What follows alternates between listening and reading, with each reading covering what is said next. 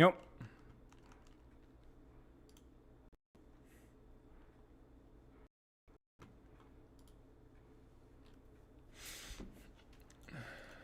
There. It's a little too glare. Try to reduce it.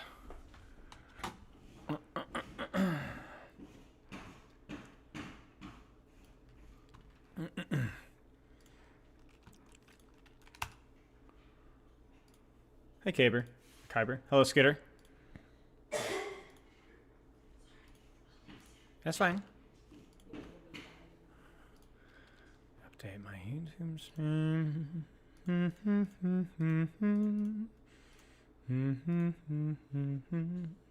Sarah Lee Anderson, Nerdy, Timu. Bald, yes. Yes.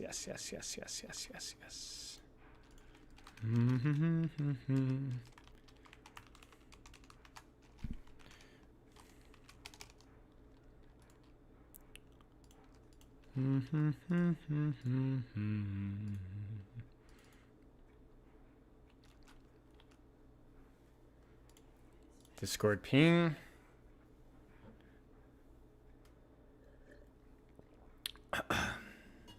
Hey, your stream is gonna interrupt gym time? Never let it interrupt gym time.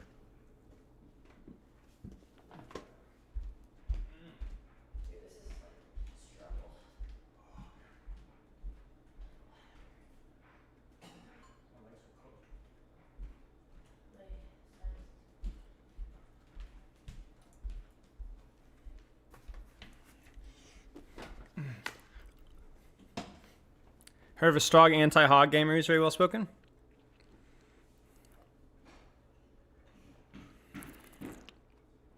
We'll talk about what the plan is for Thursday in a bit.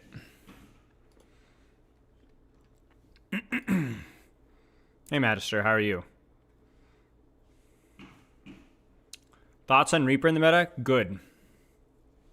Good. Still situational, I feel like. He either needs the support of the map or something like Zarya or Speed. At least if we're talking about the pro meta. But new perk is really good, and he didn't get nerfed. And a lot of DPS got nerfed. So that's kind of like the TLDR of it, you know? Pretty good, Magister. Very physically tired, but feeling okay. Pretty good day so far. Who do you think should get the next mythic weapon? I don't know. Mythic weapons are tricky because you have to kind of think about like how do the weapons feel, and so big obvious ones are guns that are just very visceral or unique. Like mythic shurikens for Genji are kind of a no-brainer, right? But I'm trying to think what else. I'm not sure. Winston, maybe? Yeah, Winston wouldn't be a bad shout. Not the highest pick rate character, but that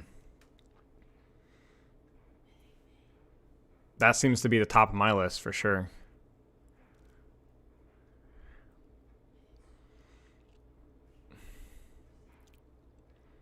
Yeah, so today is going to be basically an etc. educational day. We're going to do a lot of like little projects that we've been kind of talking about. Some stuff that will go to YouTube. And then the Roadhog chat is going to be preparation for Thursday. But if you're here, you'll get the leaks. You'll get the sauce about what the plan is going to be for Thursday. Because we got a lot of spicy stuff lined up for the Roadhog chat. So I'll kind of break down my thoughts, kind of start to structure my thoughts a little bit more, the plan I have for the discussion, as well as talking about who's going to be there. Because we got a couple of guests lined up. Etc. mechanics, or etc. educational content. Because, spoiler, I think I might have come to terms with one of the reasons why Roadhog, maybe the most important reason why Roadhog feels so bad. But when's the optimal time to drink a Gatorade? Well, I don't recommend Gatorade. Gatorade is good for two reasons, electrolytes and sugar. And there's much better sources for that source of hydration that don't have artificial coloring and sugar, like straight up sugar. You can get better sources for it.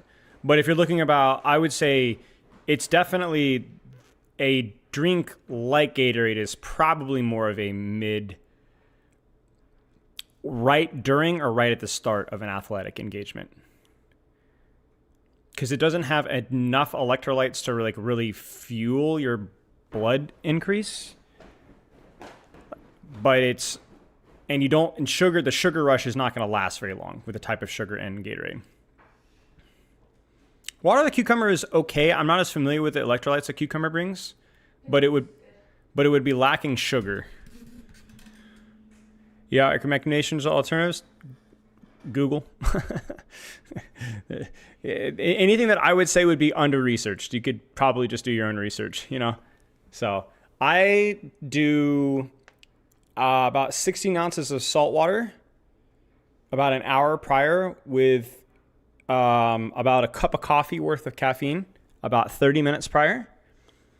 And then I sometimes will take a electrolytes pill, just electrolytes.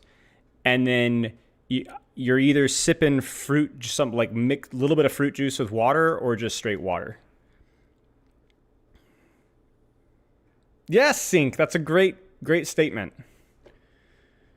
Do your own research. You heard the man. Become anti-vaxxers. Yes. What's the optimal time to drink whiskey? Hey man, it's 5 o'clock somewhere, right? In the morning. Do element, but any electrolyte something? Yeah, element's probably better than Gatorade, yeah. How much salt in the water? I would say about a tablespoon. About a teaspoon. You don't need a ton, but salt water increases your blood count, which will improve your athletic performance, whether it's more of an endurance or an explosive performance. A lot of electrolytes is a lot about preparation.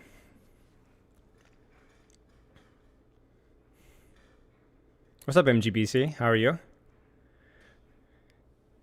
And then having some form of carbohydrate a couple hours before. And then, like I said, like fruit juice is really, I wouldn't, I'm a fruit juice addict, so don't, but you definitely fruit juice, a little bit of sugar, something sweet, it can be helpful for the quick burn, easy to access carbohydrates, but you have to use that within moderation.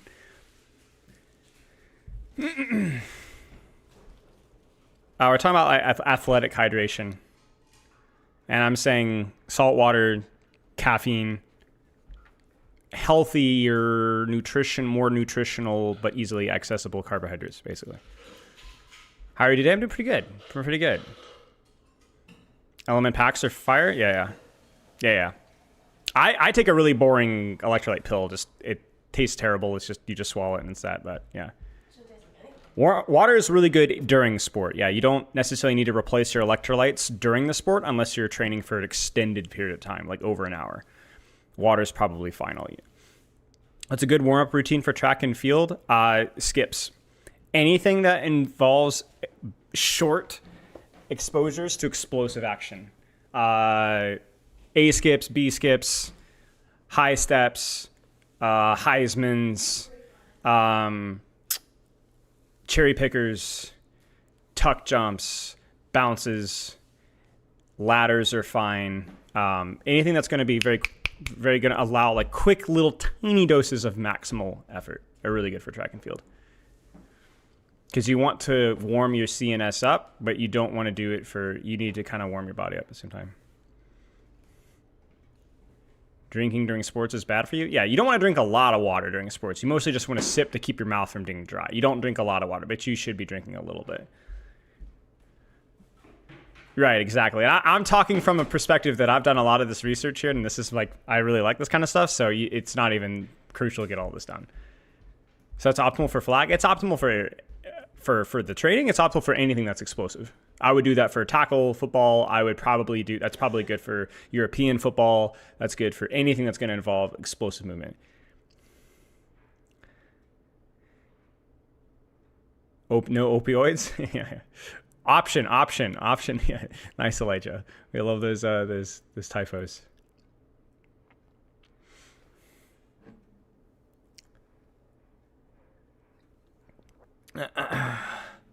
Remember when the commuter mice came with weights because some people thought heavy mice were better? Yeah. I mean, I don't know. It's what's comfortable. Tren injections? Yeah. We'll see. Crucially, we're not even talking about gem here. We're talking about sports here. But yeah, fair.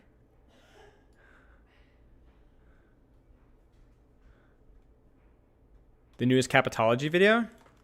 We could look at that if you guys want. Today would be the day to look at that. I missed what you originally said. You kept your typos were goofed up. I literally missed what your original question was there, Elijah. I'll pull it up, but maybe we can look at that first. Killer smart because, okay, so this is basically, okay, so you guys want, how do cats get worms? From, I assume probably like from feces sharing, like I believe worms they start like little things, so really bad.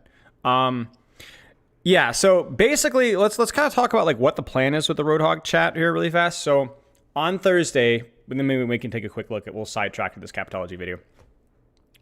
Do you guys remember the Mercy video and then the Sombra video? Let's actually pull those up really fast. Sombra, where the freaking, there's that one, and then Mercy.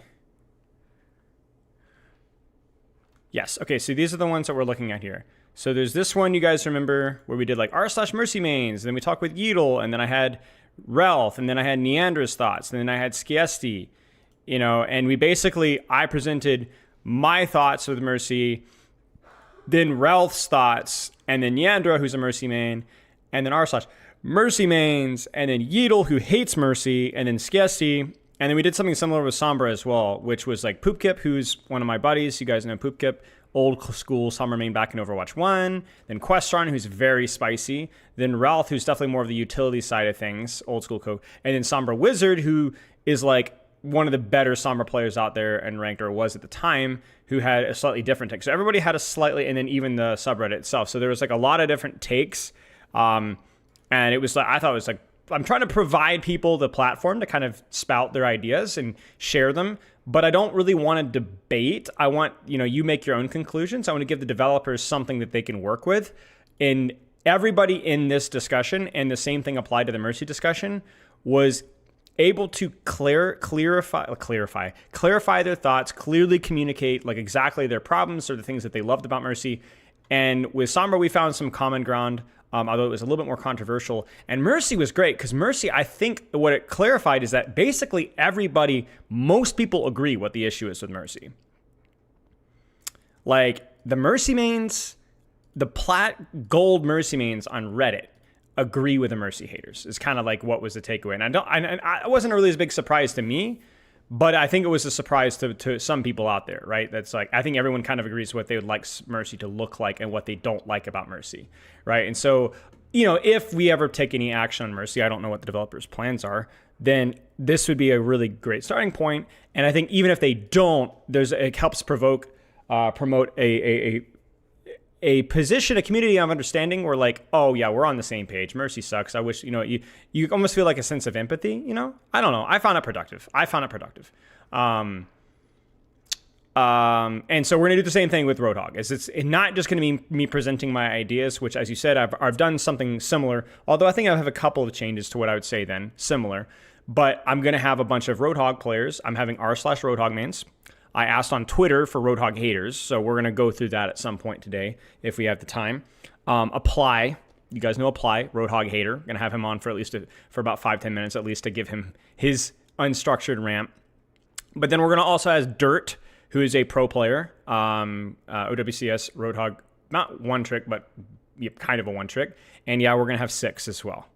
Yep, 6 will be here as well. So we're going to have 6 Dirt and Roadhog mains, and then myself, Relth again, and then Apply as the Roadhog haters. And again, everyone's getting their own ability to just kind of say their piece without the debate. Because I find in the debates, it's not that debates aren't helpful and fun. It's that sometimes in debates, people don't get their ability to kind of say what they want to say. And this really, I will be playing devil's advocate as I did with these guys. Like, I kind of push back respectfully here and there, but I kind of like let people fully say their thoughts as much as they possibly can, which I think is really important.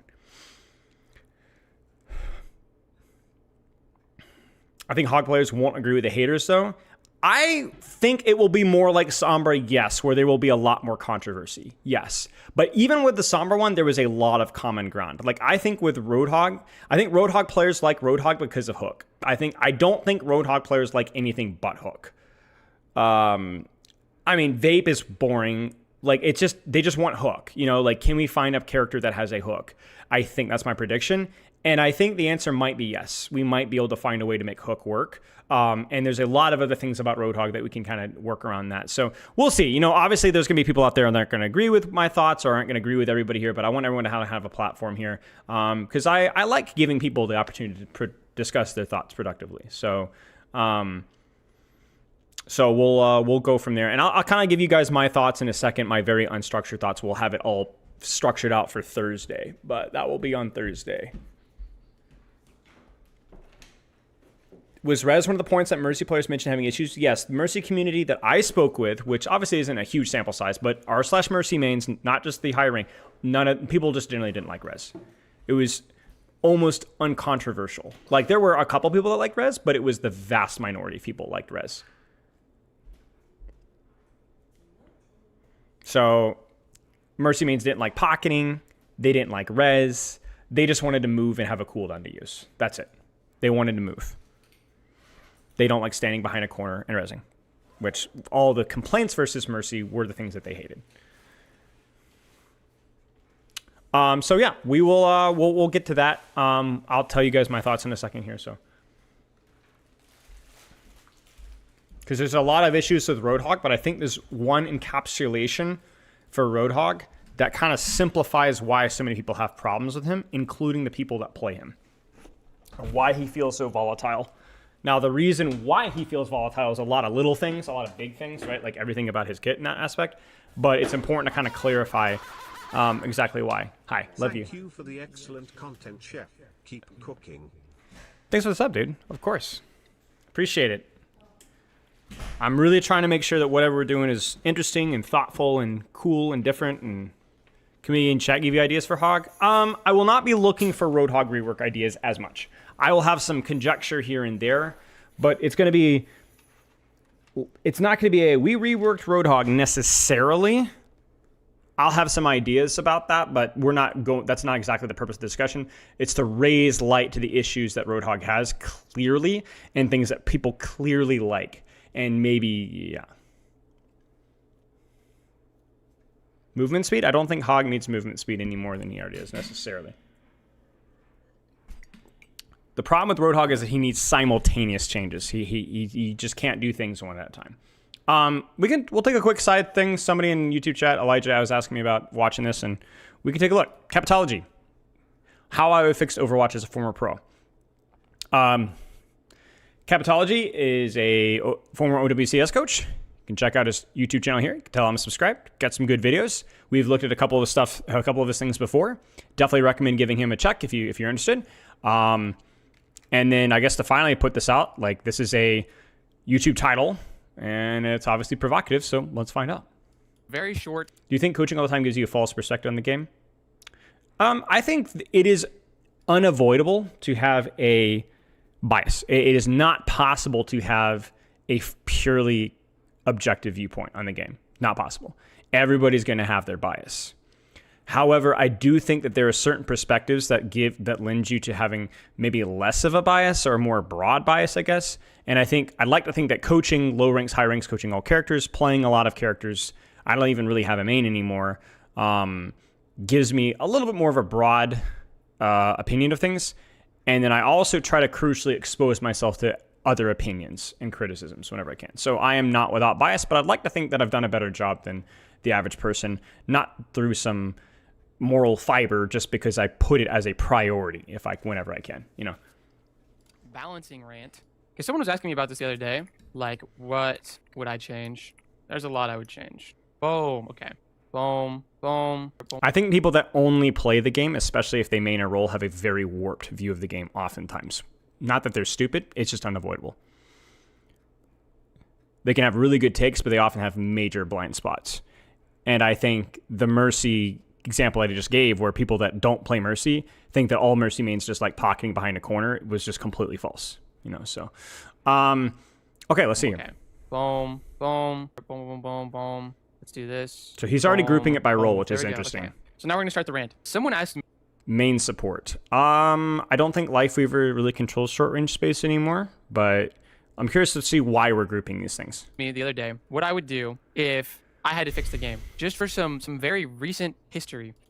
Yeah, I saw it, Anna. Got a couple changes that led us to where we are now, which is like was this good. kind of weird dive sim Reaper meta that's just like nothing is really good, and the kind of low life like characters that are not supposed to be good are kind of just the only thing. I think Sim is fine to be meta. Infrequently. I think her skill ceiling is not nearly as high as some of the other characters, but I think her skill ceiling is a little bit slept on, at least at the highest levels.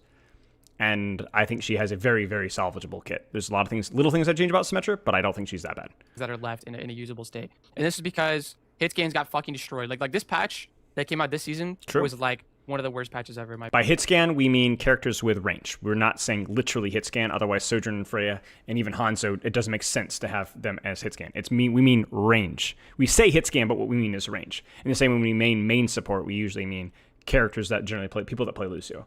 Opinion. We obliterated ranges. Weaver control mid range. He was generally a little bit better in closer ranges with his HP, but they nerfed his HP. So mid to long range.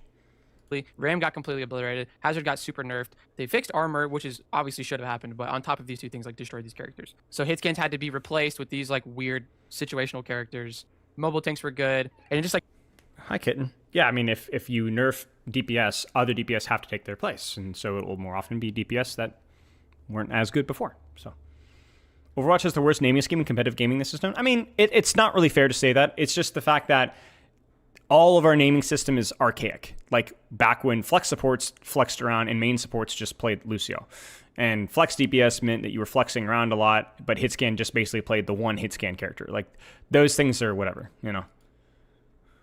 So people don't call them hitscan. At the pro level, they do. The pro level is the only thing that matters in this. You know? There's no hitscan.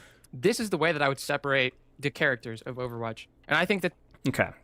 Ground tanks, hitscan, flex DPS, situational DPS. Sure. Whatever. The way Overwatch... The main and flex is always confusing. I mean, yeah, it's just originally the Lucio player and the guy that flexed around to Ana or Zen. And then now it basically means when you're pairing a main with a flex, it just means that you're running a short range support usually. The dev team approach is balanced. Yeah, the meaning has always been that. Yeah. Philosophy is a combination of they look at the stats, they look at the pick rates and the win rates of these heroes across all the ranks, and they do actually give a decent amount of special treatment to the higher ranks. Like people complain a lot that they don't do that, but they literally objectively do. Like if you listen to the dev talks, whatever, if you watch the developers pay more attention to the professional meta now than they ever have in prior, ever. And they also have a bias towards higher skill characters. That is objectively true, and we can now have the stats to back it up now. Funny thing, Soldier not in hit scan. Well, he is technically a hit scan, but he just has never played, right? It's the same thing with Reaper. Technically hit scan, but just never played.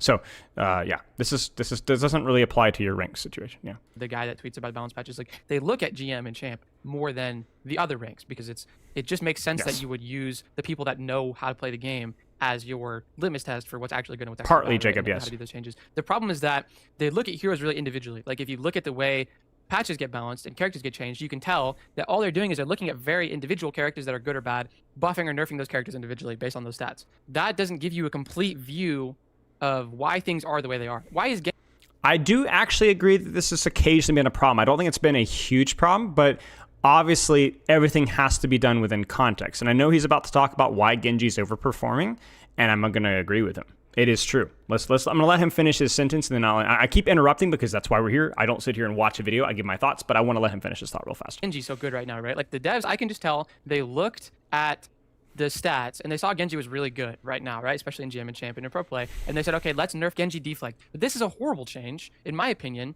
because you're completely missing the reason why Genji is good. You're missing the point, right? And this is the point. A role needs to be balanced within itself. They look at Genji and they say, Genji's really strong, right? Let's nerf deflect. But what they're not looking at is that flex DPS as a whole is really strong. These characters are all really strong, and these characters are all really bad, right? Besides maybe like Hanzo in a couple of situations, right? And that's way more important than whether Genji and Tracer individually are good or not. Because if you just look at what characters are good, you miss all of these roles besides these bottom two need to always be good to some degree, right? There needs to be at least one good character in every role that's very thin ice, right? If we have like a hard meta that's okay situationally for small periods of time, right? Players like hard metas where you can just learn one character, do your job. It can't go on for too long or it gets boring. There should at least be 2 or 3 good Don't worry characters about in the every role, categories. Right? Ideally. Categories are And just then we because have it looks a pretty. nice diverse fun meta where players get to fucking play the characters that they're good at, or characters very adjacent to the characters they're good at, right? And this is important not just for pro play, but for normal people that play the game. You know, if you're a Sojourn player and Sojourn gets nerfed into the ground, you don't want to switch to Genji, right? No matter whether you're a pro player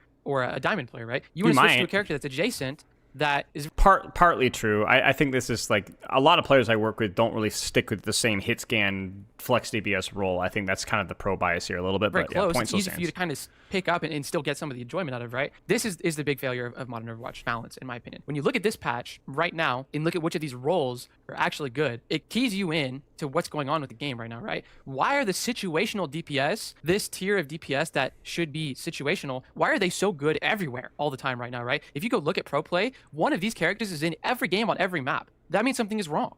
Because these characters are supposed to be situational, right? Same thing with these. Wu Yang, Xanilari, right? Wu Yang is turbo overtuned. I would love for him to clarify why he thinks they should be situational DPS. Not that I disagree, but I think there needs to be some clarification for that. Should be situational, right? And this is maybe something that's like arguable. This is a new character. This is strongly my opinion, right? But there are some characters that should be situational. And if your situational characters are every broken in every instance across every map, that means something is wrong. If one of your And again, I think he needs to clarify what he means by situational. My interpretation of situational is he's seeing these characters as lower skill ceiling characters or characters that are not particularly flexible, and so therefore on paper shouldn't always be picked, right? The problem with that is that's not always true with this categorization. Like in theory, Sombra is a pretty flexible character situationally. I think Wu Yang is also fairly flexible, and I also am not sure that I always agree with a lot of his placement here. I would like for him to narrow the point down more about context in terms of characters being overtuned, which is the most important point, which is when you look at win rates, if you look at statistics, the most important thing that when you're looking at when you're nerfing characters or buffing characters is that you are always paying attention to context. So the point being is that why is Genji all of a sudden broken? Because his competition got nerfed into the ground. So do we want to bring Genji down to their level? Or do we want to bring Hitscan back up? Or do we just let the season be the season of Genji? Because Hitscan has had a season as well. A lot of you guys are probably punching the air in chat because you're like, no, Flux DPS is weak because you've been conditioned to think that Hitscan is always overtuned when it's not, right? So we just came off of a Freya, and then we had Sojourn, and now Hanzo's having his turn. Like, I don't think this is necessarily a bad thing. The question is more of a philosophical one, which is, does Overwatch want to bring down the power creep by nerfing heroes and then nerfing the competition, and then you kind of see what I'm saying, the cycle of nerfing, or do they want to, like, where do they want the DPS role to feel in terms of a power structure? You've seen this as Tank as well. Tank has received continuous nerfs since about the last year and a half. Most tanks are in a weaker state than they've ever been if you ignore perks as power creep, which is to be fair, right? Like tanks proportionally are a lot. We've had armor bugs being nerfed. We've had HP nerfs. We've had reduction of the ability of... I mean, obviously there's some exceptions to this rule, mostly revolving on perks, but it's more of a philosophical question, right? Yeah. main roles, Hitscan, Flex DPS, ground tanks, dive tanks, are ever entirely wiped off. Right, and there's also a context, right? Exactly. So if Genji's strong, it might also imply that there are other things that enable Genji that are strong as well, right? So if you look at Reaper's strength, Reaper is strong right now because Reaper is strong in a vacuum, yes, but Reaper is enabled by the fact that a lot of his competition is weaker, and the meta is fairly friendly. Right now, Reaper doesn't have to worry about Ramattra. He doesn't have to worry about Orisa. He doesn't have to worry about all these other tanks that he struggles versus. It's generally more of a favorable matchup for him, right? So some characters do better with other characters, especially at the higher ranks. The grid, that also means something is wrong, and that needs to be addressed before you try. Haven't the situational characters been buffed nonstop? So if we look at the situational characters, the answer is kind of, not really, sort of. I mean, you could definitely argue that a lot of these have received some buffs, but a lot of it, the reasons why these characters have received buffs is because their perk sets were weaker in comparison. Zenyatta had a horrible perk set. EDRA, terrible perk set. Widow, terrible perk set. Torbjorn, decent, you compare that to characters like Genji, Tracer, Mei's initial perk set, Freya's perk set, Sojourn's perk set, and so on. And you're going to have a lot of characters that they benefited a lot more from perks than the other characters did. Yeah, far release perks, exactly. So there's just a lot of these characters down here just had really, really bad perks. Now they have actually good perks. Like Widow has much better perks. Zen, much better perks. ERA major perk still sucks, to be fair. Soldier actually has a functional other major perk now. Reaper has a better teleport now. I mean, even Torb's hammer speed, right? Like we've got, I mean, Sombra's perks are actually functional right now. You actually have perks that actually make sense with, and so a lot of these situational characters just didn't have good perks, and now that they do. So fixing everything else, right? So this patch, they saw Ball was good, they nerfed Ball. They saw Genji was good, they nerfed Genji, right? But you're ignoring that almost all of the ground tanks, besides Zarya, which should objectively be the worst ground tank in the game, are just all dog shit, right? Why are all of these ground tanks dog shit? Why? I mean, again, at the pro level, I think it's just really important that we need to clarify this, right? I'm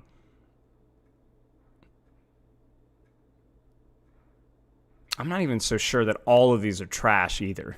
I don't know. I think there's not been enough time to know for sure. I think, you know, there could still be a lot of experimentation left. I agree that Zarya is probably the strongest one here, but yeah. Why are all of these hit scans dog shit? This is bounce philosophy take number 1. Every Hanzo's not bad, but yeah. role, with the exception of, I haven't mentioned these tiers, right? Situational supports, I don't think these have to be good all the time, right? This tier of characters should always be kept intentionally bad for the health of the game, right? These characters are design failures that should never be good in a serious game environment, right? These are characters that were put in the game for new people to pick up kind of easily. There's room for that. I think that makes sense. You need to get new players into the game, right? There should be easy Obviously, we could talk all day about that, but we'll just say, but yeah, I agree, sure. Let's characters go. that they can learn.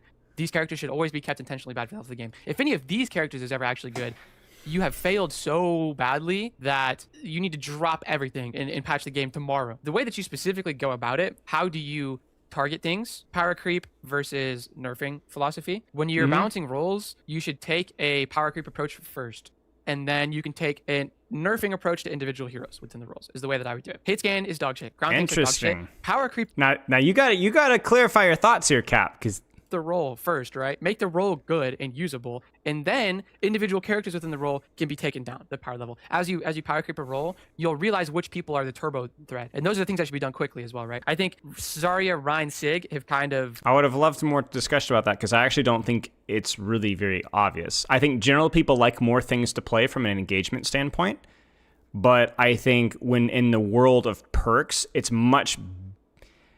I would agree that we're going to get outside the discussion of this. I have always personally felt that power creep, if we get with the perk system, is fine if we can nerf perks, because it allows us to take some of the cool things that we've done with perks and just install it into the base kit. But we need power creep room to do that by nerfing the perks. Really, really suffered from 5v5, and I think these characters need slight reworks. That's hey, guy, don't pay attention to the categorizations right now.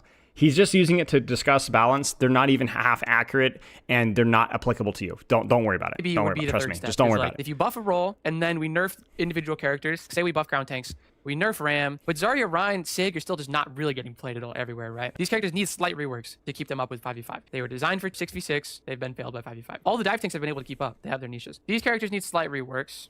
Is there anyone else that needs a rework? Sombra. Maybe Zen needs a tiny rework. This is good. Hog does not need a I'm surprised at the number of characters in the rework. I mean, I think Rein Sig are fine. Like, I don't think every character needs to be. I think the question is, like, why is Rein not being played in pro play? I mean, for me, my problem with Rein is that he's just been constantly beaten by other brawl tanks that are way worse in design. Like, Cap is saying these characters need reworks because they're not being played in pro play. But the reason why he's not being played in pro play is because Ramatra needs a rework. Orisa needs a rework, not Reinhardt. Now, I do agree that way too much of Reinhardt's value is in his shield. But it's the same thing with Sigma. Sigma's a fine character in 5v5. He just sucks versus a lot of these other goofy brawl tanks to where he can't compete in the niche. Rein is fine. This is the problem. So we're looking at these tanks don't perform, therefore we need reworks. I'm looking at the opposite. These tanks have been a must pick, so they're the problem. I'm not saying that's always the case. Like, I look at a character like, I don't know, Lucio, right? Lucio has a really, really high pick rate in pro play pretty consistently, but I don't think Lucio needs a rework. I think some of the other supports just suck. They just can't perform, and that's their problem. So it's nuance. It's not always black or white. What needs to be reworked? The underperforming character or the overperforming character? You can't look at it in a black and white. You don't know. It depends. Rework. Hog needs to just be dog shit forever. That's his curse. The tanks specifically, they need ways to keep up with these tanks, right? They need to be able to positively... No, they don't. Not at the highest level. You don't want Reinhardt... We don't want more brawl slop. fight with other tanks in a way that makes any sense. These tanks cannot fight other tanks, right?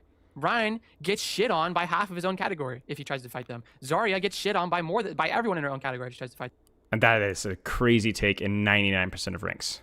them. Sig gets shit on by everyone in this category, right? So these tanks need reworks. They need the ability to fight other tanks, right? That's all they need to do. CD trade in a way that's hopefully skillful, right? Zarya is good in this one meta where everything else is so broken that Zarya is by default the only thing that works that's left. This is the only time Zarya has been playable in over 2 years. Sombra was not failed by 5v5 necessarily, but she kind of suffers from being unfun to play against. The unfun part to play against is that Sombra can hack while invisible, right? That's insanely unfun. I think she needs old translocator back 100%, but I think something needs to be done to invisibility. Either it needs to be a resource meter again. And we won't go down the Sombra train, but the TLDR of Sombra is that the assassin playstyle doesn't work. That's it. We can sit here and debate about hack and translocator. The assassin playstyle doesn't work. Doesn't work.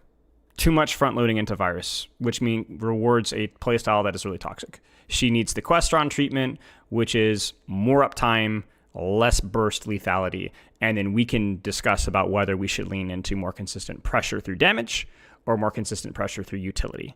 I would probably prefer damage, or at least a utility that isn't like a silence, but we can talk all day about that. The TLDR is that Sombra needs more uptime, less burst cycling, and then, we can talk about that. I think people get lost in the weeds about hack versus virus versus, stealth and translocator. And the reality is, before we even have that conversation, we need to understand, where is Sombra supposed to be? And I think Sombra too bursty, and that's it. And so we start with fixing that and thinking about how would we change to fix that first. You have to start with a vision before you start randomly tweaking cooldowns. Right, like you turn it on and off. Maybe she can just turn it on and off whenever she wants, but it has a resource meter or something like that. That's what I would do, right? Like DM. You can DM and undm whenever you want, but there's a resource meter on it, right? And then all of a sudden it takes some skill. If you start to hack, you become visible instantly, right? That's it. She gets old translocator back so she doesn't fucking die instantly. EMP should be a really good ultimate. That's it. Quick recap. What the fuck was tenet number 3? Does anybody remember? Tenet number 1, balance the roles before you balance the heroes. They should be done by power creeping them up, right? Buff 2 or 3 things in the role at a time. Make sure the role is good. When a role is good, then we can move on to tenet number 2. Balance the character. How do you define a role as good, though? That's a pretty difficult question to answer, no? They should be done mostly with nerfs, right? You can tune individual CDs down, health down, whatever, right? Tenet number 3, I think, was me talking about specifically how I would do it, right? Right now, as an example, the hit scans need power crept. The ground tanks need power crept, right? Number 4, there are certain characters that have been failed by 5v5 that need reworked, right? Tanks don't need gigantic reworks. They need to be able to fight other tanks. These tanks can't fight other tanks, so they're... So it's interesting because the only person that's been victimized by 5v5 in this particular section here is arguably Zenyatta and Zarya. I think the other people do fine, especially since perks. It's not a huge problem. They're weaker in the current state of Overwatch, but that's kind of unrelated to 5v5. The only one that has a unique weakness to 5v5 is Zenyatta because he has basically no mobility, which means that he's spending way more time taking duels with high mobile characters, and he doesn't have the capability of keeping up with them. And Zarya, because a great part of her utility was through enabling others, not just enabling herself, and now most of that is gone, and so she's exclusively enabling herself, but she doesn't have the speed, the tempo, and the mobility to be able to keep up with everybody else. Sigma has range. He's fine. He's going to be out-angled a little bit, yes, but he has the range to compete and the utility to compete. Ryan as well has, since the fire strike changes, the charge changes, he's more able to keep up with the pace of 5v5. The problem is that he's just a horrific matchup versus a lot of the other tanks. Fucking useless, right? This Zen needs a rework. Sombra needs a rework, right? Tenet number 5, there are characters that should just always be bad. Hog, Mercy, Junk, Bastion, Moira. These characters should never ever be actually good in a serious environment, in GM Plus, in Champ, in Pro Play. These characters, if this character is good, it's a sign that you fucked everything up so badly that we need to just nuke the entire field and go back to square one, right? If we did this, I promise it would be so easy. Like, I know there's lots of people that have lots of opinions on game balance and game design, and I do want to be fair to the devs. Like, it's really easy for me to sit in my fucking chair when I don't have to do anything and nobody's flaming me and slinging hate. Like, the Overwatch community slings an insane amount of hate at these devs. The casuals, the pros, you're just getting bombarded constantly. To be fair, most of it's deserved, but it can't be good for your mental health and for trying to do your job, right? So it's easy to just say, oh, you should do this, right? But me specifically, I happen to be right about everything. So it's a different situation, right? Where I am actually right about all of this. Most of the people that say this shit, I have no idea what they're talking about. I respect that. Yeah, I mean, TLDR is that, like, I think this is, like, pretty pro-goggles viewpoint, which is not necessarily a bad thing. I don't necessarily agree with all of his takes, but I do. The one point that I do want to agree with is that, like, it's always very important to look at, like, if Genji, let's say just Genji needs a nerf, okay? Let's say Genji needs a nerf, sure. Is that because we're trying to unpower creep the DPS role? Hey, Kyle.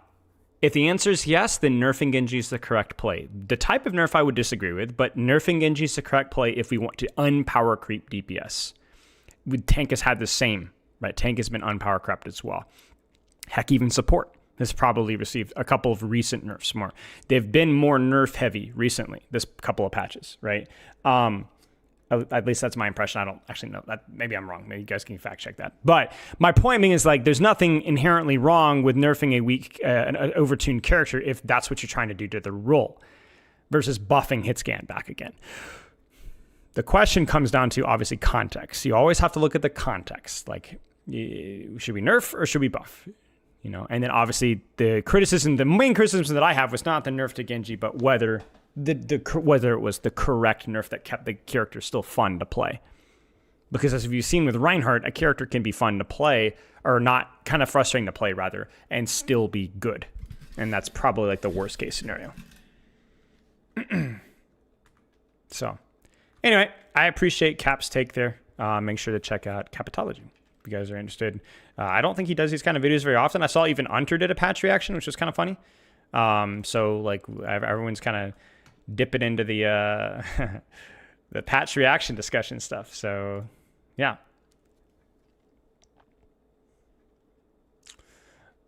My take is that I don't mind if they, like I said, I really don't mind if they nerfed DPS and nerf tank and nerf support so that they can add a lot of the quality of life things that perks have given us. Like, I don't like the fact that so many great feeling things are locked behind perks.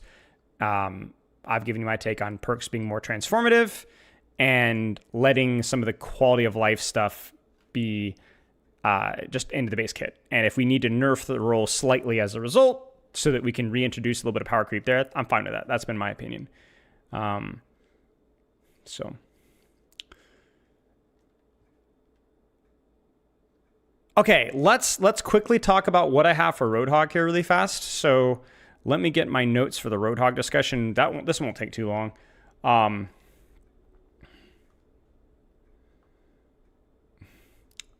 Keep in mind, we're not going to be going super deep into Roadhog reworks. That's not what we're doing today. I'm preparing my notes for a Roadhog discussion to educate future reworks, but not providing a rework itself. And remember what we said with Sombra. The most important thing is that we're root cause analysis. The problem. We are not fixing Hook by giving it a windup. We are not putting Vape back on a cooldown. We are not reducing his damage, reducing his heal. We are not giving Hog mobility. Now, I'm not saying that any of those are necessarily bad in a vacuum and certainly not necessarily bad in combination, but there needs to be a specific reason why we're doing those, not just because, oh, it will feel better to play into Roadhog like that, because then we're going to have another 38% win rate Roadhog again. So our problem here, so we're going to have 6, Dirt, Apply, Relf, myself, Twitter, subreddit. This is going to be on Thursday. Let me kind of clarify here. So I'm not going to really deliver this with gusto here, okay? You know what I'm saying? No Sermon on the Mount here. However, I'm going to start with this kind of thought here, okay? Roadhog is not a tank. By my definition of a tank, okay? So it's more provocative, okay? So I was thinking about this in the shower. Here's why Roadhog is not a tank, okay? Roadhog is not a tank because Roadhog does not have a conditional, or Roadhog does not have an unconditional way of creating space. Because what a tank does, you create space as a perception, direct perception as a threat, either high pressure on tempo, in other words, a big burst of threat and then disengage, or a big burst of threat, or consistent uptime of pressure. And what separates tanks from DPS is that tanks can either have a bigger, louder pressure cycle or a more consistent pressure cycle. The problem with Roadhog is that, especially back when he had his trap, he was not able to create opportunities. So we needed even D.Va, as bad as she has, or awkward as she has felt at times, And 5v5 has a way of forcing an initiation. Is 20 meters spooky hook circle not creating space? No, because it's not consistent. There's not consistent pressure. You see, the problem with Roadhog hook as being a way of creating space is it's inconsistent, and it is disproportionately more valuable when you don't give it attention. Let me ask you guys a question. What's wrong with Roadhog's hook? Two things are wrong with Roadhog's hook. One of which we've talked about before, which is pass or fail. My previous problem with the Roadhog discussion, which was like binary value. Either it does or it doesn't. There is no consistent. If a Winston drops a bad bubble, here's a question. Okay, if Winston drops a bad bubble, does it create space? Bad engaged. No angling, no staging, very little cleave. Does it create space? Yes, it does. It creates space. It creates a lot of space. It's not optimal. It's not the most space, but it creates space. Ball slam, yes. Zarya, yes. Ramatra, yes. Orisa, yes. Pressure, space, consistent, threat, walking forward, slamming, dive tanking, brawl tanking, holding shield, punching in, anything. Create space, consistent space. Roadhog does not. Binary, off or on. And once this is done, a significant portion of my space creation isn't. That's problem number one. Now that one's obvious, right? But this is a really important one, okay? When do you hit hooks? When do you hit hooks? Or let's put it this way. What increases your odds of hitting a hook? When the enemy misplays. When does the enemy misplay? I'm not really clarifying here, so I'm going to kind of spoon feed it to you. You're reliant off of somebody else setting up the opportunity for you. You are relying on somebody else serving as a distraction, or just the enemy team making a massive mistake for you to actually create space.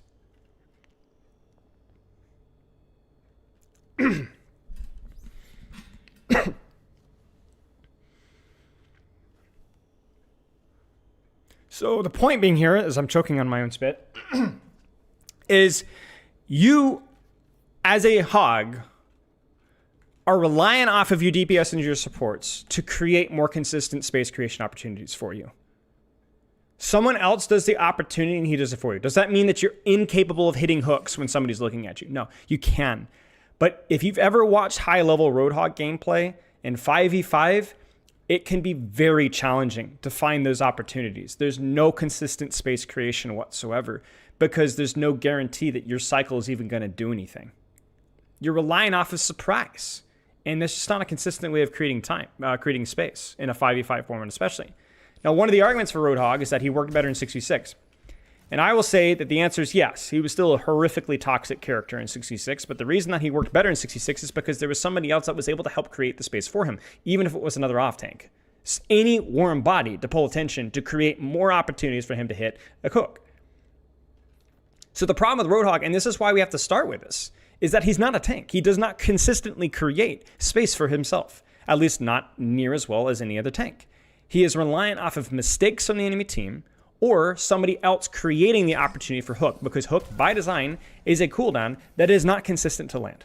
It is inconsistent because it's too far, it's slow, it's projectile, and it's on a reasonable cooldown. Hook radius is not a consistent way to create space because the hook is binary. So it's pass or fail. Missing a hook or threat of hook does not create as much space as other tanks. You're correct that a threat of hook creates space, but only marginally, technically so. If the enemy team is respecting your hook, your odds of landing the hook are low. So you might be threatening a hook, but you're not really creating very much space. Let's put it this way. If I'm playing Sigma, and my full, or Roadhog, or Reinhardt, sorry, anything, and my full attention is locked onto that Roadhog, I can almost single-handedly deny his ability to properly contest space. And it's only when I'm distracted by something else that I truly allow Roadhog to take space. So you're correct that, yes, the threat of hook can create space, technically, but more inefficient than any tank in the game. So Roadhog is the irony is that Roadhog is actually reliant of you forgetting that he exists to create space, which is completely against the very philosophy of tank as a whole. Every tank in this game has a way of capitalizing off of you giving them attention and not losing value completely. Now, they might lose lethality. Reinhardt might be stuck shield botting. Wrecking Ball might have to go in and out without really fully committing to a kill, but they can still do the thing. Even Zarya, when she walks forward, if you don't shoot her bubbles, you still allowed her to damage you for free. So if you don't want to feed me a charge, that's fine. I'm going to shoot you. I'm going to create pressure. And if Roadhog is not respected, he will get hooks. If he is respected, the vast majority of his space creation is denied. What's up, Jiggy Cheese? Congrats on your fitness goals, my friend. That's seriously some good stuff, dude. So the problem is that Roadhog only creates space consistently by being respected, but he's consistently creating minimal amount of space, which then fluctuates wildly to being the most effective character in the game when he's ignored.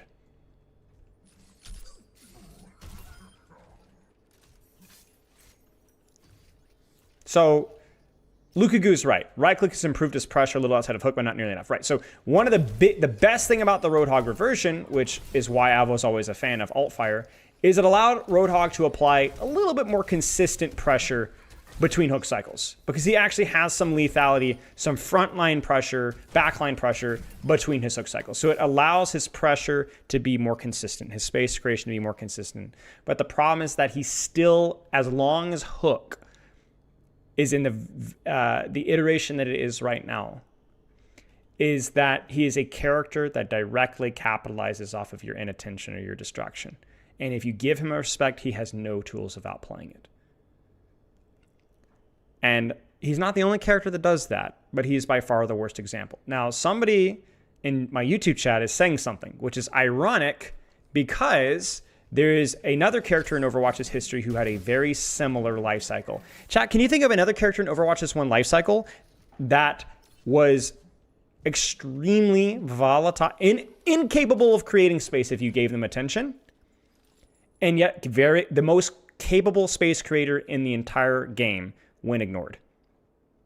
Can you guys think of who it was? Yes. DPS Doomfist. DPS Doomfist. Correct. DPS Doomfist. In fact, if you guys remember, THK, thank you for the sub. Me. If you guys remember, there was a Wizard Hyung video, maybe some of you guys remember this one, a long time ago, where he basically documented how easy it was to deal with DPS Doomfist. Shoot him. Just shoot him. Now, it was a little bit facetious, and obviously, like, the video had some nuance in there, where, like, there were technically some ways that you can engage fairly well contested, but he really only killed you when you forgot about him. But the second you forgot, you died. The second that you forgot, you died, every single time. And so Doomfist now is, he's still a problematic character, but Doomfist can still create space even if you know that he's there. He can still apply consistent pressure. He still is a little bit feast or famine. We'll talk actually a little bit more about that later. But compared to DPS Doomfist, whether you like that change or not, as a player, from a game health standpoint, DPS Doomfist versus Tank Doomfist is way more consistent in applying pressure, even if he is being respected. You can still do things. You just can't do as much. All right, Junkrat as well. They basically punish your attention lapses, and that is a terrible design. Doom's problem is angles, yes. So, I'm not gonna go full down the discussion today. We'll talk more about it on Thursday. But basically, the thing with Roadhog is it's not just inconsistency through a mechanics check, but that the mechanics check can be denied no matter how good the Roadhog is, through no fault of the Roadhog by mere attention. If you've ever watched Six playing Roadhog in some seriously bad matchups, there's actually literally nothing that he can do. He cannot hit the hook. Other tanks, listen, this is the simplest way to say it. Other tanks require follow-up from their team. Roadhog needs his team to set him up. So other tanks require follow-up. Hog requires setup. So he's not a tank. He's not a tank. Not by our definition of the term. He cannot create opportunities consistently for his team. Widowmaker, to a lesser extent, yes.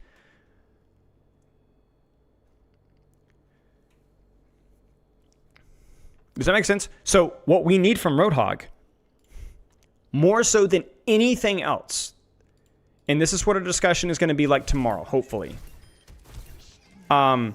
We need a way for Roadhog to be able to provide consistent pressure, or pressure that is, by consistent, I don't mean it needs to be all the time, but something that even if they're giving you a lot of respect, that you can guarantee value. Sorry, Thursday, yes. You can guarantee. They're running Sig Shield, they're running on innate, everybody's looking at me, I can still do something.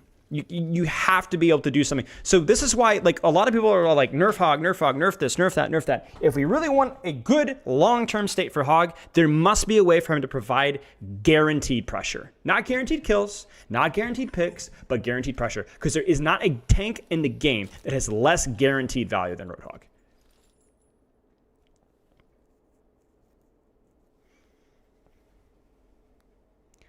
And the worst advice that you can give for people when it comes to complaining about Roadhog is saying skill issue, because it does not matter the player will have lapses in focus. And being a character that only punishes a lapse in focus and yet cannot create consistent opportunities of their own is just such a toxic design. So this is where we need to start exploring things. Let me ask you guys a question. If we give Hook a wind-up, is that going to make Hook consistent? Is that going to help with his consistency of pressure output? No. Does that mean that Hook with a windup is a bad idea? No, it doesn't. But it's not enough. It cannot be done in a vacuum. If we put Vape on a cooldown, is that going to allow Hog to have consistency of pressure output? No, it's not going to. It's going to make him worse. It's going to put him in more situations where he's incapable literally of doing anything. Now, less frustrating to play against? Yes. Because that's the other thing. We didn't talk about it, but the other thing as well is it's like there needs to be actual punish windows on Roadhog that there really isn't right now. So this is we're playing both sides of the equation here. We're advocating for Roadhog and against Roadhog. So we have to go back to the basics. My current opinion is I don't think that there is a iteration of Roadhog with his current kit that works for what we want. I don't think...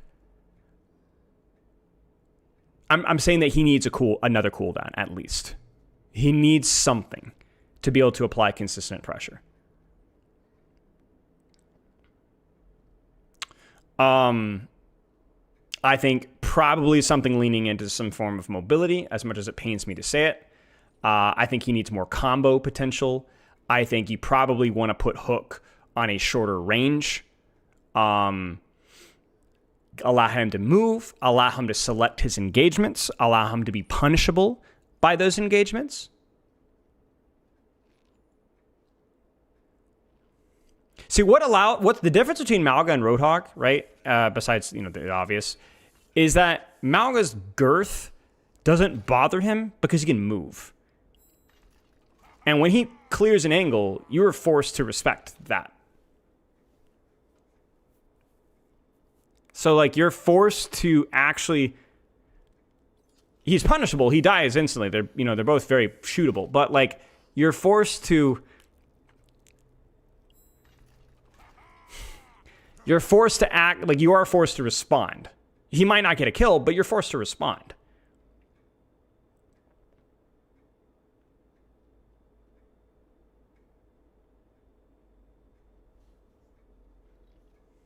So...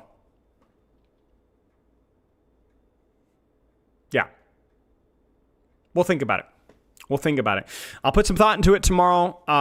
Again, we're not really going for a full rework concept thing here, but it's more about conceptually what allows Roadhog to create his own opportunities. Now, crucially here, by creating opportunities, I'm not necessarily saying that Roadhog needs to create Hook opportunities.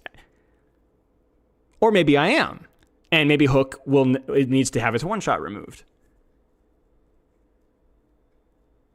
Maybe Hog needs staying power. Maybe Hog needs to be able to disengage a hook, pull somebody out, get them low, disengage, re-engage, set it up again. But hook is something that you have to earn.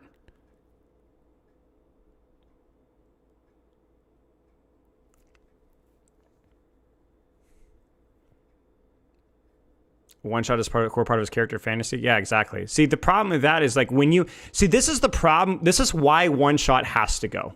I think one shot has to go because, okay, tell me, why does one shot have to go? Think about it conceptually. Don't just say, oh, because it's toxic to play versus. That's true. But why does one shot have to go? Like, have to go. Unquestionably. There's no argument. I'm sorry. I'll let the Roadhog players hit, but it has to go. Why must it go if we want to get Roadhog in a better state? Think about it. Right, because as long as Roadhog has a one shot on a 6-second cooldown, then you cannot possibly make his pressure more consistent. Because if you do, you make the character oppressive.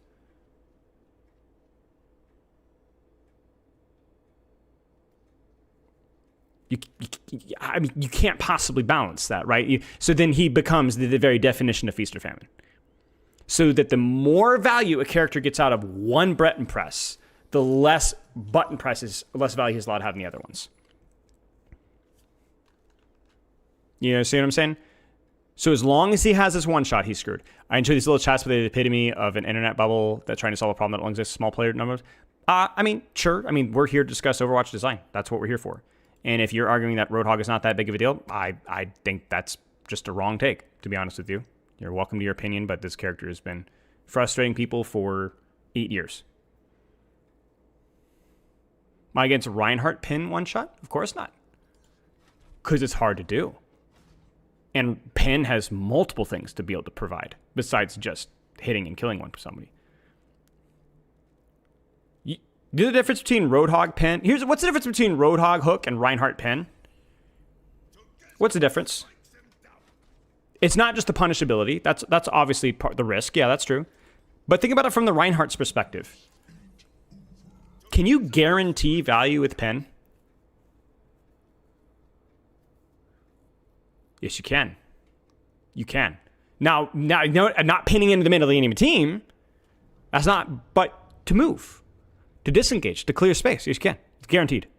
You can always create space with pen. Almost always. That's the difference between Ryan and Roadhog.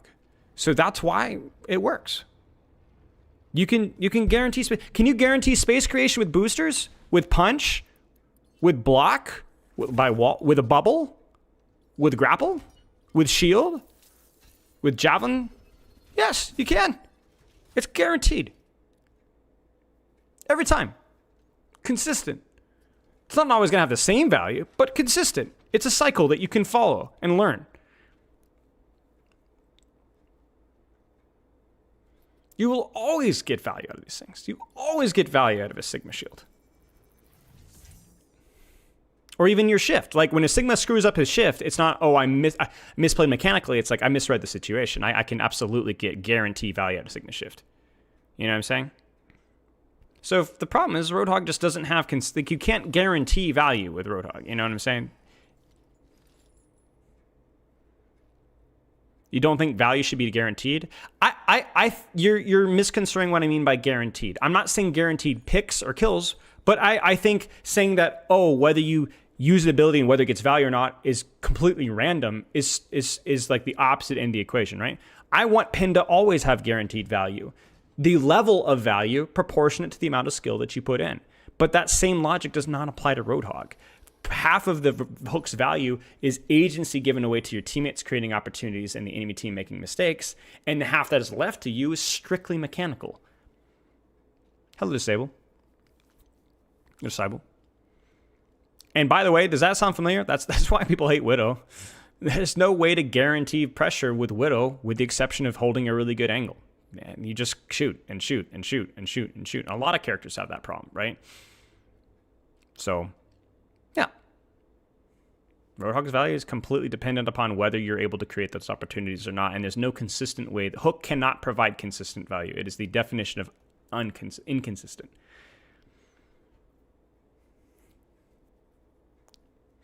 So,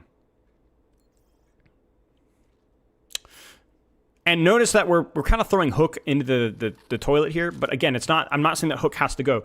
There needs to be a way to be able to set it up consistently, or there needs to be a way to where you can use it to provide consistent value if you can't get the one shot. Like we talked about the grapple hook idea, right? But like if you gave, just conceptually, if you gave this a grapple hook situation, then you would have a guaranteed way of creating space for Roadhog, and crucially, a guaranteed way of creating angles that would significantly allow you to significantly hit more hooks afterwards.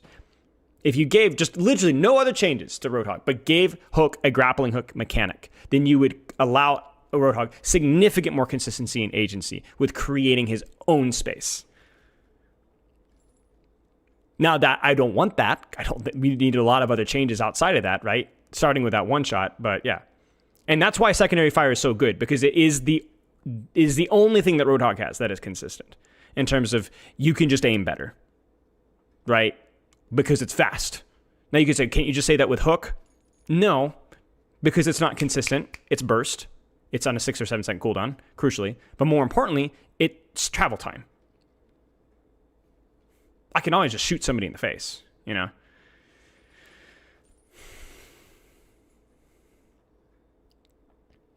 So there's just no versatility with Roadhog's kit whatsoever. A belly slam dash, yeah. I mean, we could look at it again. I don't think that we have the time today, or we will on Thursday, to really give an objectively good, balanced idea. But I would like to give ourselves some foundations of what we're looking for. So I want people, when we're looking for quote unquote Roadhog fixes, it's going to have to start with the removal of one shot, and it's going to have to start with giving him more consistency pressure output. And that's probably going to have to be around some form of mobility or utility, because all the things that we've seen, whether it's, giving Vapor resource or giving Hog a trap, so there's multi-steps to the one shot, they don't address the root issue. Does trap allow Roadhog more consistent pressure output? Think about it, seriously. Was trap a consistent value cooldown? Did it allow for more consistency of pressure output in all situations? No, it made him worse, way more inconsistent, because it multi-step to get the one shot, at least initially. It was breakable and shootable, right? So you just have people with eyes that could see it or shoot it, at least if you could see it. And then the really funny thing, and this is the kind of a micro detail, but you remember when that Junkrat had like the trap distancing? Roadhog couldn't even throw his trap beyond his feet. So you could be like, well, you can control off angles, you can get like consistent vision, you can zone people out. No, you couldn't. You just couldn't. You just threw it at your feet. You couldn't throw it anywhere. It was only it was an extra step added for an inconsistent pressure cycle that was enabled by somebody else. It completely missed the point of what the problem with Roadhog was. This is why you can't. There are certain. Listen, I think the community is a very valuable tool, but you have to have vision as a developer. You have to understand what's actually wrong with the character. It doesn't fix the problem. It's not a rework. Now, if you're just throwing crap at a wall and seeing what can stick, but this doesn't fix the character. It makes him even more inconsistent. He had a perk for some time, yes, but it still wasn't far enough. Like and if you need it for the one shot, which is the entire identity of the character, having more range on a trap doesn't matter. So it's just like, it just made the character even more inconsistent. But right, exactly. Adding telegraphing and counterplay to the one-shot combo does not fix the character, because we're looking at it only from a hate Roadhog perspective. When as a Roadhog player, you're going, well, frick, now I'm even more inconsistent with my pressure output. Now I'm even more inconsistent with pressure output. And so what ended up happening? He underperformed. So what did? They gave him more and more and more and more and more. And so now Roadhog and Trap felt horrible to play into, because it was all he had. He had no pressure output, especially without alt fire at the time. They butchered his gun rework, and so he had even less neutral. I mean, you guys have to understand, the Roadhog rework was the worst rework we've ever had in the game, and it actually made the character significantly worse. It removed the consistency of range pressure output, and it made your utility incredibly inconsistent, and even your one-shot incredibly inconsistent. It was the opposite of a good rework for what the character needed. The opposite. This is why you must understand the root cause of what's wrong with the character. You must. You must.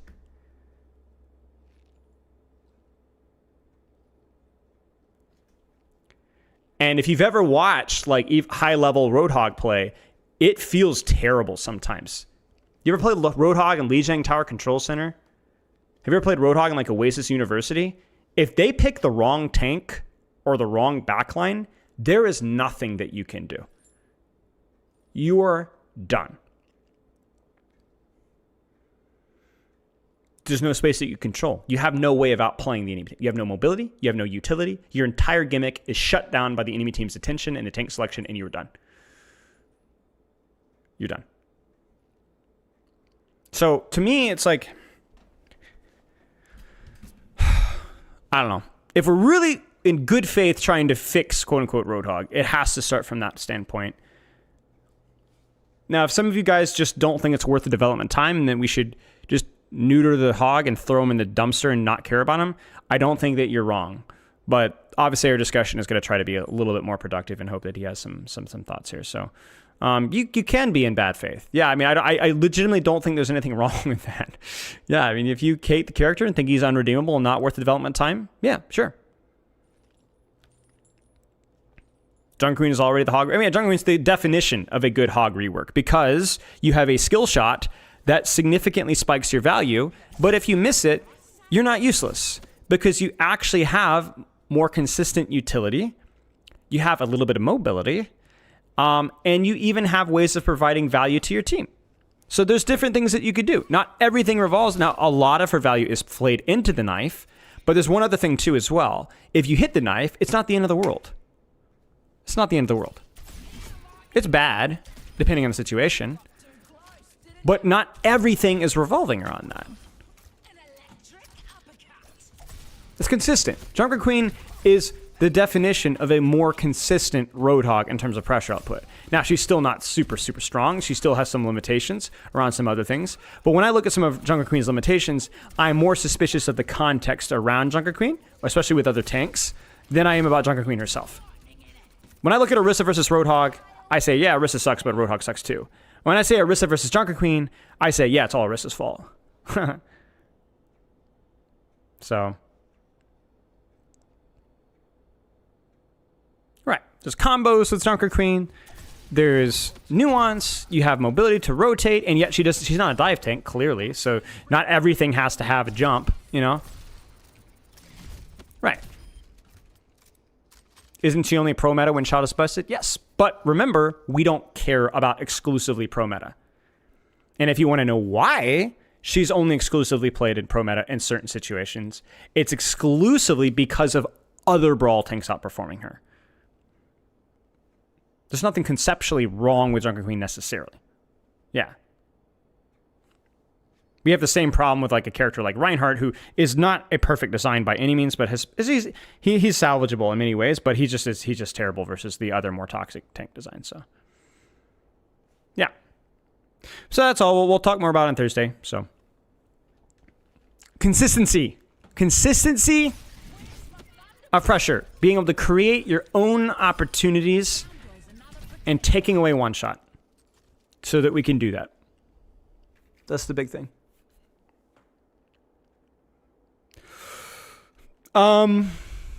Maybe we will look at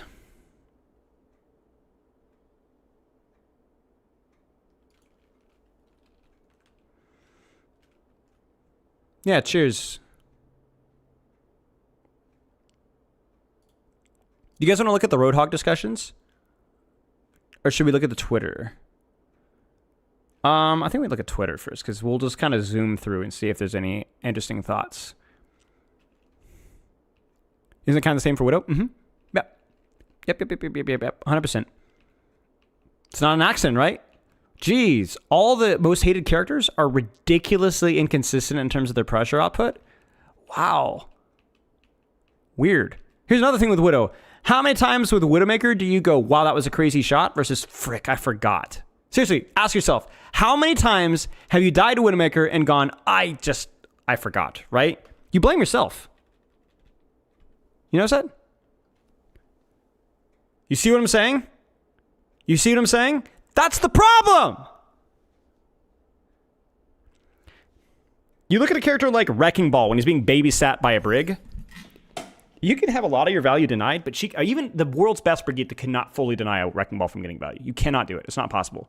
You can deny scale down his value, but you can't remove him from the game. Yeah, same thing, Lukaku. Exactly. Junkrat capitalizes off of your lack of attention. So, yeah. You forget it because it's not telegraphed. Right, true. But see, do you see the same problems? Okay, do you see when people are like, what are the solutions for Widow? Give her a glint. No! That's not good enough. Because now the Widow will never get a pick. Because everything's going to be telegraphed. And so she's going to be even more inconsistent. You're going to need to be legally blind to be able to get shots. You know what I'm saying? So, like, this is what she needs to be able to get pressure, even if you know that she's there. You know? So, you know? So it sucks. It sucks. Okay, let's take a look here. I have different thoughts for Widowmaker. I think for Widowmaker, one of the simpler things that you could do is significantly nerf her fall off so that she has to close distances more and maybe even increase her scope speed. But then reduce I don't know, there's like different ideas, basically forcing her to engage more where she's easier to track, but she could consistently do pressure up close.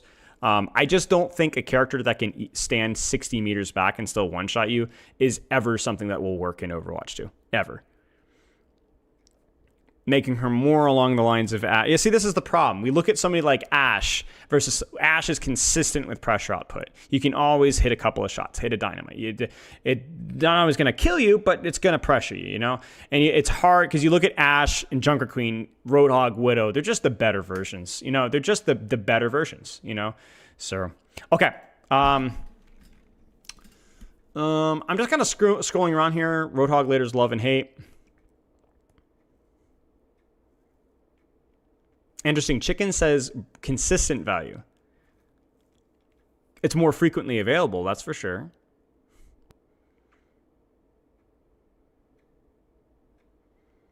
We didn't talk about it today, but one of the alternative side of things from Roadhog is that Hook in its current implementation does mean, plus Vape, means that Roadhog often gets value without necessarily putting himself at risk.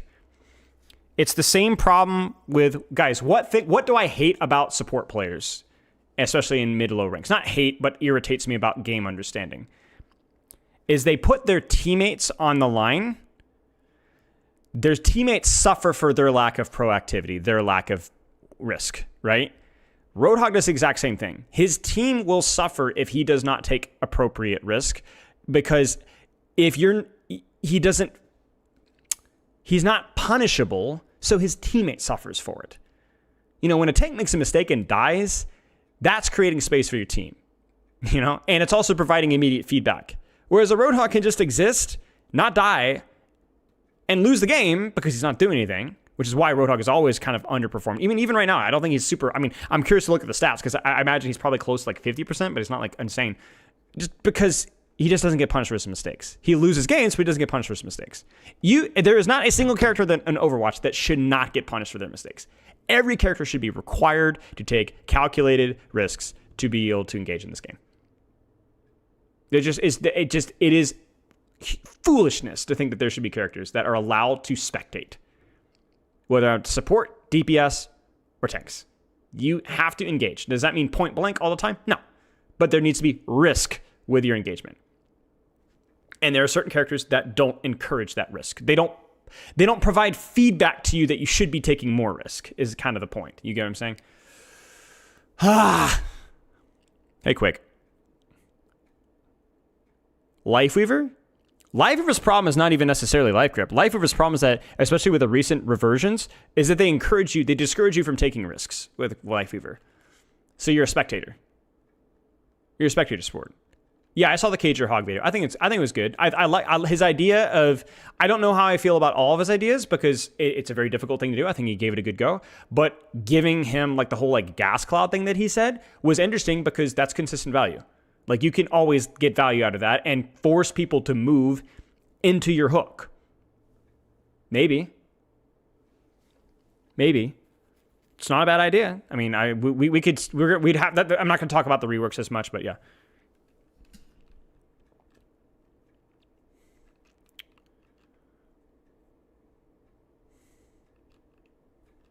One thing that I think is going to have to stay with Roadhog is hook. I think people, I mean, I love hook. I think hook is amazing. It feels great. In its exact current iteration, maybe not, but I think hook probably will need to stay, and we will try to make hook stay no matter what we say. It's fun. Skill shots are fun.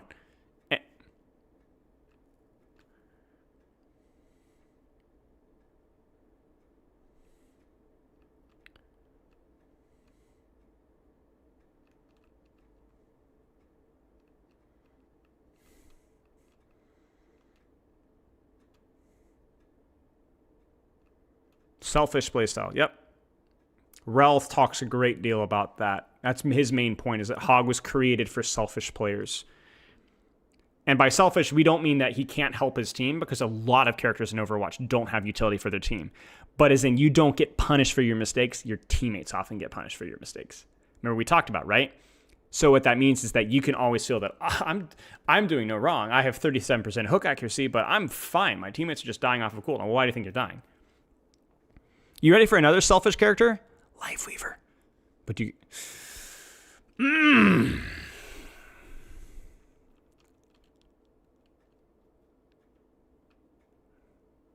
Why? Because you don't have to take proactivity. So your teammates suffer for your mistakes. I need to turn on follower mode again, bro. Freaking...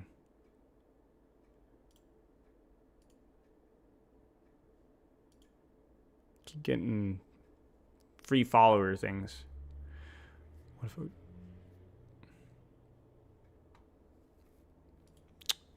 we're gonna get to it, Valentina. We're gonna get to it. I have a replay code. I'm gonna demonstrate the problem with Doomfist later.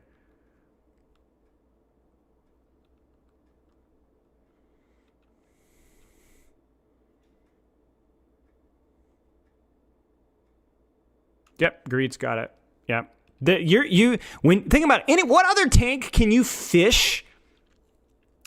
What other tank is allowed to not participate in trades, and his failure is mechanical failure, not death? Seriously. Even Queen has to get close enough to be punished to be able to hit consistent knives. Seriously, think about that. Like that just, there isn't, you are not, your punishment is your failure, and so your team suffers, not your death.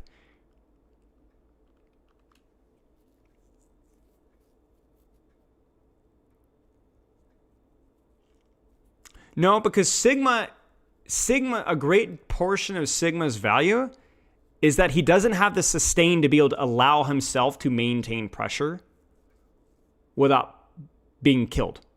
So the difference between Sigma and Roadhog is you guys are like, oh, well, you don't have to get in their face either, right? Yes, but you have a limited amount of resources.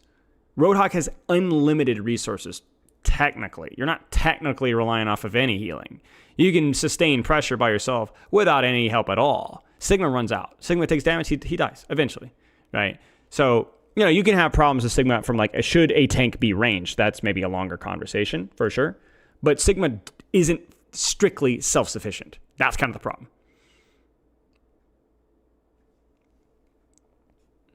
You're very happy with the meta right now? Yeah, I mean, Overwatch is fun, man.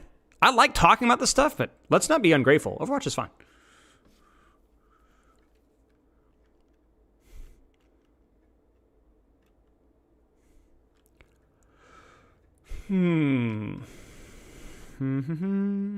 I think the problem with his hook is how his matchups are so rock, paper, scissors. Here's like Sigma Reaper on his end.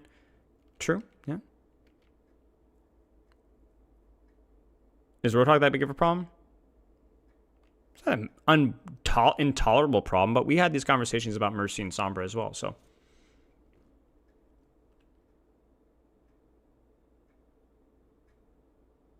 He doesn't... Okay, this is a really important one from Sam. Listen carefully. For me, he doesn't punish you for bad positioning or lazy plays. He punishes you for simply peeking him and not having the right counter. He's by far the tank that benefits the most from bans, in my opinion, and that simply baffles me. He's not fun to play with and against. Like that, I'm actually going to copy and paste that. Shout out to Sam here. He doesn't punish you for bad positioning. He punishes you for simply peeking him.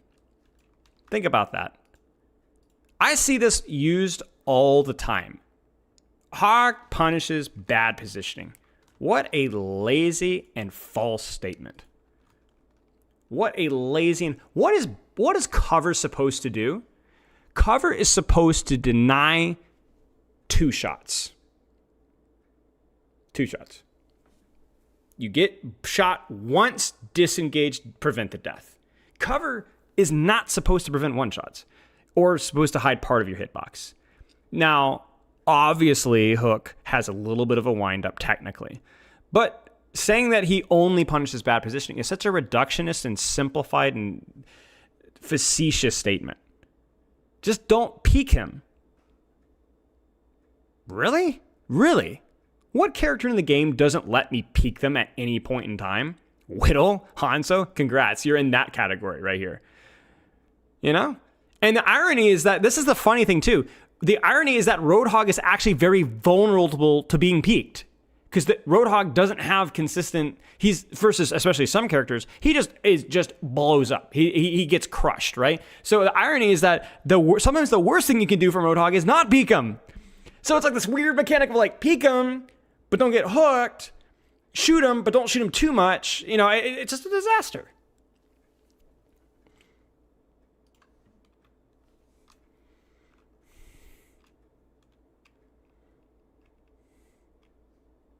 Yeah.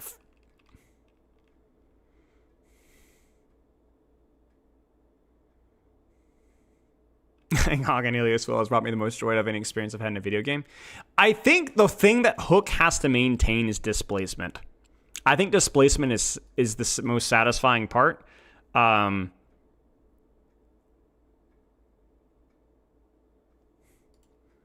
So we'll keep that in mind.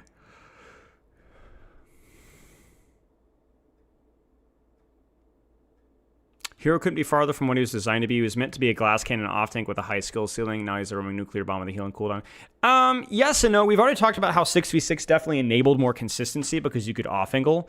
But the problem is that we still have that problem even in 6v6, where he's still by far the most inconsistent tank in 6v6, where you are still punished for lapses in judgment, and now he's even more fragile.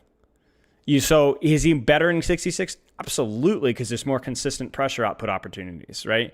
But the problem is that he still is going to one-shot you if you lapse in judgment, and he's still going to get one shot, even more so in 66 than he is in 5v5. So, yes and no. He's horrific, so the glass cannon off tank is just DPS, no? Well, yes and no. Like, my definition of off tank is a tank that directly through their utility enables their other tank to do things. Whether that's Matrix, Bubble, whatever. Hog is just a tank that enables his other tank by applying pressure somewhere else in the battlefield. But that's just what a DPS does. There's nothing unique to Roadhog that enables his tank in the same way that a Zarya Bubble or a Matrix does. You get what I'm saying?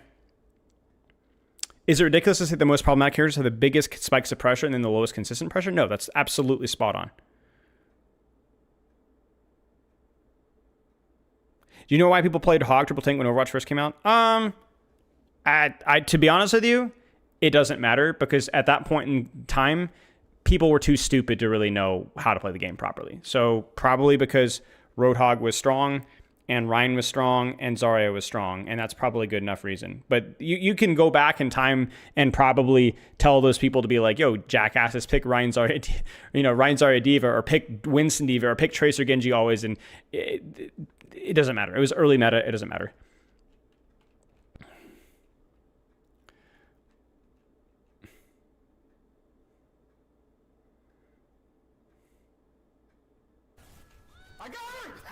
Justin, think of the sub, mate.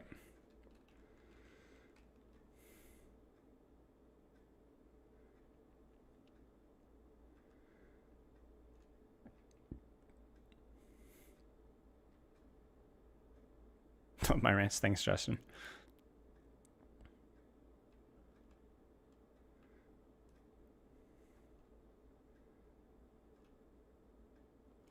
We'll take a quick look at this.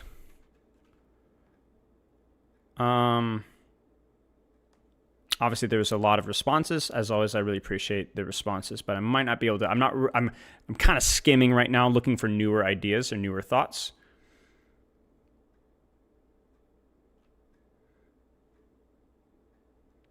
Yeah, there's a real question about, like, if Hook doesn't one-shot, is Hog bad?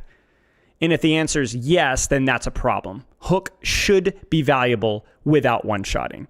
And so I think we should start from the standpoint of what can we do to make Roadhog not one-shot, and yet Hook still is very valuable for his team. I think that's my point here. Isn't Hook valuable just by displacing? Yes, but then you also have situations where you displace, the target gets pocketed, and then Roadhog blows up. You know what I'm saying? There's like this weird dichotomy of, like, is displacement or enough? Like, I don't know. The idea that he punishes bad positioning is pure cope. You have to take angles and fight the enemy team. You don't have a choice. It's how the game is played. Hook punishes you for not banning Hog.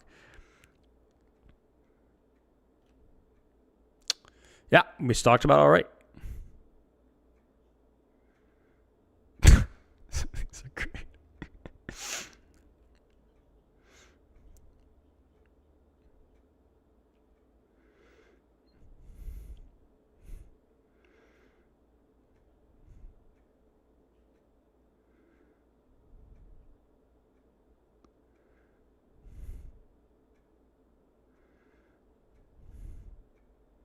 I like his big fat belly.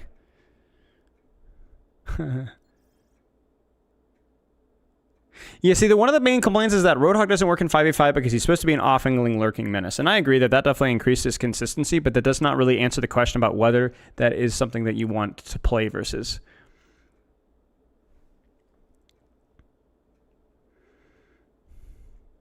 He functions better, consistency of output much better in 6v6.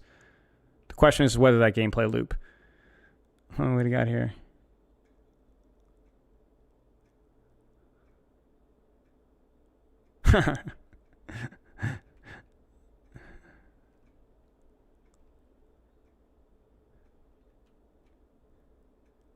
I don't think right click being in its current state is a necessity. I just think it wouldn't be bad to have some sort of medium range pressure. It just doesn't have to be a one shot necessarily.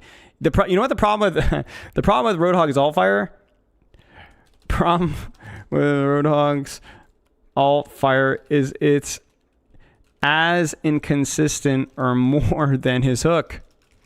You can literally one shot Reaper with your alt fire, but then sometimes it just doesn't happen at all. It's like a gambling simulating character, you know? I love some of these comments. I love one-shotting people. Well, I respect the honesty. Let's put the fries in the bag, little bro. Okay. It's always the teenagers that say that. You know what I'm saying? I'm like, bro, you're literally putting fries in the bag.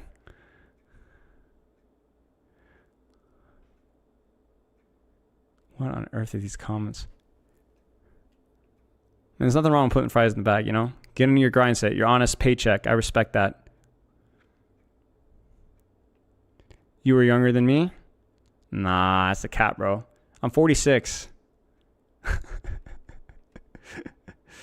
I'm not clicking show probable spam. It's a total dice roll. We're either going to get... Yeah, I'm not going to even say what we're going to get. I'll click it. Okay, never mind. I think we're safe. Yeah, we're safe. Did I go to UCF? No, my dad did.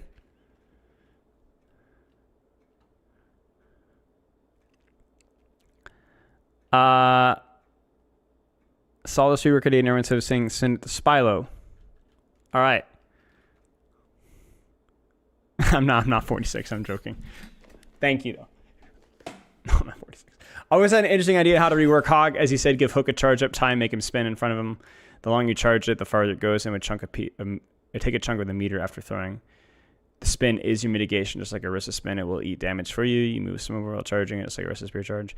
I mean, it's an interesting idea. It's more consistent mitigation. Allows you to take space with it. I don't know that it would just mean that everybody clear the Roadhog's about the hook kind of a moment. You get what I'm saying?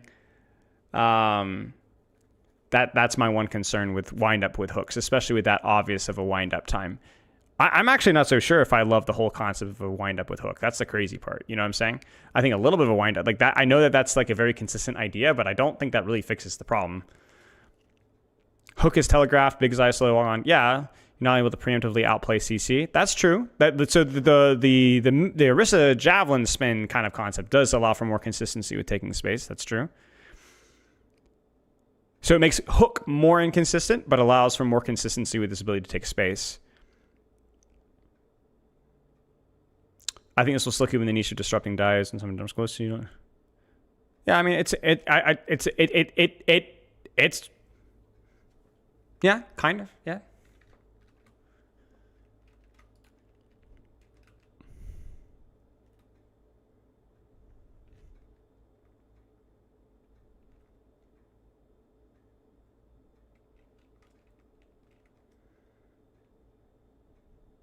Yep, I've seen the Cager video. I have. Cager's doing a good job with this video. He's got some really good stuff. Cager is, I've known Cager for a long time. And his thumbnails leave much to be desired, but beyond that. Cheers, Poofster. I appreciate you, mate. Yeah, okay. So, hang around till Thursday. We'll get the big sauce cheeks rolling. Apply, Six, Dirt, Ralph. We'll look at the subreddit. Let's look at the subreddit right now. No, we're not gonna look at the subreddit. We'll do it on stream. We'll do it on Thursday. I'm gonna keep it as a surprise. I'll let you guys. I mean, you could just cheat if you wanted to and look at it now, but I haven't looked at it, so.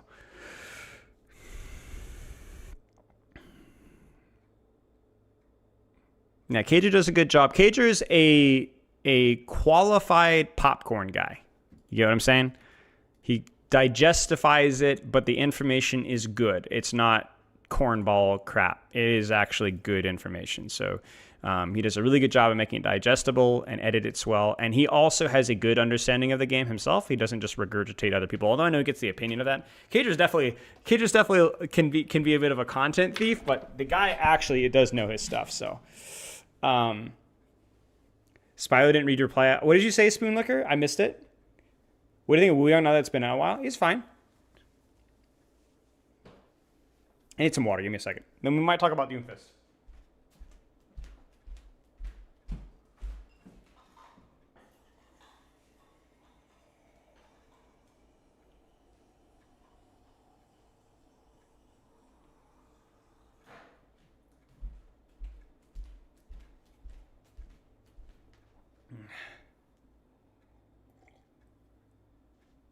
Hook having a longer recovery time. Well, remember, anything that makes Hog feel worse to play is only going to be acceptable when in combination with something else. In isolation, nothing fixes that. So people swap to him a lot and requires a huge playstyle adjustment, and that Hook is a super hard edge, but Vabe is a soft edge. Interesting. Link the Reddit page. It's just on Roadhog mains. r/Roadhog mains.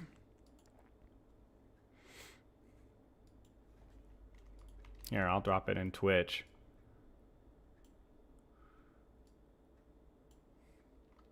Or did somebody in YouTube ask? No, it was Twitch. No, my stream chat. No, frick, I messed up my OBS. There. See, this is what happens. You made me click around and I screwed everything up. Hell in a set. League clips on Discord much longer. Cheers, mate. I can only play and enjoy tanking at 66. Why do you think it feels so much better? I mean, y'all less pressure, but I don't know.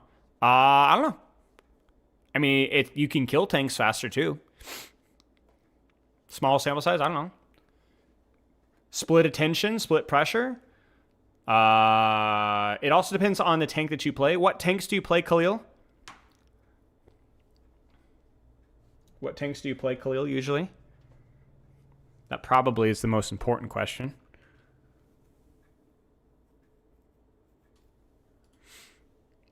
That's true, Elijah. Yeah, I don't think all criticisms of Sigma are unfair. True.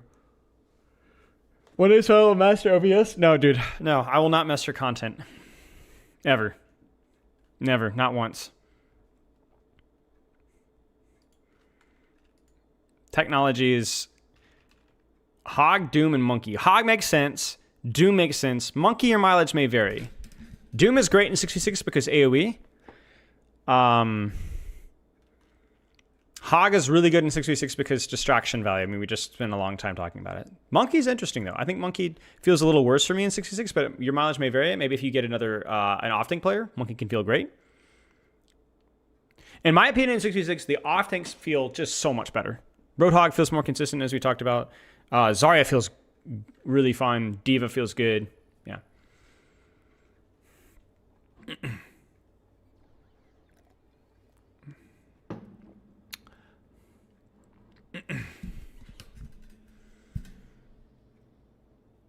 I'm gonna get my Doomfist notes. I told you today's just like the etc. day. You know what I'm saying? Like doing a little bit of a variety content in my own way, I guess. Where's my Doomfist note?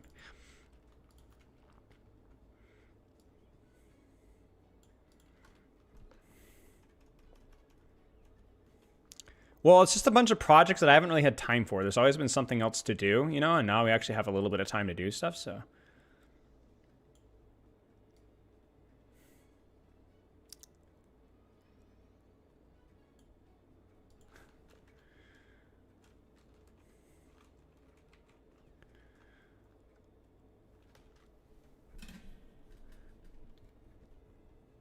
Top post in Roadhog means is how they miss Pigpen. That's a little concerning. It's probably it's nice to have another button to push, you know, but you know. Our future will be forged in conflict. Roadhog positive win rate in Masters. I mean, yeah. Classic mode feels actually terrible. Wait, I mean, I have not participated in classic mode at all. I think I played classic mode for like 4 or 5 games at the start, maybe a little more than that, and then I played maybe 2 games for Goats, 2 games for Valk, 2 games for DPS. I just got immediately bored. I was always a 5v5 defender because it feels like more competitive, but I feel like the skill ceiling I've grown a lot in Overwatch. Yeah. I don't think you have to be a 66 or a 5v5 defender, or like there's clear flaws on both sides of the equation. So yeah, just play what you want. How do you dissect and understand a character's kit and design? I don't know. Just a lot of thought, a lot of time playing them, a lot of them thinking about the game. And I think it also has to come from a standpoint, like, people's opinions on my takes generally start with, do they agree with my opinion on game design? Right? Now, I think that there's certain objective things, like, as in, not as in choice, but as in like the way Overwatch 2 works, whether you like it that way or not, but the way that it works is subjective, I think. And so certain characters will feel bad because they don't fit that. And I think that is mostly objectively true. And if you disagree, you probably just don't understand the game that much. However, subjectively, you could say that I don't like the way that Overwatch works in this way. I think there should be more room or space for things like this. And I can disagree with you, but I can't say that you're objectively wrong. Right? I think one of the things that I'm a big fan of is I like dynamism, I like choice, I like variety. I'm got a little bit of that Gen Z brain rot with the old school competitive integrity kind of thing, where I like choice and I like strategy, you know? So I'm always going to like characters that have more choices, and I think games are way more fun when you have more choices. And I think more often than not, that probably is objectively true for most people, because you can even see it in modern game design, that more and more choice is kind of being included. But you don't always have to agree with me on that, and I don't think that that's always, like, there's a lot of things, you know? Right, well, the reason why I like movement... Angles is subjective. There is no discussion about angles. If you disagree in the value of angles, you don't understand the game. However, movement is the reason why I like movement is not because I'm the off angles guy. It's because I enjoy the choice that movements inherently have, where movement is inherently choice driven, where you can, when you can go more around, you can always do more things. So how much is good? Too much movement? Does everything need movement? You know, you don't. That's subjective. Your choice. Your choice. I'm not the master's secret, I know all the answers guy, not by any means. Yeah, sorry, Cactus. It's not really a clear answer, but yeah. My philosophy with like Overwatch and like game design stuff has come from a standpoint of understanding the game relatively well, I'd like to think. And then what parts do I like? What parts do I not like about the way the game's systems work? And some of those things have changed over time in my favor, which has been awesome. Which is why I'm still here.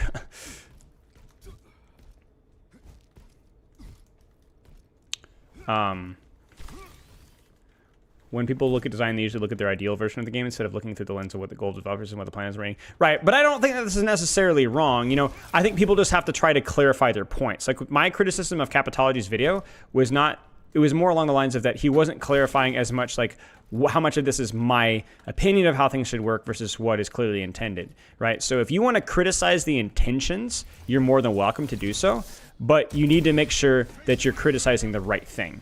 Like when I look at something like Roadhog, the reason I was critical of the Roadhog's rework is because I don't think they've understood what was wrong with Roadhog. So I actually think there is an ignorance on their side of things about what's actually wrong with Roadhog. But certain things like the cooldown adjustment changes, which I have openly criticized, is not done from a point of ignorance. I think they know exactly what they're intending to do. They're trying to keep things like Wu Yang's Wave, Ana's Nade, feel very strong. But my problem is more along the lines of I don't agree with your philosophy, here's why. You get what I'm saying? So you have to make sure that, are you saying your philosophy is good, but you're misconstruing this? Or I disagree with your philosophy, because that entirely changes your critique. This Roadhog critique is not going to be convincing the Roadhog the devs that the Roadhog is toxic. They know. But it's going to be about giving my explanation for why Roadhog is toxic. You get what I'm saying? But when it comes to something like a Wu Yang cooldown nerf or an Ana cooldown nerf, it's not, they understand exactly what they're doing. I'm going to try to convince them that what they're doing is wrong. And to be fair, I think the Blizzard devs have gotten a lot better on both fronts, and subjectively. Like, I think there's way fewer times where I feel like they've misdiagnosed the issue, and more often than not, I agree with them on philosophy way more than it used to. Is there already Outlash and characters being really high low win rate and seeing random screenshots of numbers? Yes. We talked with Captain Planet last week, and he was joking that he's already seen in social media some people taking like these, like trying to like pick the random sample size to prove their point. Like, look at Roadhog's win rate in Silver on Havana in Europe. What? This character's broken. You know, because you can pull like really some small sample size stuff and go nuts with it. You know. So he's already that's already definitely happening, but like, yeah, it's just bad faith stuff. But like that's unavoidable for sure. Yeah, because you can, in small sample size, anything can happen really with it. So you always try to prioritize big sample size observations. And I've even seen some YouTubers talk about like, oh, the stats don't tell you anything, and I'm like, really? You can say that there's context and that stats don't tell you everything. Certainly not. But there's some people that were like, I saw a video that was like convinced that Frey was like the most overpowered thing ever, and the stats weren't telling the full story. And I'm like, you can dislike Freya's design. You can have aspects of Frey that feel bad to play versus, but you're crazy if you think Frey is wildly overpowerful, like powerful. Right? That is just an objectively wrong take. So there's some people, it's like, bro, and see, the reason why that matters so much is because when you're critiquing Freya and you're saying Freya, if you're like, oh, well, then Freya needs to be nerfed. No, she doesn't. You wanted some changes to her kit. You don't want her to be nerfed. That's just bad feedback. Bad feedback, really bad feedback. But, yeah, Kiriko's the same thing. Kiriko's objectively the strongest character in Overwatch. I mean, Reinhardt is terrible to play. Genji's super weak. No, just, dude, come on, man. We're looking at more how the character feels to play, or play versus, not how strong the character is. You know, we gotta have some sense of objectivity about this. But, you know, it is what it is. Okay, let's talk briefly about Doomfist. So, let's do our quick YouTube intro here. All right, guys. I've only done the bare minimum of preparation for this. So, this might be a little messy. I've had a lot on my plate recently with stuff. Maybe in a little bit, my friend. I'm sure you've got a really good... Wait, well, what is the message? Oh, but the league clips. Yes, in a little bit, maybe. In a little bit. Empowered Punch goes bad? Yeah, partly, yeah. Yeah, we'll talk about it, but not just that. Okay. I'm going to intro it up. I got this, streamer? No, I don't. Doomfist is by far one of the most controversial characters in all of Overwatch's history, but as of recently, it seems that while the transition to tank has treated him well in some regards, although some of the DPS Doomfist fans may hate me for saying that, there are still a lot of people that hate Doomfist and even call him an easy-to-play character, and I honestly don't agree with this. However, there's a very important reason why that perception is still around, and there is a lot of truth to that perception. And we're going to talk about what we can potentially do about that, not just from a character design perspective, but what you as a support DPS or tank player, you yourself can do it in your games. Because I think this is an important conversation about our biases, about understanding how the game works, but also understanding exactly what goes wrong. Like, if it's just a skill issue, then why is it always focused on Doomfist? And if everybody agrees that it's a Doomfist problem, then maybe there is some fault to be played here. So I'm going to talk about a couple of reasons why Doomfist is broken, but we're going to focus on exactly why it impacts lower and mid ranks so much. Because Doomfist, while having a relatively high skill floor mechanically, is a character that absolutely oppresses, is absolutely, dang it, ah! Wait, I got my notes here. Okay. He's absolutely more oppressive in low to mid ranks. I think that's just objectively true. Doomfist, even when he's relatively good, falls off really hard and higher ranks, and we're going to talk about why that's the case. Now, the answer is not... Frick, what was I going to go with this? Oh, okay, let's say this Twitch chat, okay? Little side note here. Shut the frick up. Little side note here. There's a lot of the things that I'm going to talk about with Doomfist also apply to Zarya, who is also another objectively worst case scenario character in low to mid ranks that falls off a lot in higher ranks.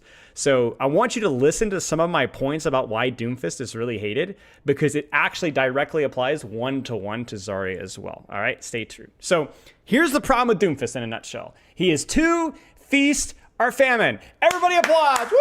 Yeah. And by that, you're like, oh yeah, if you hit your punches, you're great. If you don't hit your punches, you're good. Yeah, that's true, but that's actually only half the equation. One of the problems with Doomfist is the feast or famine is actually contextual on what the enemy team does. And you're like, well, duh, whether you feed punch or not. Ooh, that's also true, but that's not all either.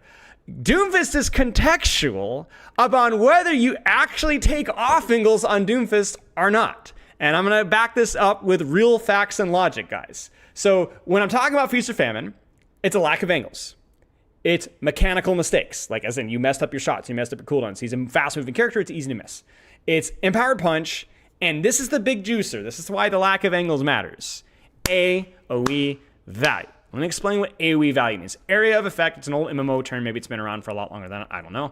But the concept of AoE is that you have abilities that don't just affect one person. In other words, when I go in with my weapon, generally my bullets are only going to hit one person. But if I build a punch, the way punch works, the way slam works, the way ult works, the way even empowered punch, like using your block works, is you can hit multiple people with the same ability. And the reason why this matters is the more the enemy team is spread out, the more isolated the value of his abilities get. Let me say that again. an empowered punch that only hits one person has half the value of an empowered punch that hits two. Now that sounds obvious. There's no way there's more context in that, right? But the reason why this is so important for Doomfist is that more often than not, and I've been coaching this game for thousands of hours, I've reviewed hundreds of Doomfist VODs.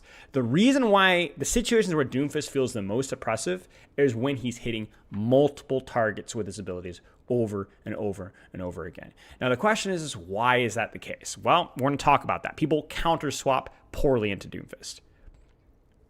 I finished my thought. And we're going to talk about what you need to be doing about that. But before we do that, let me talk about 4 mistakes that people make into Doomfist, and then we're going to review about how you can actually do this better. Because if you guys remember, last week I had a really, really bad game with a Doomfist player in my team, playing versus Doomfist player, and I was like, oh my gosh, this is why this feels so bad. This entire video was inspired by that game. It was so bad. Number 1, people counter swap poorly into Doomfist.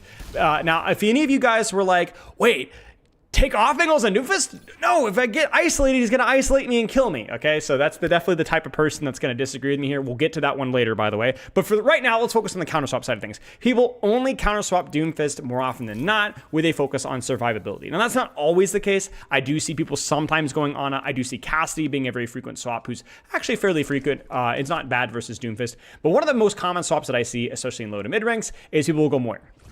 People will go Kirka. People will go Brick. People will go, heck, even Bastion, like anything Reaper that can live the Doomfist. And let me explain why this is a problem. Doomfist's vulnerability isn't just through your ability to survive his engages, it's through your ability to space out, take angles on him, and then crucially, to kill him. If you don't kill Doomfist, it doesn't mean that you're incapable of denying his value. I mean, living is still useful, but the problem is that in Overwatch, there's an overwhelming tendency to focus on the survivability over the value itself. I cannot tell you the amount of times, and you guys can probably back this up, where a support duo or a friend or a random teammate is going to swap Moira or swap Brig or swap Bastion or fill in the blank survivable character X because now I can live the Doomfist engages more. But that's just allowing the Doomfist to live his engages more. And with the frequency of his cooldown cycle, just means he's going to go right back in and can do more. So you're going to die by 1,000 paper cuts rather than a punch in the jaw. So I'm not saying that these are always terrible swaps versus Doomfist, but you cannot say that in a vacuum they're always the optimal play, especially if you don't know how to play those characters effectively. Number 2, and this one is the most important one probably. We'll talk more about this one in the review, but number 2, they don't take angles. When you stack up versus Doomfist, you're going to get empowered punched. You're going to feed punch. You're going to get AoE slam. You're going to get AoE by his ultimate. Every aspect of Doomfist requires him to set up on off angles and then get close to you with his punch. And if you all clump up like scared rabbits and like sheep, you're going to get run over. And that is the consistent thing that I see in basically every situation that Doomfist players play into when they're oppressive in the lobby. And that's why he's so inconsistent, because it's actually not just his RNG, whether he's hitting his punches, but about whether you're giving him or whether the map is giving him that space. We'll talk again more how that works. How do I take angles without getting punished? Well, it's going to be way easier to demonstrate that in the review, which we'll get in a little bit. Number 3, and this one's really, really problematic for certain DPS characters, but even more so for tanks. One of the biggest ways to give Doomfist value is to chase Doomfist when he is not killable.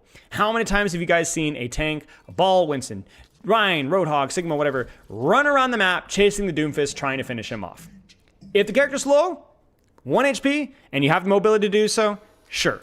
But one of the biggest ways to enable Doomfist is to pursue him and chase him in situations when you're not in a good position to do so, because the opportunity cost of going out of your way to go deal with the threat more often than not enables this entire backline to not only kill your team, but pocket him more, which is why he never actually do anything. So is it bad to pursue Doomfist? Absolutely not. I just said take angles and shoot him, right? That's good.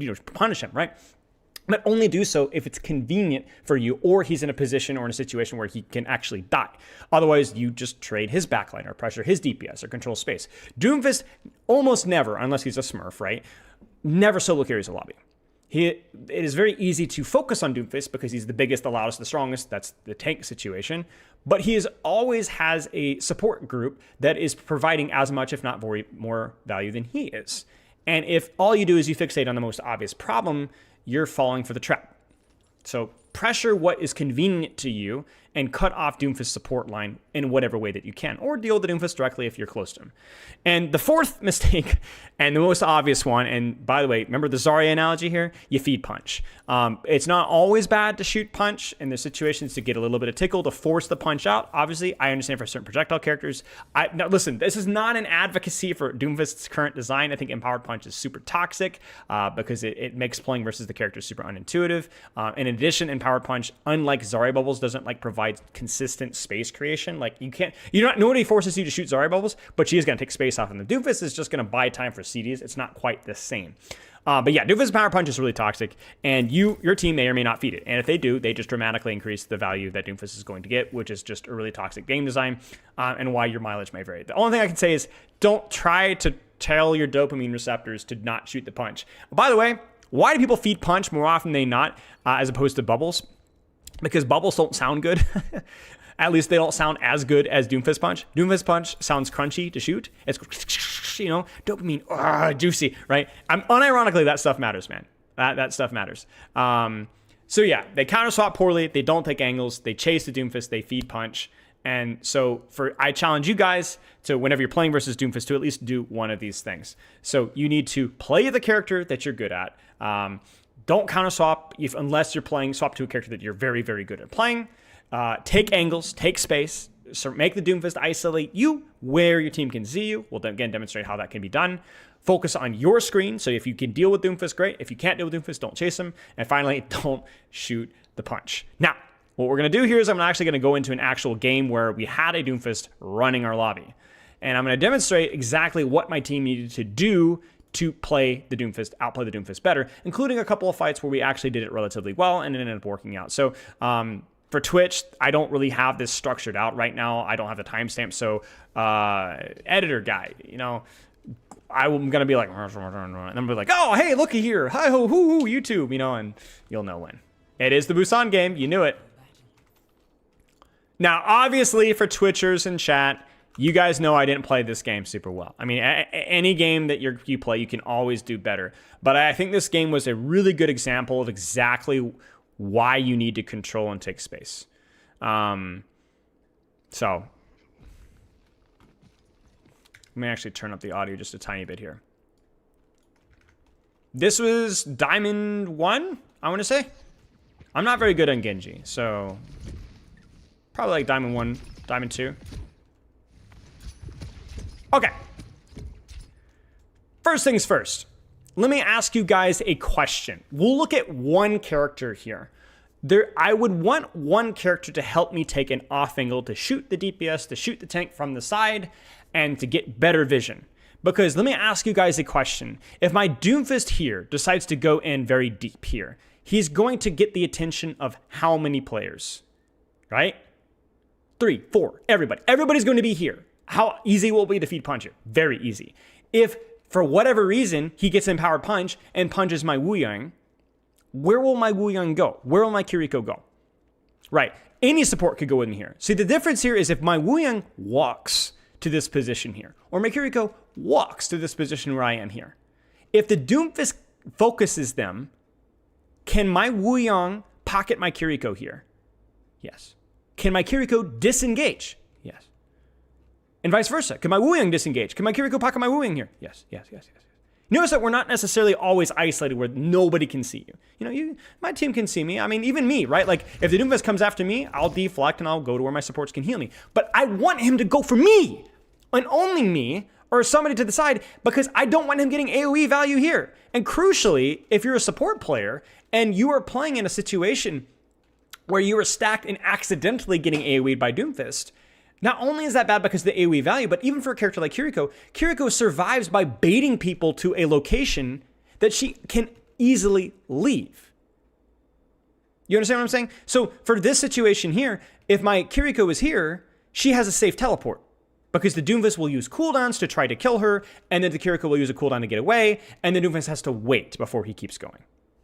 Whereas if my Kiriko's here, if she decides to go in, she's going to go in blindly to an angle that she has no idea about, or go directly into the enemy backline. You get what I'm saying? So the reason why as a support and a DPS player, it's important to take little off angles soon versus a Doomfist. It's just, by the way, a good principle always, is because it allows you to use your cooldowns to run away. Whereas there's nowhere really for my Wu Yang or Kiriko to go if they get engaged here. The problem is that people presume proximity with safety, and it's not. Sightlines are safety. Characters that can pack each other and heal each other and shoot whatever's shooting them is great. So it's not always necessary, but it's more often than not good to be able to see each other. But you have a very long string. Use that. Use that. Could you just still Cassidy first? Looks smoothly on the idea. I mean, what do you mean? As a support? I mean, yeah, I mean, my support could go here, but the problem is that this is too far. So my supports would have to use a cooldown to get here, which then means that the Doomfist might chase them and kill them.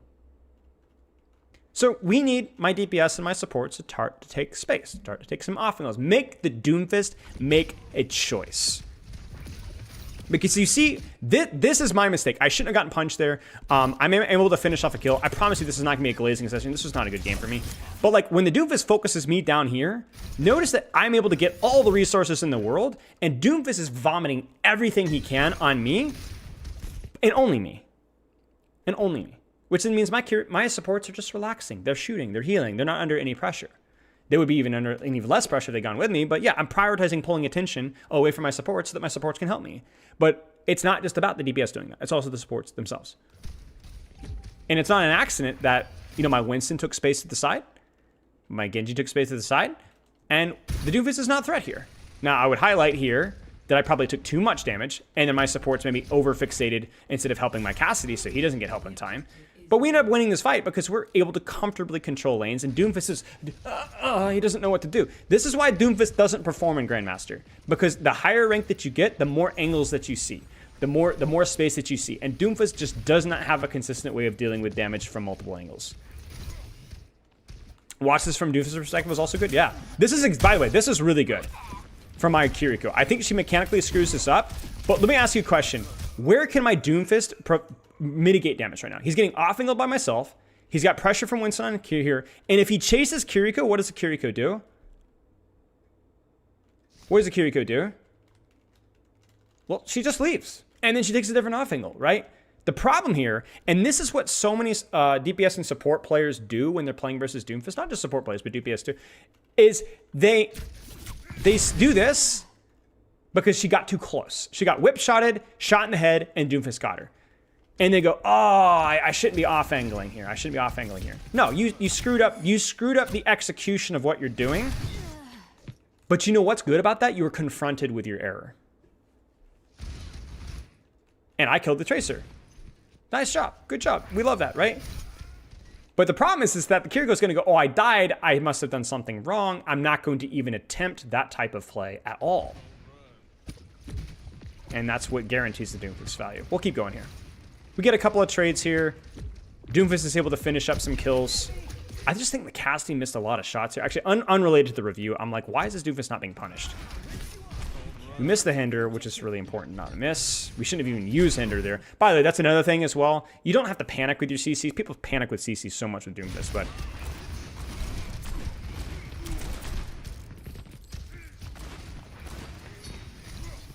Okay, we're not going to throw stones, but that's a situation where you notice that because we're split, my Winston takes the full attention of the Doomfist.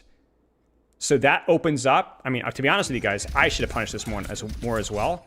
But like, this is, Doom dies there. He has no cooldowns. He has nothing. He has nothing. He's inside bubble. He's DPS passive. He is being shot by Wu Yang and by Doomfist, I mean, or Cassidy. There's just no way that he lives. And you can kind of see it there. The Cassidy was completely under no pressure whatsoever because he was split from his Winston, which is why he should have died. That's just a mechanical failure. Just a mechanical failure right there. Notice how I die. Accidentally end up next to my Wu Yang. I think we fed punch too as well. AoE punch. Yeah, he should absolutely be dead right there. And more often than not, he will be dead right there. Okay. This gets really saucy in second round. All right, what's the problem? Let me ask you guys a question. If this Doomfist engages with Nano, with ult, with anything, how many people is he going to hit? How many people is he going to hit? Everyone's cooked. And the worst part about this is it's not just about the Doomfist. People always, the reason why Doomfist is such a problem with this is because he's so freaking loud. Everybody looks at him as the problem. The real problem here is that I can't die this on a brig. I mean, I could distract. I'm trying to harass. I even get the Tracer to fall back. But this is freaking impossible for me to contest this safely because my entire team is like focusing on this Doomfist. And so my Winston goes in, my Genji goes in, but my supports are still stacked. So the problem here is that then for my supports to help the dive, because they didn't set up prior to the dive, look what my Wuyong has to do. He doesn't have to do this, but look at the problem here. He can't do anything.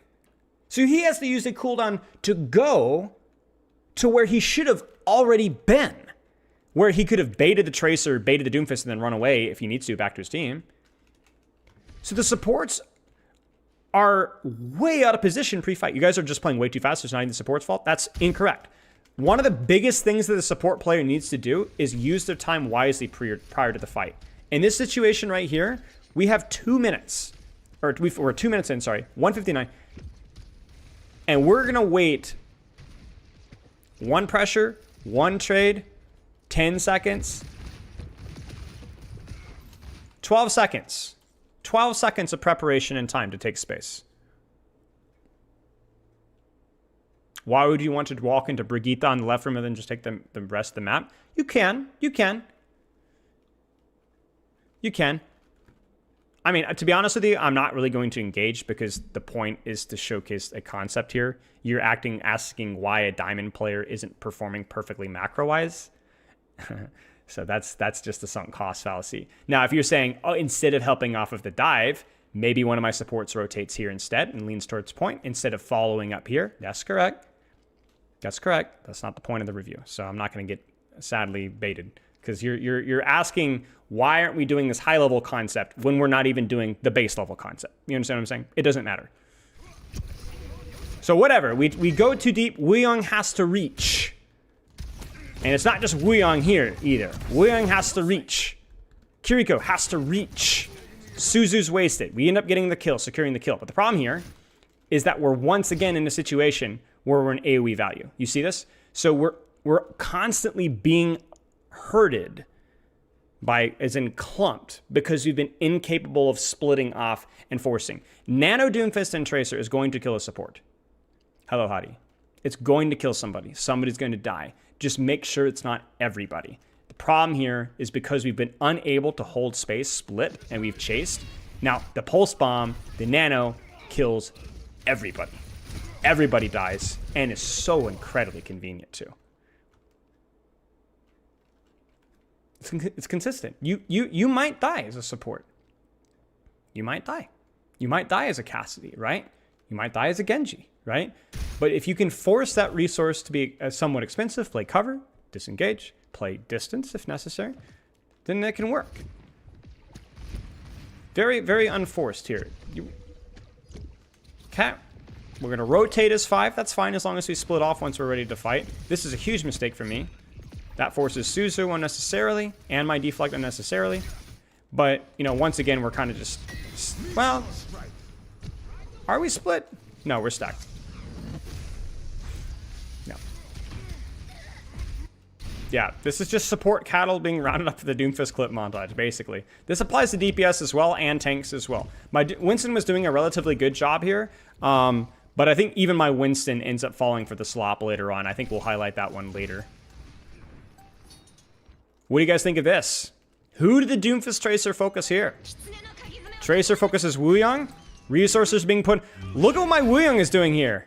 Look at this. Look at this. Look at all these resources my Wuyong is living. He's living. Look at that. Look at that. Look at that. Look at that. His only problem is that he rotated to isolation. So I actually want to highlight what my Wuyong did right. He forced resources. He helped me to 2v2. The problem here is that he rotates to isolation. So this becomes a situation where he needed to rotate towards our team and then back off. But even despite that, even though this isn't optimal, okay, whatever. At least it was an expensive death, right? Like, frankly, my blade was really bad here. We should have done so much more. That was a 4v3 for a long time. So this is what I'm going to take responsibility for. My Winston deserves responsibility. My Cassidy deserves responsibility, right? That was a really good angle from my wing, and you saw it. He didn't immediately die. He rotated and lived and dodged and harassed and lived, and we just didn't capitalize off of that. So that's our bad, you know? Yeah, he could have ulted himself for sure. I think the reason why he didn't was because I don't think he thought that the fight was lost in that situation. But I mean, respect, right? Like we actually tried to kind of help me control an angle, and I beefed it, you know? So that's just that. But you could see immediately how Doomfist wasn't really relevant in that fight. Tracer wasn't really a huge factor in that fight. I mean, they were definitely factors, but they weren't single-handedly killing the backline over and over and over again. It was largely mitigated because the Doomfist Tracer had to make a choice, and the Wuyong ran away. So this one is even more criminal because this is like the definition of the problem here. Because you have now a map where the angles are a little bit harder to get to. They require a little bit more risk. And then we also have a situation where we're going to see a couple people make swaps to worse characters. So the first things first is the Moira. Is Moira bad versus Doomfist? Not necessarily, but it's because she could take those angles and kind of bait attention and live. Moira here isn't more tanky versus Doomfist because she's 225 HP. Kiriko's 225 HP. It doesn't matter. You're going to get exploded. This is a swap because, oh, I need to live more. No. Yes and no. But the reason you're dying is because you group with the entire team and you're getting AoE'd every time. And then my tank is also going to kind of fall for the slop as well. And I want you guys to look at like what I'm going to highlight here, because I think there's a couple of fights here that are truly criminal. So Genji on the angle, Winston walking forward, Cassidy kind of peeks here. And I want you guys to tell me if you see the problem here. Do you see the problem? Do you see the problem? If I'm Doomfist right now, where do I punch? First off, we already have Empowered Punch. I actually don't even know how we already have Empowered Punch. Might have been Wuyong. I think it was Wuyong. No, it was Cassidy. Okay, so Cassidy fed punch. So already we failed the check, right? I'm trying to angle on him. Winston's kind of poking from this side. I go to a short range angle up top here. I mean, you can already tell what's going to happen, right? You can already tell. We have Empowered Punch. We've not taken any space here. We've not taken any space here. We're hurted all together because we're scared of the inevitable. And by being scared of the inevitable, you guarantee it. Man, oh man, if I had a dime for every time that's part of like life's philosophy, you know what I'm saying? And right, oh jeez, like this is so bad. It forces Fade. It forces Ride. No, it doesn't. It doesn't hit the Wuyong, so we get lucky. But it forces Fade. I mean, look at this from this perspective. Cass is one. Cass dies. Forces Fade. Forces Heal Orb. Chunks some of our Winston's HP. And it's just, oh my gosh. They literally line up for it. Look at this. It's just agony. Listen, it's okay. If we've fed punch, let the Cassidy take it. Let the Moira take it. Let the Winston take it. Let me take it. Let the Wuyong take it. But we can't give them all of them. We can't give them all of them. It's too much. And so then that creates enough AoE value, enough resources to where we're already down one. Guess what? Does it again. We're still in the exact same spot that we were before. And now we don't have the cooldowns anymore because the first cycle forced the Fade and the Orb in the first place. So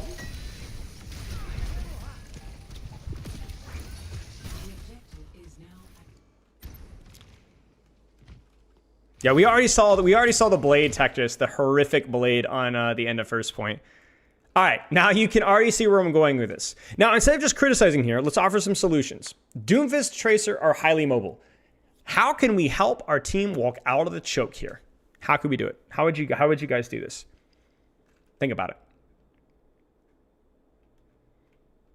How would you retake space here? Is right. There's a Tracer over here. Oh no, right? How would you do it? Well, solo, Moira, solo, by yourself. Because I know some people in the comments are going to be like, but my DPS never take angles. What do? Do it by yourself. Carefully, cautiously, intelligently, in a position that makes sense for you. Honestly, solo Moira, worth it. Cautiously and patiently take the dual Tracer with Heal Orb, ego it, be careful. Anything split here. I think we might have already fed punch. We've already fed punch again. Oh dear. Ah! Turn off the dopamine receptors, guys. So look at how we take this. AoE pressure on the slam. Winston's trying to go out of the choke early to get some pressure on Doomfist. Winston's like, come on, punch me, punch me, punch me. Don't punch my backline. Don't punch my team. So we look a little bit Tracer. I take the high ground here. Like Benny Hill music here going on here. I mean, this is just disastrous. The only thing that maybe is if we get a hinder out here, but we're still in a position where they can AoE cleave us, we're fricked. Check it out. Oh my gosh. And this is why people hate Doomfist. You will not find a character in this game that can do that much burst AoE pressure and people that don't think there is not a character in the game that can do that. I guess maybe a high charge Zarya with an alt fire. It's insane. Now, to be fair to my Winston, and we do get a split push here. My Winston tries to take an early angle. He does, which allows him to just walk on backline here. And then we get a nice little combo here. We get 2. Love that. But we're fricked. Like, this Doomfist used 1 cooldown to force everything. Everything. And the thing is like, this is what, I guess this is what I'm trying to highlight here, is that safety isn't always in numbers. With seeing each other can be helpful. But if you're stacking, it's not safety. It's not safety.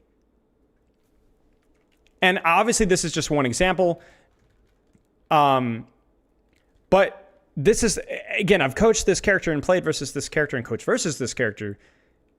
I coach versus this character at the professional level. Back in Overwatch 2 early alpha, Doomfist was very strong. And one of the things we had to say is that, like, even though he can one-shot you at that high level, like just, one punch, you kind of have to sometimes sell somebody if he gets pincered and inted on. This is so frustrating, man. We did so much here. But that's just how it goes. Yeah, the ability is silly. Yeah. See, this is working kind of, sort of. Look at our setup here. So my Winston and we get 3 trades, so we're able to recontest here. Look at the setup we have here. If the Doomfist wants to engage, yes, he can maybe get 2, but he has to choose. Like, look at my Wuyong's angle. Look at my angle here. This is actually okay. Doomfist eats it, or Winston eats it. Doomfist gets traded. A lot of people shoot. Lamp and ult is forced. Great. Now, I think I rotated poorly here. I think I was too slow I lagged too far behind. I should have deepened immediately, and so I got poked out. I should have been immediately here and going top. And then even here, right? Like, the Doomfist ult lands on the Cassidy, and then the Cassidy dies. Now, the Moira ends up getting picked because she misplayed her resources. I think she just tried to heal my cast and just got shot. Oh, yeah, I forgot about that. But yeah, like, that's fine. Like, again, like, okay, at least we could punish this guy now. You see it? Like, look at that. The Cassidy lived. He freaking lived. He got solo ulted, and he freaking lived. He freaking lived. No AoE value for you, buddy. And that's it, right? We make him choose his engages. You get what I'm saying? You can't have your cake and eat it too. Now we screw this one up overall. And this is where the mistakes start to happen, like, for my tank, because this is where my tank goes, I don't know if this was the only reason why he swapped to D.Va, but I need to peel for my backline. Okay, D.Va's fine here, but I hope that we don't throw another body into the AoE dryer. You get what I'm saying? So that's kind of the main thing here. You know what I'm saying? So D.Va walks out a little bit. We do the same thing. I'm stacked here, and I try to walk out an angle as well. There it is. And then just, jeez. Like, I mean, look at the top right, guys. Look at the stun. It's over. We're freaking cooked. Now, I'm curious, did he get punch fed again? Yeah, he did. Here we go again. And so then, now I should not have died here. I'm going to take full responsibility for this. But this is kind of exactly what I'm talking about, where, like, you're like, oh, we didn't die for it, right? Well, the problem here is that now I'm suffering because my backline is in Guam. Why is my backline in Guam? Because we got 4-man AoE punched. So I'm like, well played by the Doomfist. I get my deflect forced. He punch cancels my deflect. I should have just dashed out there, but we're right back where we started. And then once again, more AoE value. I'm curious, does he get into the punch here? I actually don't know. It's just more of the same. Just more AoE value. He's not even aiming for the Moira there. She dies to it. And here we go again. Doom Punch expanding and hit needs to be reduced. Yeah, 100%. Like, this is both simultaneously a critique of Doomfist's design. By the way, you guys see something funny here? Here's my off angle. This is both a critique of design of Doom and also an explanation of what you need to do versus this character. And we get the Tracer here. I think that's it. I think we try to AoE touch because we're touch, but we're grouped up because we're trying to get to the fastest path to point. And then we waste both of our support ults. And then again, like, because we're in such a rush to touch point, which, to be fair, I think if we'd been a little bit more thoughtful, myself included here, I think we could have realized that my ball had touched, so we didn't all need to go here. I mean, this is the death trap, bro. Like, we could have sent anybody here, or here, or here, but this is just like, this is the blender, bro. I mean, look, this is a freaking blender. Now, to be fair, we do angle. We got a little bit of an angle. Now, we ended in the open and got AoE punched off the map, but hey, at least she took one for the team there. But yeah, that's all. So, TLDR, to wrap things up, take angles where you can see your teammates. So if you do get isolated and pressured, you can still packet or shoot or punish the person that's getting helped or heal them, but that such that you are not a casualty of an accidental value. That you are the person being targeted or the group being targeted. It is not, oh, I accidentally got hit by that slam, or accidentally got hit by the punch, or accidentally got hit by the ult. That's just a good general rule. But Doomfist, by far, out of all the tank role, has the most AoE punish in the game. And so this is why this character feels so incredibly oppressive in low ranks in those situations, because he doesn't just affect your tank or your backline. If everybody's grouped, he affects everybody, every single time. So a lot of your agency as an individual player, things like Empowered Plunge, maybe you can't help. Your teammates counter swapping, you're not taking space, you can't really help. But you can see in situations here, even though I was displeased with how my backline was playing, or obviously I made a lot of mistakes myself. That's not what we're talking about right here. But like in situations where I was able to take space, I was able to at least pull the Doomfist away, or like bait him, or pull, like, first fight, right? So even if your teammates don't behave in the way that you want them to, you're not gonna be able to send this video to all your ranked teammates. But you, as an individual, can still increase your impact on these unwinnable Doomfist games by simply following the principles yourself and following them well. It's not easy to do this. It takes execution of time and practice. Anything worth doing takes time and practice. But this is the answer if you're able to do it. This is the answer. Any questions here? Again, it's exacerbated by the map. It happens, but yeah.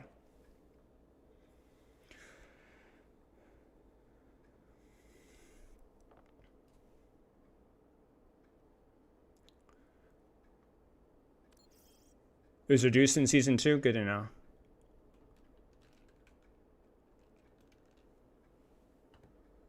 I might have to turn on follower mode again, guys. We're getting freaking stupid bots constantly. At what point does a map have too many chokes for Doom? I'm not sure I understand what you mean.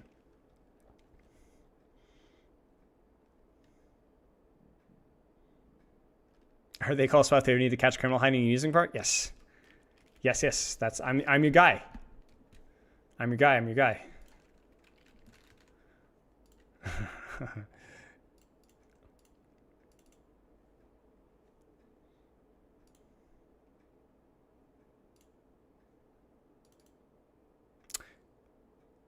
All right, here's a question for you guys. I'm gonna have a little bit of a question for you guys. All right, hang tight. If using the logic that we're talking about today, can you predict how well Doomfist does on Circuit Royale? When there's fewer choices available for Doomfist? Well, we're about to address that question right now then. Circuit Royale. Does Doomfist do well on Circuit Royale or badly on Circuit Royale?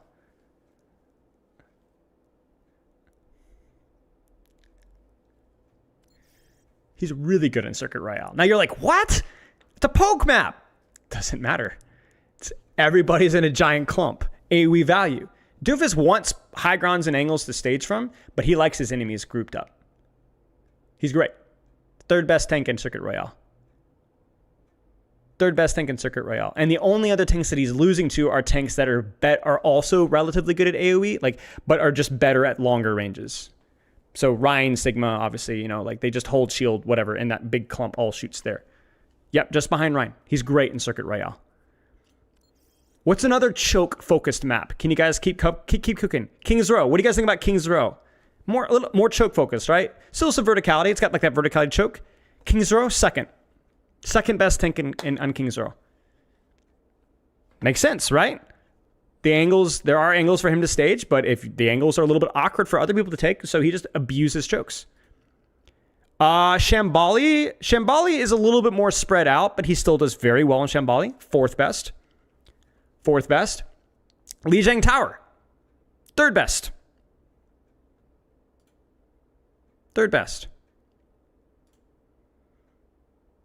Now here's a spicy one.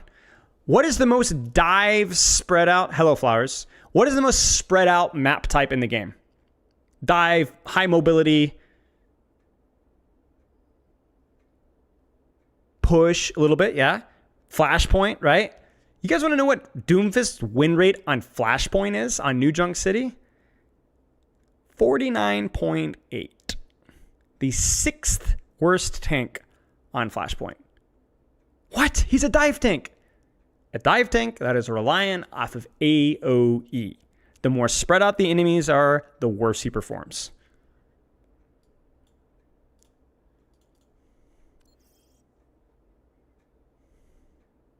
There's a bug with Atlas right now. We're not going to look at Atlas. The stats are really bugged as well. Let's look at Suravasa. Better on Suravasa. But why is he better on Suravasa but worse on New Junk City? What's the difference between Suravasa and New Junk City? Can you guys surmise? There's a very clear difference between those two maps. It's a little bit more choke focused. More choke focused, a little bit of environmental kill. Yeah, more choke focused. More choke points. Exactly.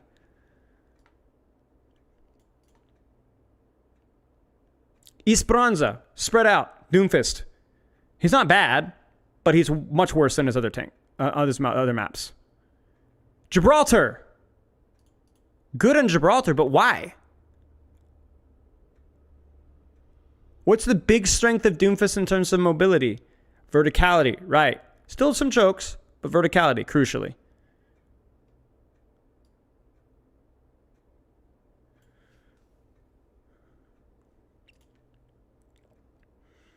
You're going to consistently see Doomfist underperform on maps where he cannot leverage his AoE as much.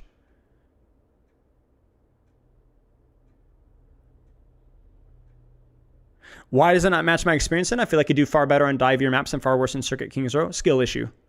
Or matchup pressure.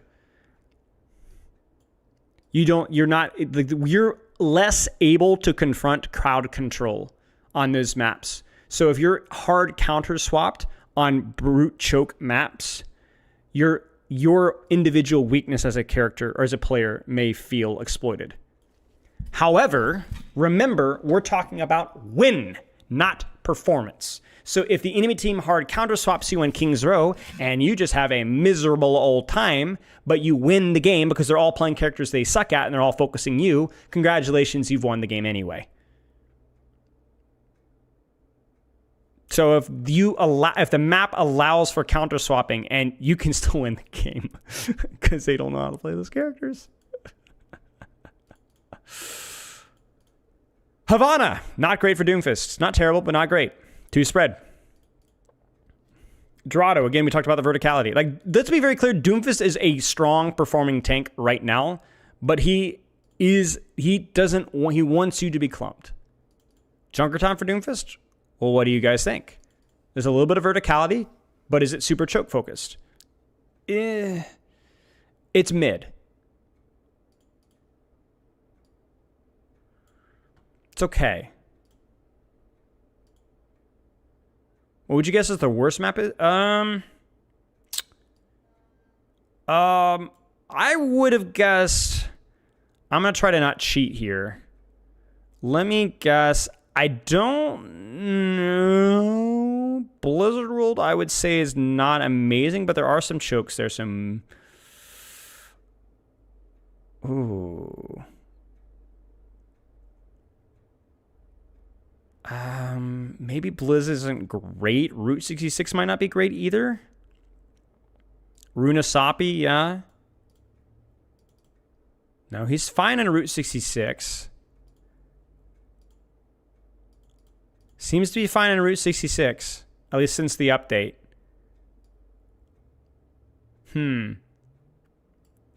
Blizzard World? No, he's fine in Blizzard World as well.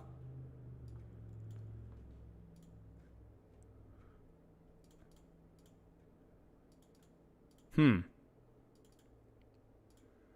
looking around to see if I can find a nasty outlier here.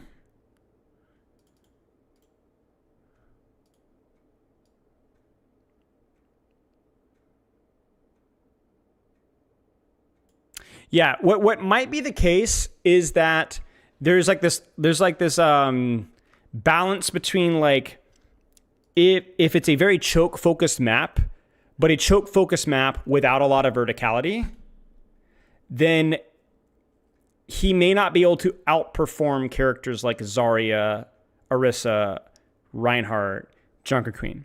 So he like wants chokes, but needs verticality to play around the chokes. You get what I'm saying? Yeah, it's a good idea, Alfonso.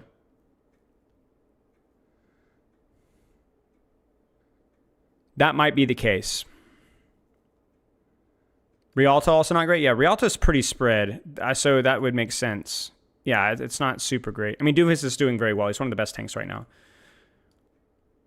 Samoa is mid because I think it's too choke focused. I think it's not too choke focused. Sorry, it's too choke focused without the verticality stage, so that he will lose to characters like Zarya or Queen in those same chokes.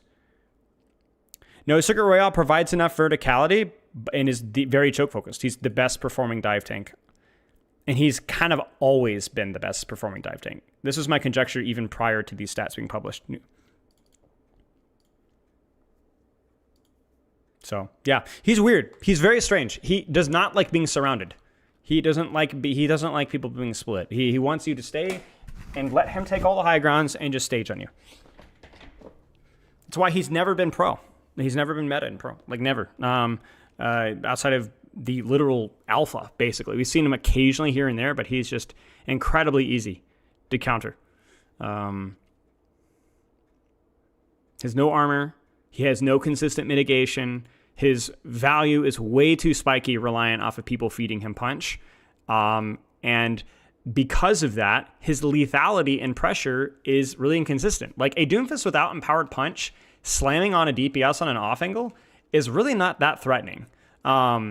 If that DPS gets any help, that Doomfist is going to lose that cooldown trade more often than not. And so that's what makes it really impressive for people like, Quaked and Zebra and so on, that they find as much success as they do, because it takes a ridiculous amount of effort to get that, So I'm not going to talk about the design stuff as much today. It definitely needs to start with Empowered Punch, though. Definitely needs to start with Empowered Punch. What is Ball doing at the top of every map string? Ball is just incredibly strong right now. So if you're good at Ball, like, you can play him everywhere. Zebra hates Circuit Royale? Yeah, because it's a really boring map, but it's a good map. It's a good one. Now, is it going to be best the top levels that know how to leverage CC versus a character like Doomfist? I don't know. I won't look at the stats because I think there'd be too small of a sample size for Grandmaster right now, but Doom is bad into dive compositions, but can use mobility to set up. Yeah, Doom abuses non-dive comps, but he just full. Doom is the equivalent of, like, maybe we'll wrap the conversation up with this.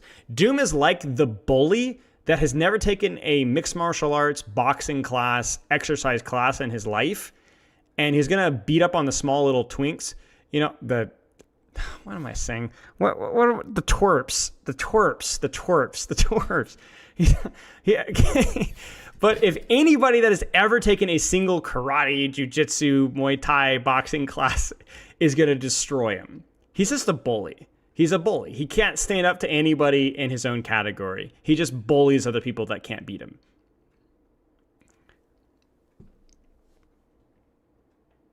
You get what I'm saying?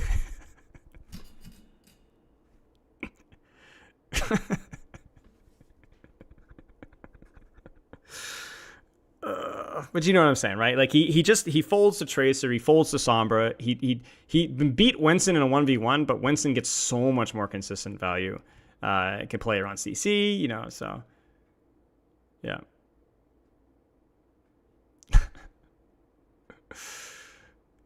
Yeah. So anyway, I hope that answers the question. Doomfist is like, like I said, the bully of the dive things. He's just not consistent. I'm trying to think, what is the equivalent of that? What is it? A tank that bullies characters within his category? Oh, I got it. Dude. Who is the brawl bully? The brawl bully. The tank that can't function anywhere outside of brawl.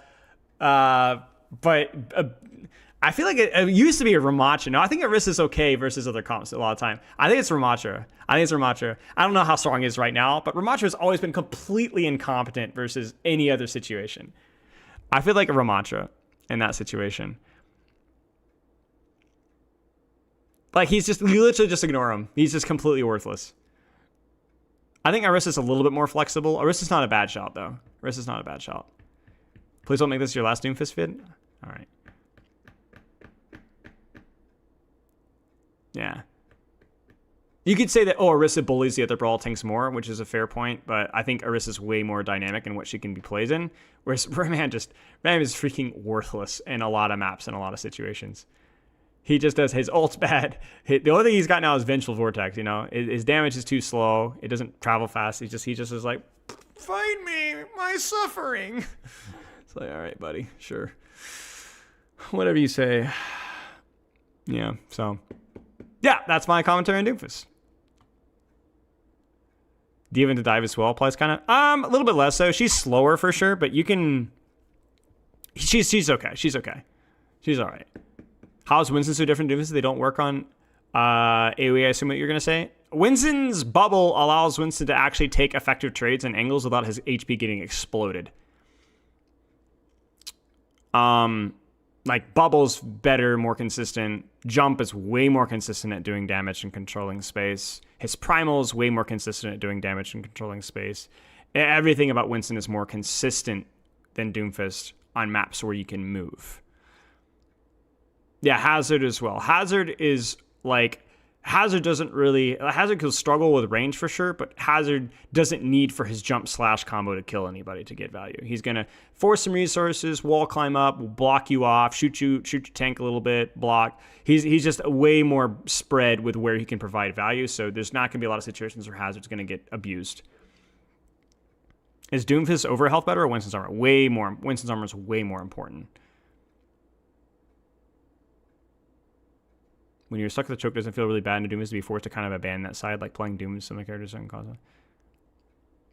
What do you mean? If you saw my question earlier, but when you were stuck at the choke, doesn't it feel really bad into Doomfist to be forced to kind of abandon that side?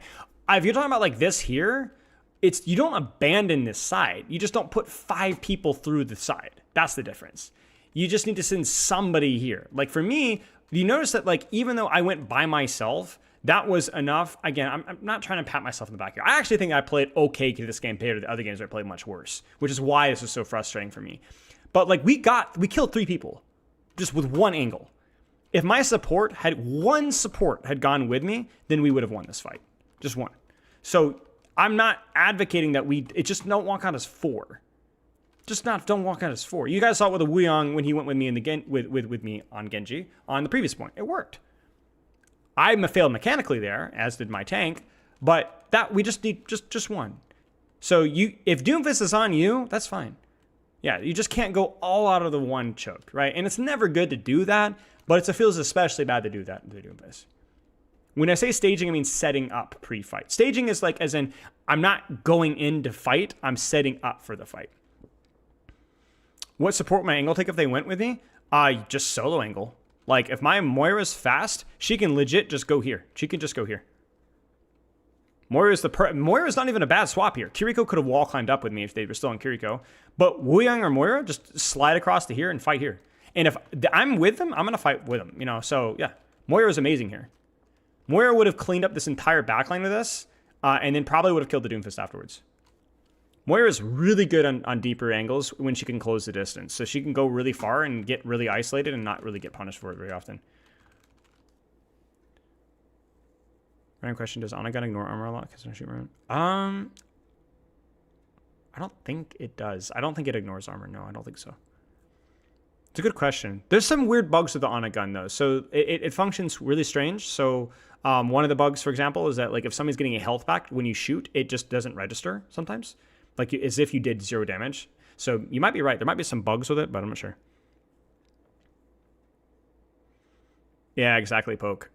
You know you're in for a good time if you get a Moira OTP with some obscene weird name with weird letters. But if you get a person swapping to Moira, you're fricked. You're fricked. You're screwed.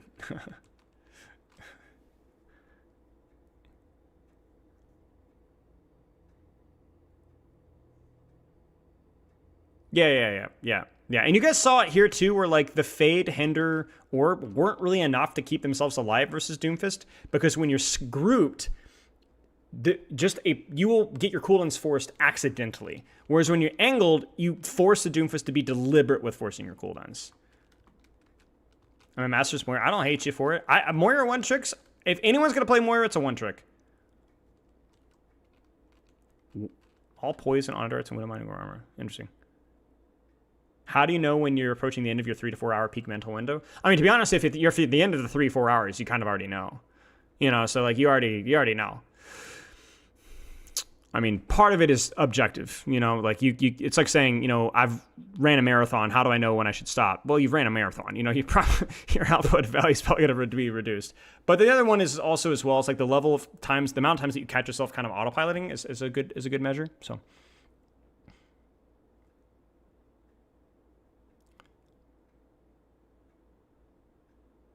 What should I do is to tank it off feels like I can't take the off angle. Well, remember, you just have to not be stacked on top of your tank. If yours mean I can't take an off angle because when I try to take an angle, everybody focuses me. Congratulations, you're taking an off angle. You're pulling attention away from your team. That's what you want, right? So, yeah. So, obviously, there's a lot more nuance than that. But, yeah.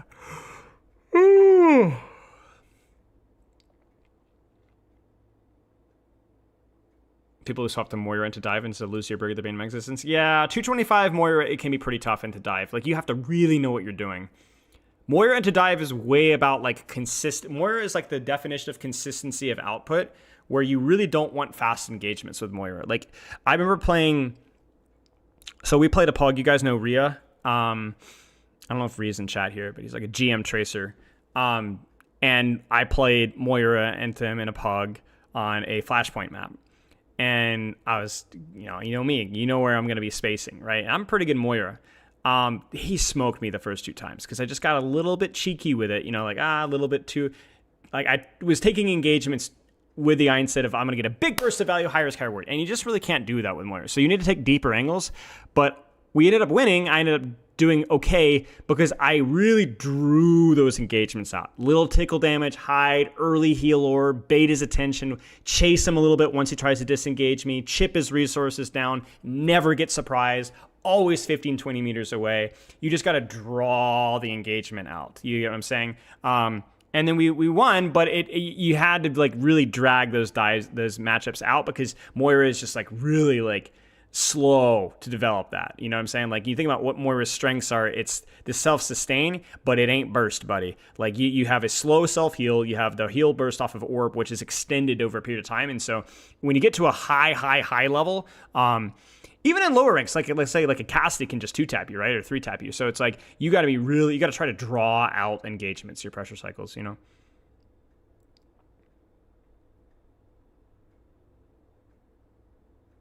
Dive equals fast.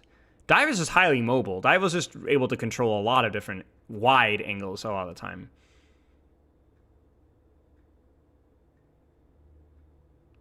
The only thing that makes dive is just mobility, which means that you can control a lot of different off angles. Where non-dive comps still want to control off angles, they just can't go. It's really hard for them to go really split, right? Like, if you look at this here, breaking this choke is way easier with dive characters than it is with a character like Cassidy. You should still try it with Cassidy, and you don't have to necessarily push here as Cassidy. It just takes longer.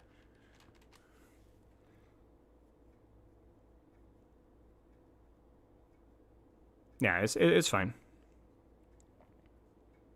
The new skate. What does skate mean?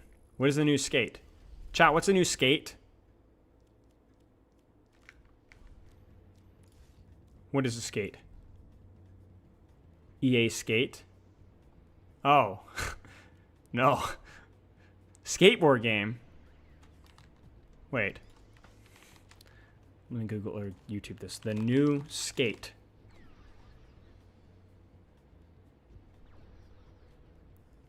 I don't know what this means. What this is. EA Skate.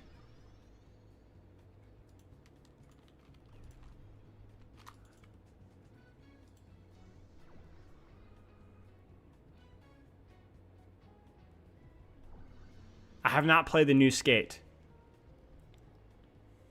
No, I didn't play Skate 3 as a kid. We played with twigs and ice water and we liked it.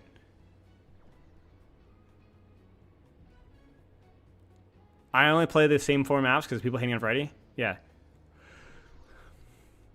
I always love when they do things like that because it's like, I'm pretty sure that you like, let's look at this. So we like definitely, okay, let's actually watch this really slow motion here. So let's enjoy this one.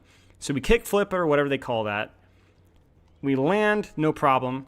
We just probably dislocated our kneecap there. Like that thing is either fractured or literally wrapped all the way around to the backside of our hamstring. And then that tension,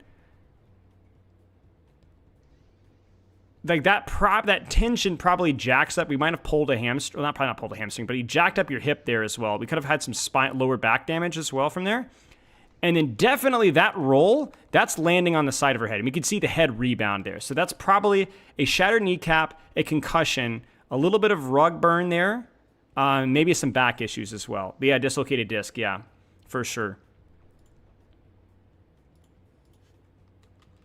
And we're just chill. Let's see another injury. Actually, this is actually really interesting to me. I want to see injuries here. Can we get injured again, please? Hurt yourself. Like I want pain. It's weird. This aesthetic is like so old school. I mean, that definitely feels like the intention. I respect it. Feels like some game from like the early 2000s, late 90s. You get what I'm saying? There's like nostalgia going on here. You know, just those like empty streets. You know, I respect it. Come on, hurt yourself, dude. Freaking hurt yourself. I want to be entertained by your pain. GTA 4 ragdolls. Maybe. GTA 4 ragdolls.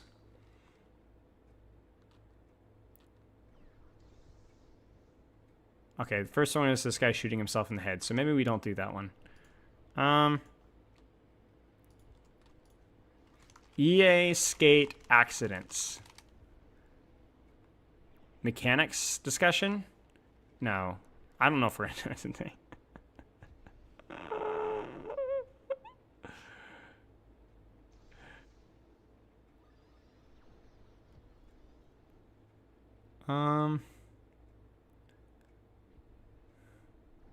Not again. Okay, what guys, name a better combination. Spilo skipping that or like not playing Farah. Bales. Oh, okay. Wait. EA Skate Bales.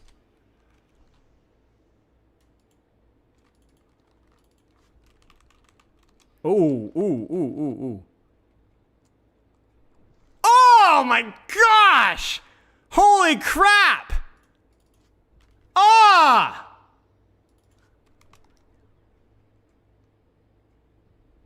Ah! That is definitely a broken nose. Definitely a dislocated vertebrae there. And definitely, oh my gosh! Oh! Maybe even a shattered ankle there. Thank you, Flores. Oh, dude. Okay. This one's unique. Okay, so we don't quite make the clip, so that's probably fine there. Like, that might hurt, but you're probably fine. But that is definitely a shattered coccyx right there. You're not walking for like 3 months. Oh, tailbone shattered. Oh, okay, that's a rib. That could be worse though. That could be worse. I think as we got some rib breaks here. Yeah, it's definitely some rib breaks, and then that. I mean, that's gonna hurt too. Dude, the last dude's like, that definitely happens. Oh! Oh my gosh! What? What is blood doing, man? Okay, so that's another shattered coccyx. I don't even think physics works like that. But then, okay, there's your broken hip, Grandma. And then that's definitely, oh my days. Oh! Okay, this is great. This is the most fun I've had in weeks. Okay, hang on. Wait, what happens here? Why does he decide to just bail? Like, oh, he catches the edge of the curb. So that's unfortunate. So we do a, oh! Dude, he's just dead. Like, that's just an amputee right there. He's literally just lost his left leg. Impaled. Right to the calf. Definitely probably tore an ACL. Wait. Oh my gosh, what a jackass. Bro, let me have my lane, man. So hang on a second here. Face plant, we got some major road rash. And oh!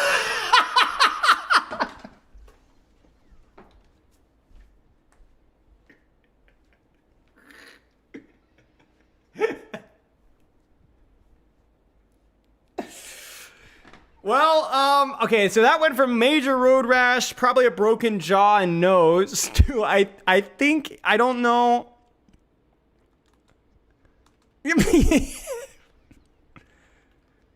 Oh, well, yeah. Yeah.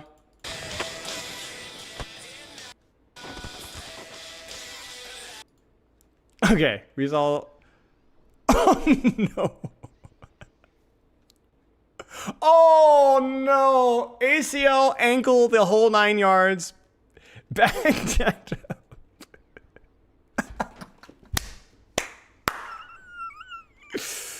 Oh! Ooh! You're not supposed to do that. Okay, hang on. Okay. The surprise vehicle things are just great. Yeah. Okay. We need something different here. I love the.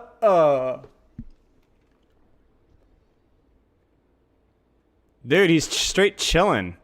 Wait, what do we got here? He's straight chilling, man. I think this guy can make it. I think this guy's okay. So he just does a little flip here. Probably broken ankle there. He's fine. He's fine. Okay.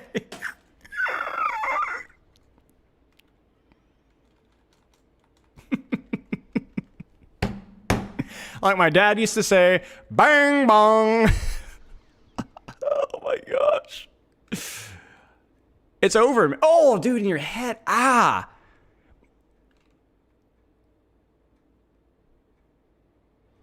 Dude, he's chilling. That was good. Oh, no, not the same one. No, not the same. Oh. Chiropractor. Oh.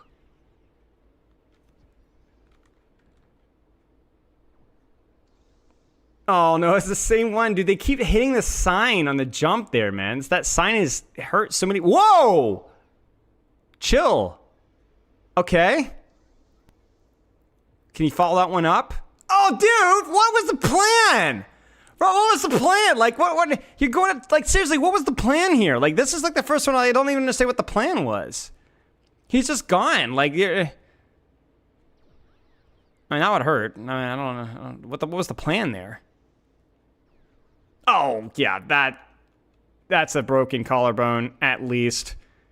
Yeah, you're done. Dislocated shoulder.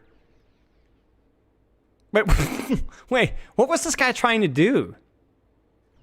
What are you doing? Like, what's the plan here? I don't think that's how physics works, but that's all right. Do you know which two body parts are the least likely to recover to pre-injury level of mobility after said injury happens?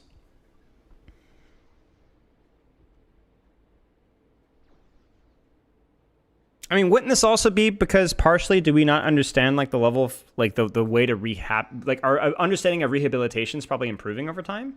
But yeah, maybe right now, I don't know. Maybe, I mean, ankles and knees, Achilles, ACL, I don't know. I'm actually not sure.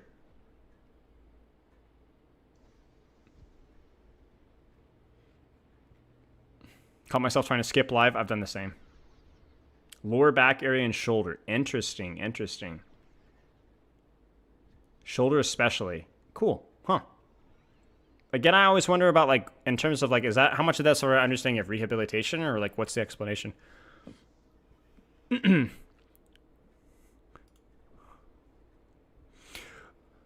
Shoulder and lower back. Usually don't have a good step-by-step. Yeah. It was just explains childhood football. Yeah, I mean, basically, yeah, that's basically it here. Holy crap, it's hot. I'm so hot, dude. The lower back area body part.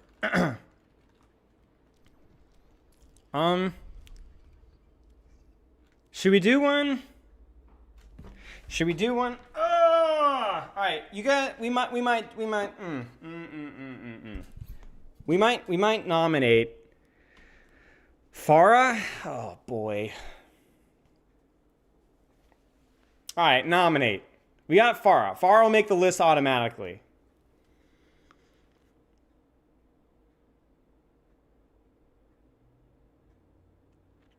Is it Discord League clip time? No, because I've done enough game discussion for today. But I'll save the message and we'll look at it later. Mercy? Oh. Bap, Mercy, Farah? We could try it. Yeah, I'm sorry, mate. Well, we will get to it at some point.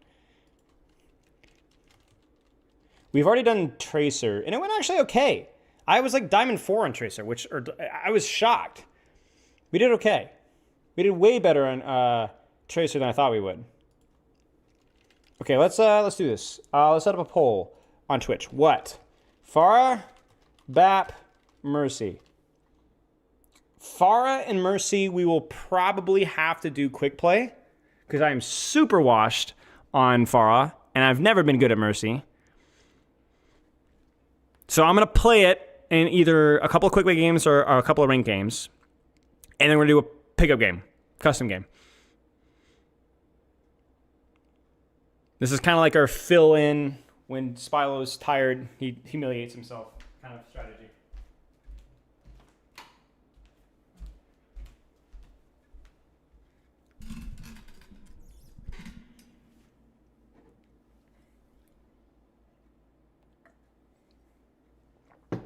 We're right back.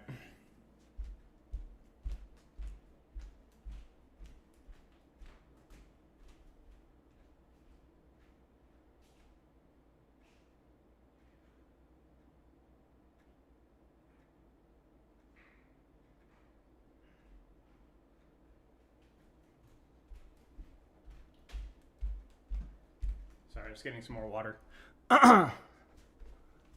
Faro won. All right. Finally, Faro wins. We're gonna have to do quick play with Faro because I'm really out of practice, and both of my alts are probably too high ranked. Like I'm thinking like Diamond 4 with Faro. Like I was quite good at Faro at the time, but let's do it.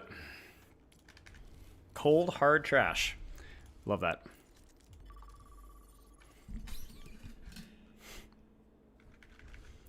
Haven't played Far in a long time. Over a year and a half. Also add into the rehabilitation process usually because people don't add more and more moves to lower back shoulder areas and the basic moves. Yeah. All right, let's cook. Let's turn down the game audio a little bit here.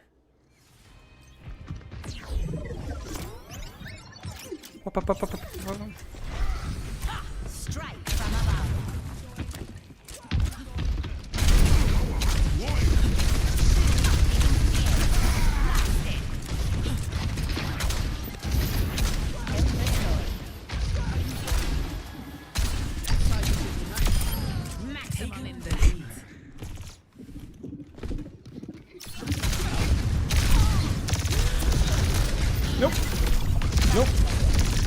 Nope. Reload. Frick. Do you know if Dolby's spatial audio is best or just straight? I actually don't know. I don't know a lot about audio settings. I just follow a video and just copy what it does, but I don't really know. Didn't you grind her after season 9? I grinded her season 9. Yeah, season 9. Well, was it season 9? I think so. Yeah, season 9. Masters 4. which was good at the time. I mean, this was after the season 9 compression. I had GM players in basically every game, which is weird. Yeah.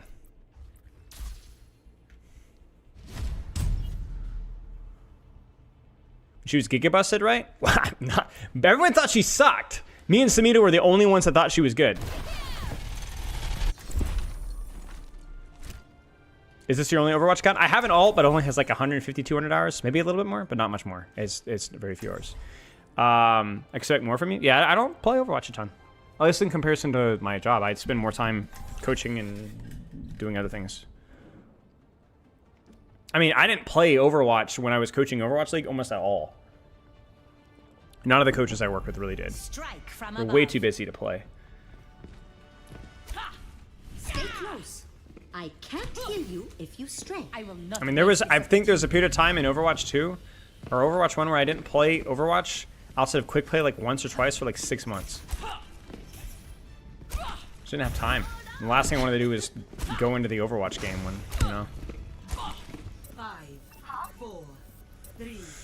Man, I'm gonna be washed. We'll try. We'll try. Capture the objective. I'm with you. Commence combat operations.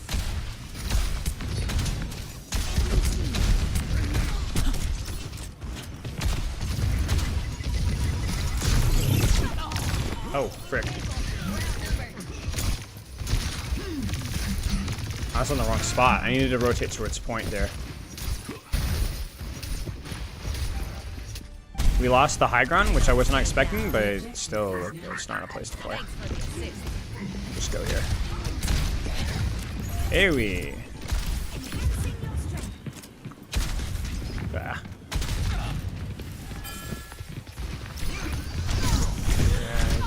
Ah, frick. Sorry. Cheers, Elijah. Have a good rest of your day, mate. Enjoy your Viking.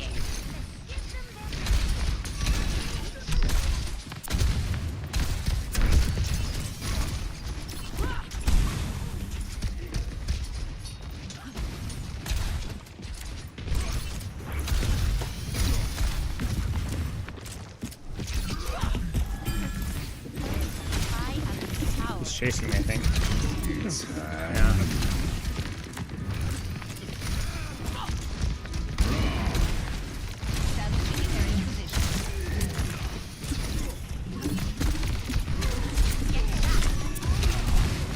Ugh, missed.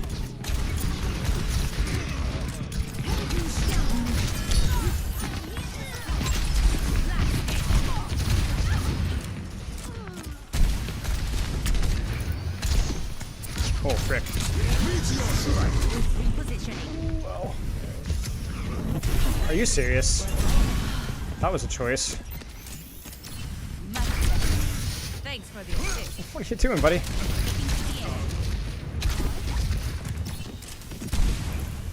This guy's clip farming. I actually respect it. Hey, if you're gonna do it, I mean, do it in quick play. Yeah.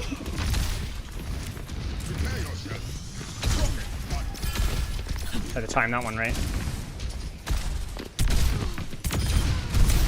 I'm on top of the world.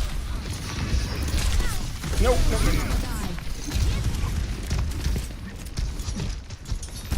No. I thought I graded that one correctly, and I thought I didn't. No. That was so bad. The voices just said it. I don't know what I was doing. I don't want to talk about it. Join me.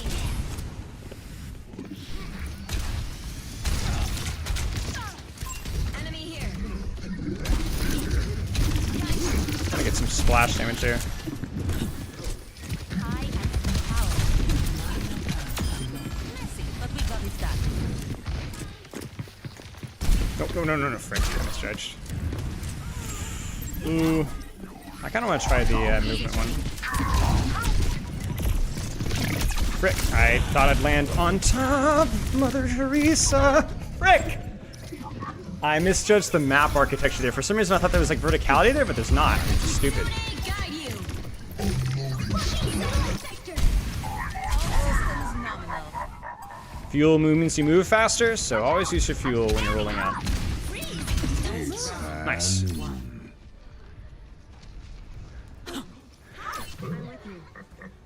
Score 1-0. For our brainworms. I mean, this is what my stat line ran. When I was winning, dude, on the Pharah run, I could have gotten even higher than Masters 4. Let me showcase, I've showed this before, but look at my win rate, bro. 60 freaking 5%, and it wasn't even like a tiny sample size. That was a decent sample size. And this is what my stat line looked like every game. You could take so many silly angles, and dude, everyone is such a fan. Such a fan. At least it was at the time. Always chasing me around the map. Chasing me around the map. Always. Like, it's like you can kind of see it here, bro. Oh, I don't want to talk about it. Okay, what's up? This is a much harder map for Pharah. A lot more risk reward.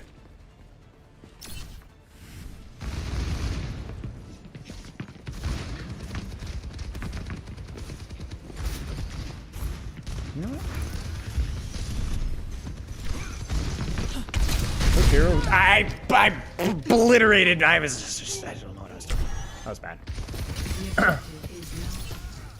That's just terrible. Enemy spotted. Oh. I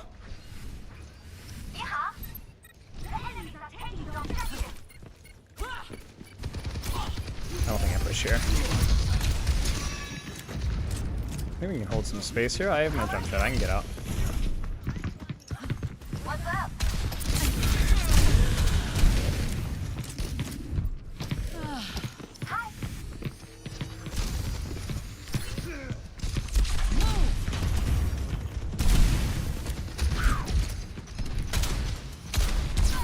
This is what I was talking about. It's like kind of hard, man. Dispersing. Freaking.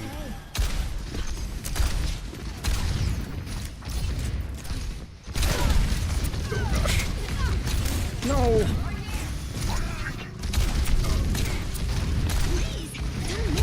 No. No. My bad. I probably didn't need to do that, to be honest with you guys. I need Conk for that. Because if you're going to commit that far, you need Conk to displace their shots.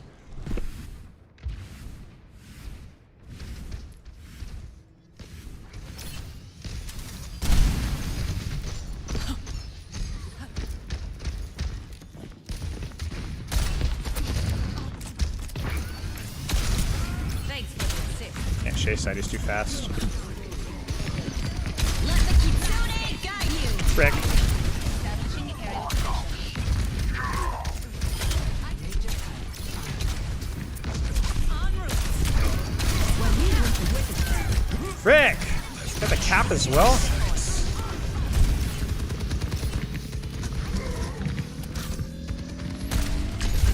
Justice reigns from above.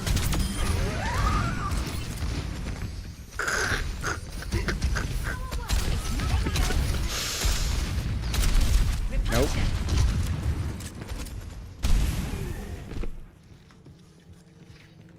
So stupid. I will not waste this opportunity.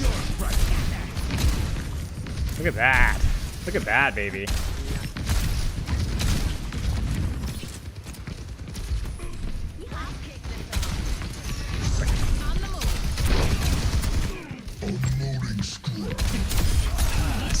On the move.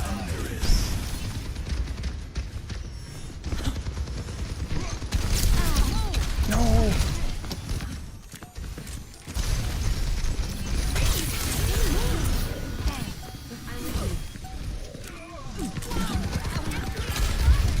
No, no, no, I didn't do that. Heroes never die. Nice. All right, we'll do one more. We'll do one more. Victory. I'm literally at the point where I'm pressing the wrong button. Like, like it's not even like, oh, I didn't. I'm just pressing buttons. Like, yeah. So, like, I've alternated my right click. Yeah. I just conked my on. Like, I'm sorry. Wait, I got. Oh, I got play the game. Let's go. Wait, let's go, guys. No, I don't even know what I did. Vote for a map. There's no way it's Masters 4, bro. There's no way.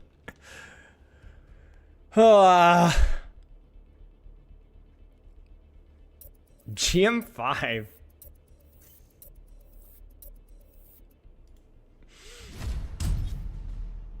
This is good. This is a different map. It's a little bit more broad, so I'm gonna have to kind of stretch things out a little bit.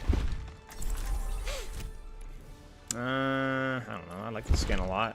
What else we got here? No. That's okay.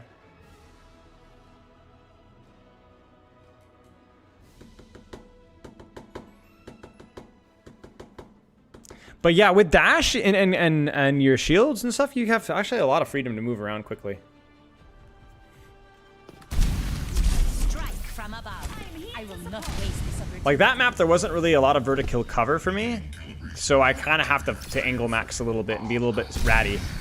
Because I still had better mobility than most of DPS, so I can angle more, but just you can say there's just not a lot of vertical mobility, you know. So I have to.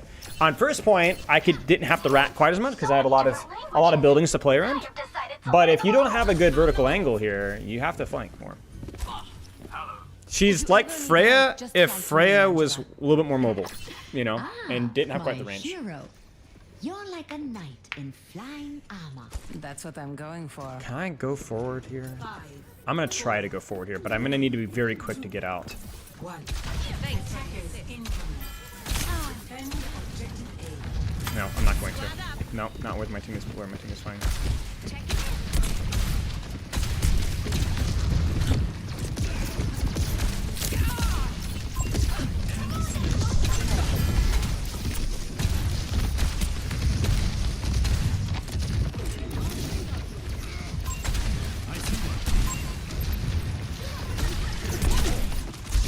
Oh, frick, I meant to reposition with that.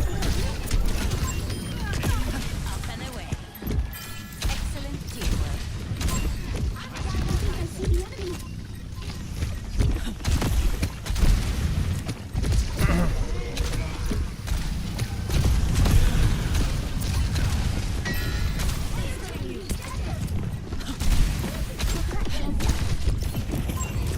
On the move.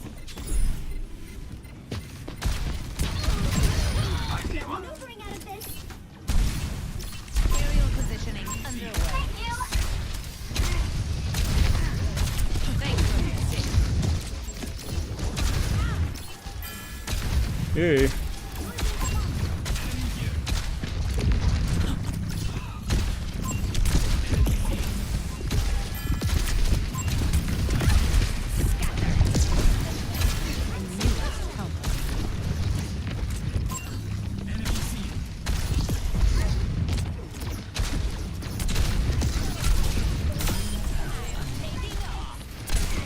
Four hits confirmed. I will not waste this opportunity. Justice. Huge pocket. I lived way longer than I should have. Oh, frick, I just helped him out. No, I didn't. I got him. My rockets are fuel. Oh, I need that through his stream title. Whoops.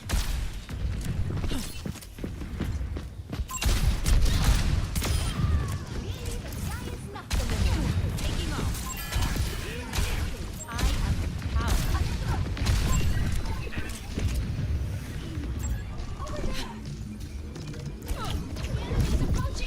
I think we can get the res there. Oh, maybe we can. Dispersing. That's too slow. Adaptive circuits engaged. Juno.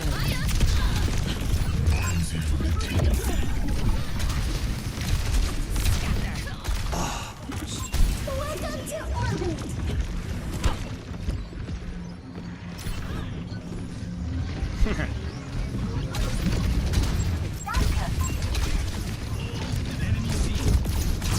Establishing aerial position. Thanks for the assist. Repulsion. No, no. Walid Widdick.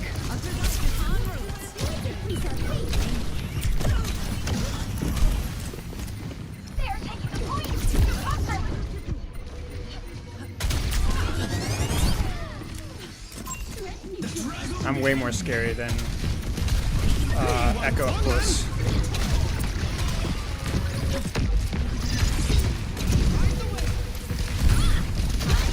Oh gosh.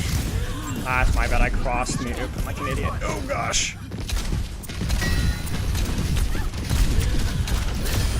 Heat check confirmed. Aerial positioning underway.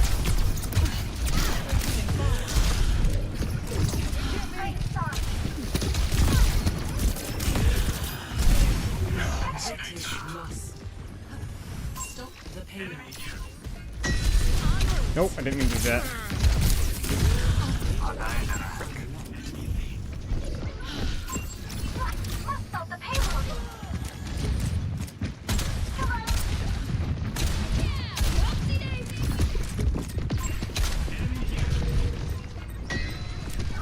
Okay, we're going in. Establishing aerial positioning. Thanks for the assist.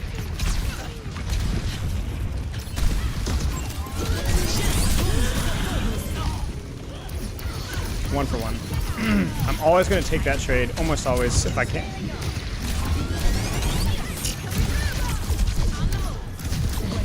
Didn't mean I had to there. I think that's my main problem. Is I Adaptive can. circuits engaged. Farah.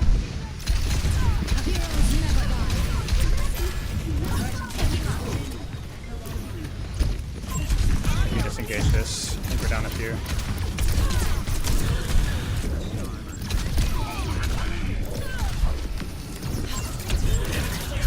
Positioning. I will not waste this.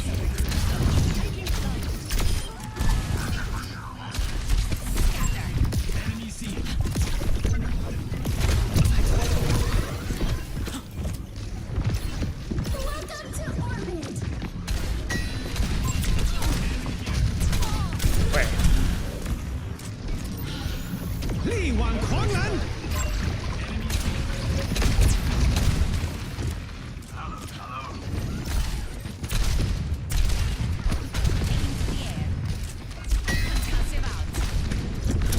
I don't know how to use this perk. This new perk. I think they're gonna chase me. I'm gonna make it expensive.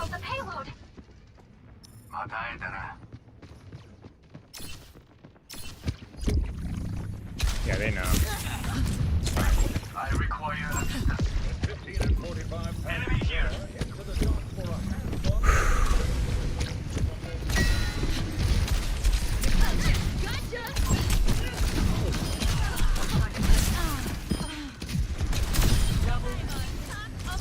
I mean, I know how to do it, but I don't know, like, it changes your combo a little bit, I think.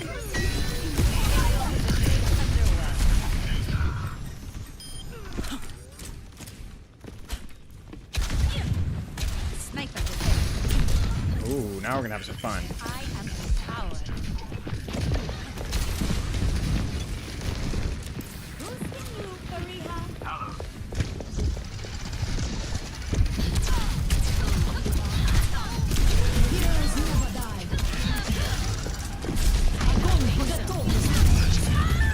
Okay. All right. Like there was a world. There was a world. Oh, nice lead. I don't want to talk about it. En route. I see one. Caprice, how are you, mate? Long time no chat, man. How are you? Ah. On the move. Try to catch the edge there.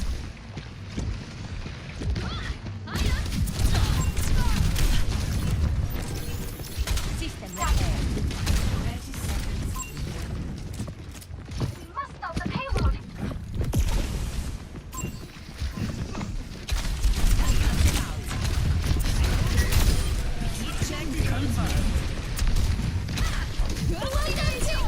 I'm not stupid. Usually.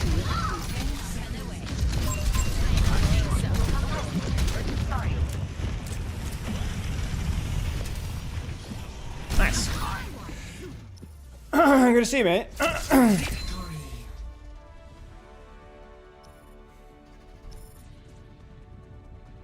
Okay, rank check. Play of the game. Should I get involved? Dude, yeah, get involved, dude. Throw hands. Just pretend you're having an affair with one of them. That's the strategy. Just be like, yo, I didn't know you were married. That's the strategy. That's the strategy. Just go in, pretend like you're having an affair with them, and just pretend like, wait, I didn't know you were married? That seems the strat.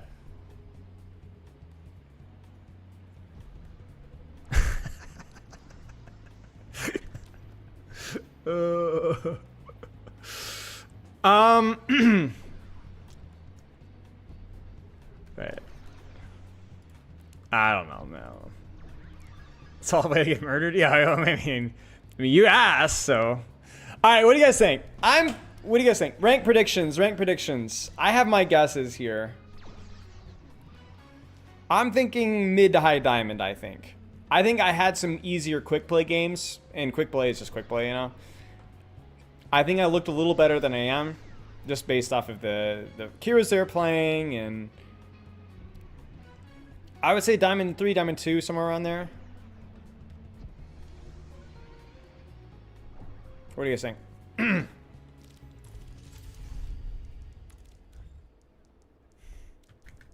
What rank do you think is what we're playing? And then we'll do a custom game to test that theory out. All right, let's say Diamond. Let's say Diamond 2. Let's say Diamond 2 for now. So I'm gonna take anywhere from Diamond 4 to Masters 4. I might be convinced to take Diamond 5. Let's just say Diamond 5 to Masters 4. I need Diamond 5 to Masters 4 players. Yeah. Rank, battle tag, rank, roll, whatever. Drop it in Twitch or YouTube chat. 66 Diamond player? I mean, depends what rank in 66. I mean, 66 Diamond 1? Sure, probably. Probably okay.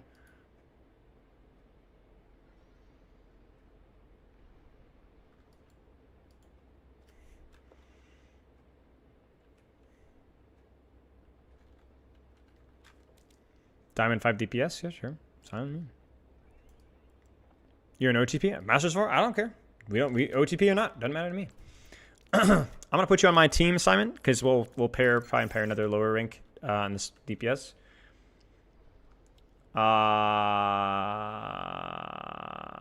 Diamond 4 tank. Okay.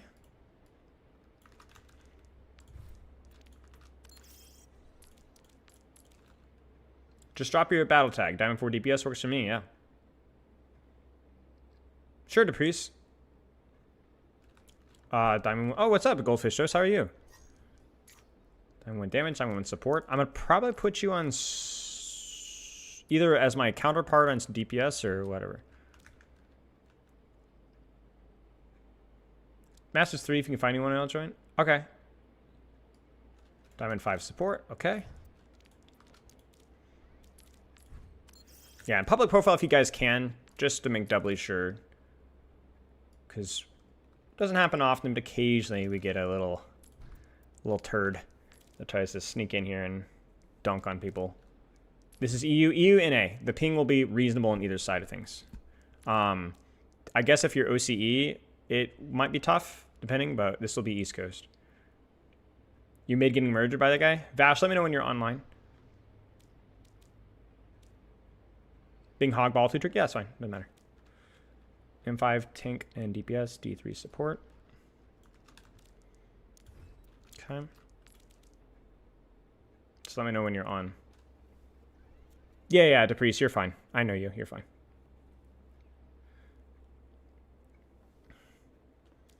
Nice. What were you playing in Rivals? What heroes did you play? Yeah, Jarl, just let me know when you're online. Vash, let me know when you're online. Depriest is here. I'll move Depriest as my DPS in the other team.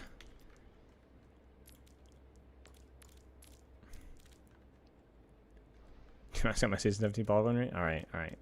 So we need 2 more supports, but I can also take another DPS and move Old Fish Toast to support. So I need 2 more supports or a DPS, and then I need another tank. I know we had potentially a Masters Ryan player, but I'll hold off for now unless that becomes our only option, in which case I'll kind of shift things around otherwise. Hulk Strange, nice. Nice. Okay, we'll get... Oh, yeah, that's right. Vash is going to get DPS here, and then we'll move Old Fish Toast to support.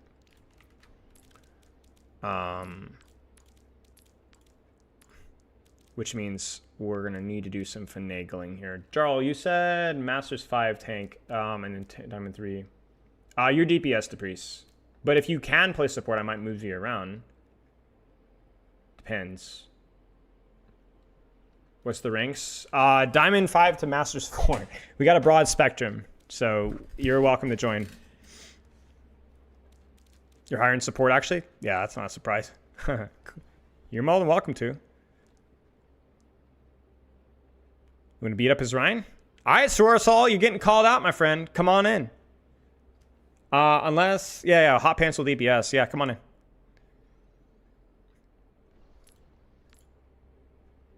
Look at your ball win rate.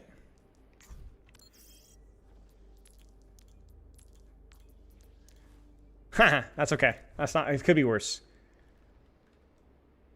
Low diamond support flank kitty. We might be filled, Azuria. I'm really sorry. I really appreciate you joining in. If we do another one, if you're still around, but I think we just filled up. I'm really sorry. But welcome. You know what? Frick. Can anybody in this lobby play tank at like a Diamond 4, Diamond 3, Diamond 5 level? Diamond 2 level? Because if so, we could maybe get you in. Let me hang tight. We might be able to get... Well, no. Wait, Virulence is here. Never mind. We already said the Rhine. Never mind. I forgot. Frick, man. I'm gaslighting everybody. All right. So this team's stacked, I think. Bronze Spile will invite the spectate. I didn't mean to swap teams. Whoops. Well, I don't want to... I did technically say you were first, so I don't want to back out on that. Okay, so Hot Pants, what rank are you on DPS? Diamond 4, Diamond 3. Simon's Diamond 5, so we'll be at a slight disadvantage, I think, with DPS. Plat 1 in support, but we already talked about that. You're probably going to be closer to Diamond 3 or Diamond 4. I think we're at a slight disadvantage to the support and tank, so I might have to flip-flop somebody. You're Diamond 2. Yeah, I think I'm going to have to flip-flop. Because you have that... They have the higher ranked tank, they have the higher rated DPS line, and they have the higher rated support line. So I'm just going to swap support with... Who is our lowest ranked support player? Diamond 5, Diamond 4. No, it's okay, Hot Pants. It's all right. Diamond 3. I'll just swap Old Fish Toast with Pepper, and we'll call it good. It'll still be a little bit disadvantageous for us, but shouldn't be too shabby. And then I'll just swap teams. It's fine. You're just not as active? Okay, well then there we go. So then we're good then. Okay, let's roll. Play whatever you want. Have fun. No pressure, no stress. Nobody cares. I'm not spectating you. More just chill. Just fun. This is just fun game. This is not, you know, big important content thing. And again, apologies, Azuria, and anybody else in chat.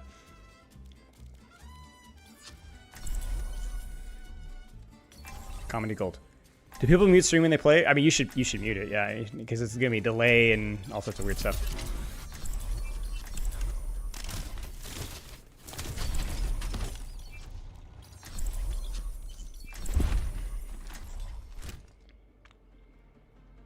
Yeah, you're welcome to play whatever you want. And I'm picking maps random. Dorado is the first map that loaded in. The next map will be random as well, so no idea. From above.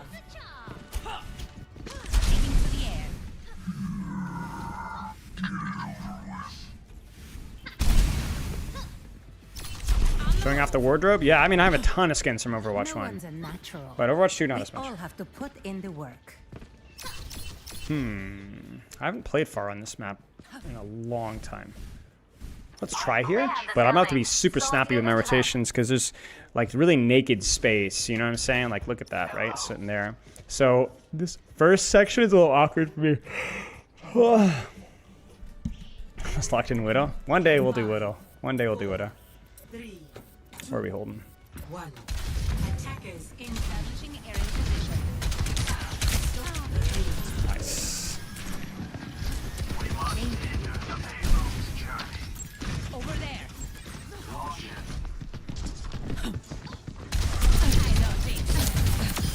Messy, but we got it done. Enemy spotted.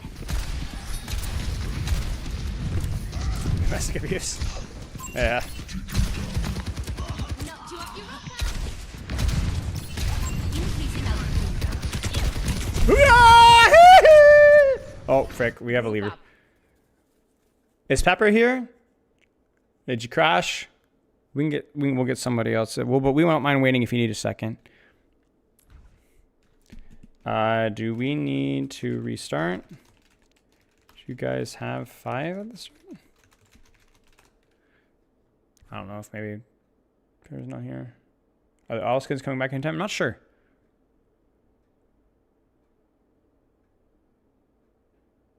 We might need to support. Okay. All right. I'm gonna go ahead and assume that there's like an internet crashing or something. So I need a support player. So Azuria, are you still here? Wait, he said his mouse wasn't working.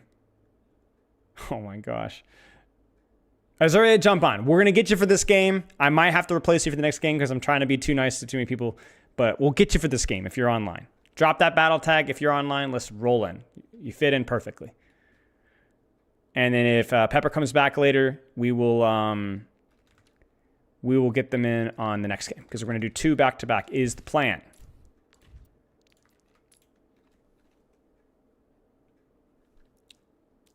Just let me know when you're online. I'm going to restart the match. Might be a different map entirely. Yeah, different map. But we operate it. I mean, them not having a player at the start kind of sucks.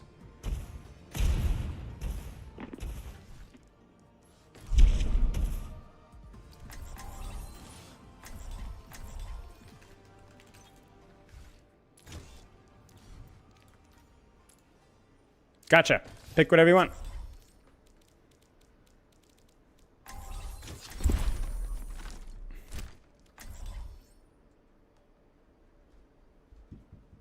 I'm trying to think of how to play far on this map. Where to position. Gonna be very angle flanky maybe even at the start. It's really, really bad neutral fight for me, honestly. I think. I legit think I'm gonna hard flank here. Hopefully nobody's serious listening. Because I don't think the neutral fight's good for me at all. It's not a lot of cover, no verticality. There is always room for improvement. Blinding. I mean, Onox, you gotta chill, my friend. You gotta chill. A lot of rapid rank displacement is self-imposed. Tilt queuing and all that, like, you get what I'm saying?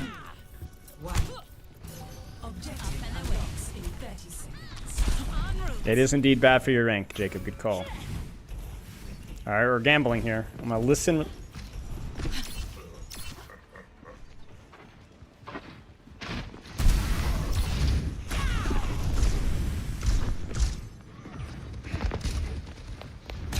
Oh gosh.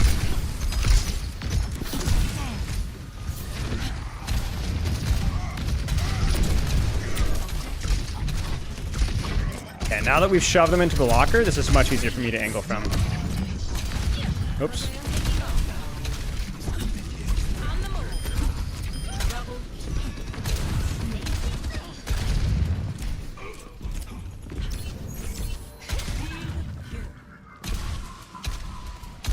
We've taken the lead.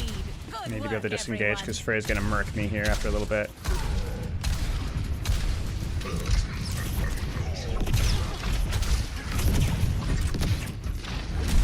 I think I'm soft angle here.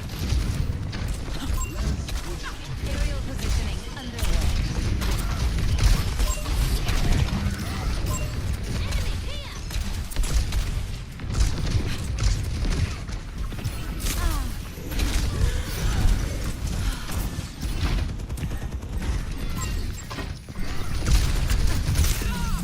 Oh dear. Friend, I messed up. I wonder if I should have been that shallow. I think I actually should have flanked deeper versus them, because like they don't have any mobility to punish my flank, so I think I should have gone to the other side of bridge actually. Always more to learn. And use the new rework side of the map. You guys know what I'm talking about, right?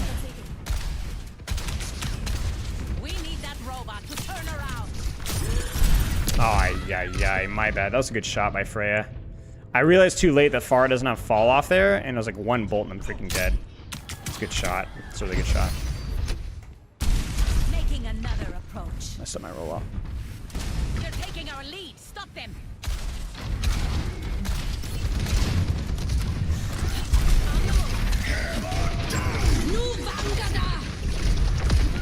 We need to take some space here quickly.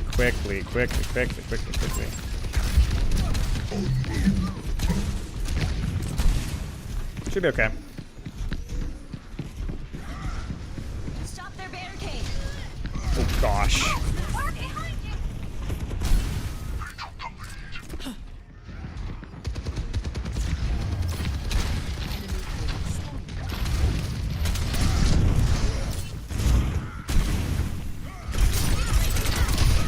Shoot, my bad.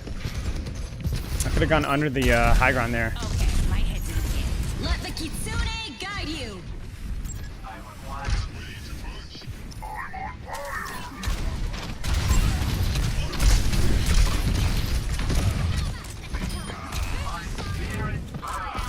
Increasing altitude.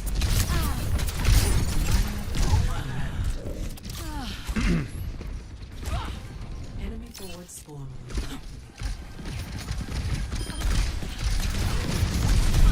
Oh gosh.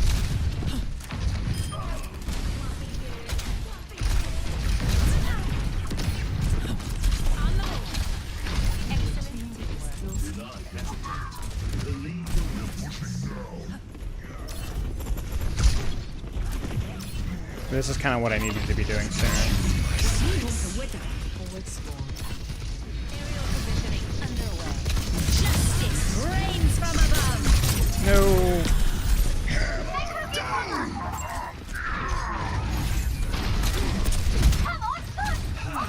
Into the iris.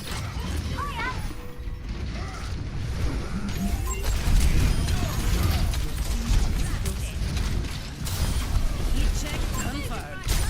No, freaking Freya. We get the lead. No, we C9. We didn't touch. No. Frick.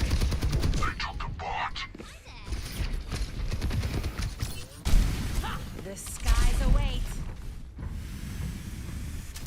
Taking to the air. Mostly just using fuel because remember you move faster. Forward spawn.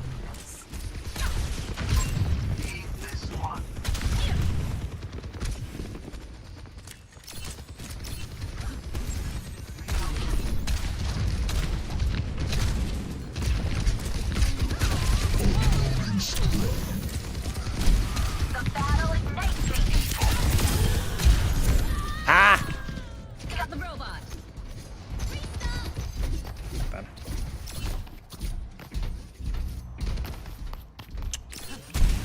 En route. Form up. I don't think we can get the lead here just yet. We need to be patient. We are being drawn to the lead.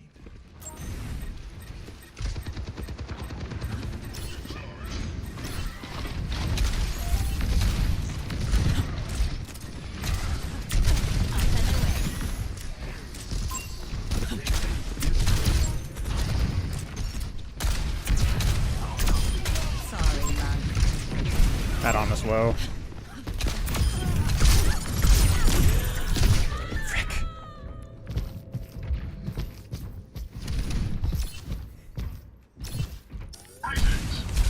I keep doing the order wrong. The conch sends you closer to the floor.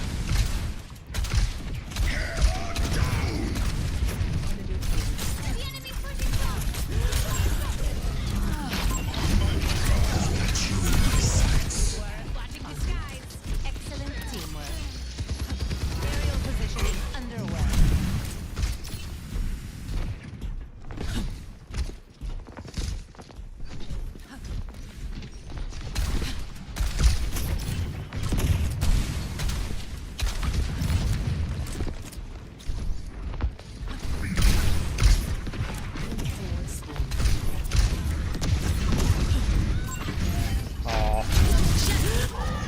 Okay. All right, look. I thought that I heard my tracer die, so it's like maybe he's low. Maybe he's low. But he was not. He wasn't low. So I gambled. It's really hard for me to get value at a barrage with my perk setup and with a comp. So I kind of gambled. It's not actually, that's not true. That's not true. No excuses. They're running on a break. It's fine.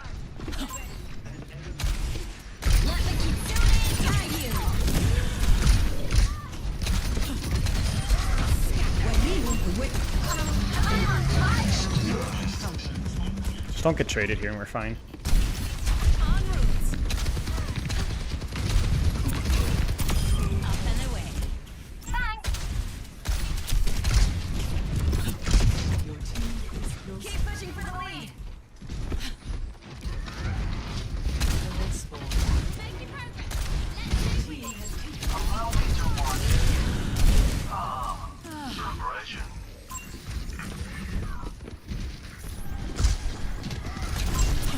That Frey is on me.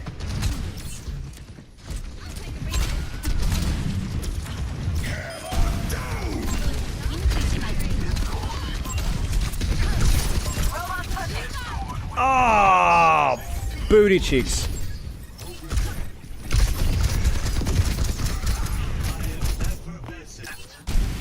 Let's show him some air. No, I keep messing up my rollout. Let's mix it up a little bit here. Let's mix it up just a wee bit here. Let's get that Freya guessing. Let's angle here instead.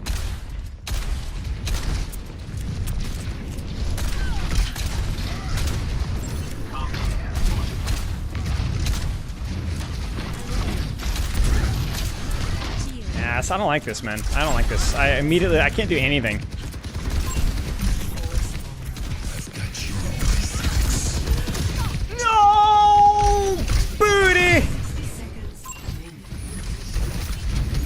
Ryan could die. Oh no, we lost our Discord. My bad.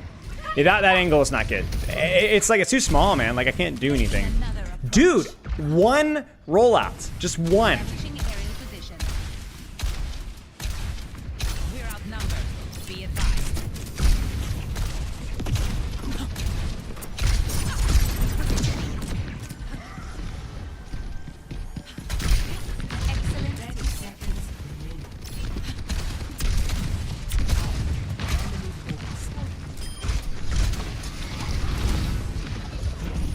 Oh frick.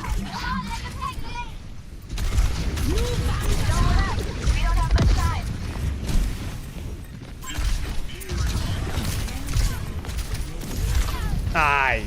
Okay, this is expensive. Whoever's in cart should die. Well, they should die. Okay, we're good. Should be done. Returning to battle. Taking to the air. Okay, this is not nearly as clean as it should be. Let the Kitsune guide you. Justice. Okay, maybe not the best. Maybe not the best. Okay, I think we're good. I think we're good. I think we're good. I think we're good. I think we're good. We're good. Frick, man, that was way too close. I don't really have a main Onyx. I'm on fire. That was really sloppy towards the end. All right, swap. One more. Jeez. Who do we got to move here? Probably me and Hot Pants, I think, is the swap we have to do. Play of the game.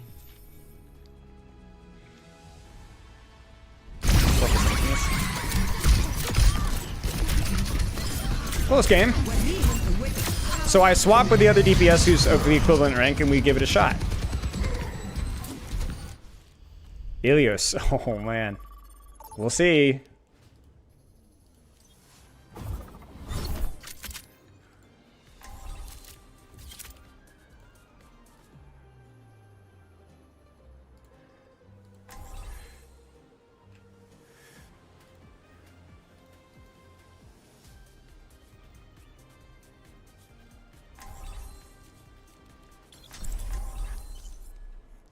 All right, now we're on the winning team now. Now we're on the best team.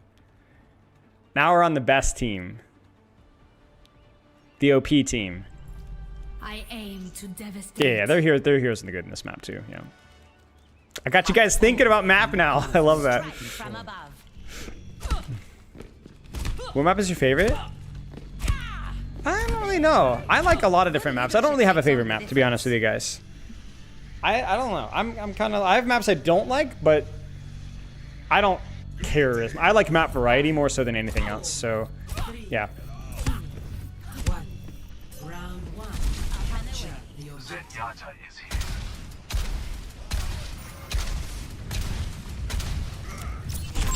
I see an enemy.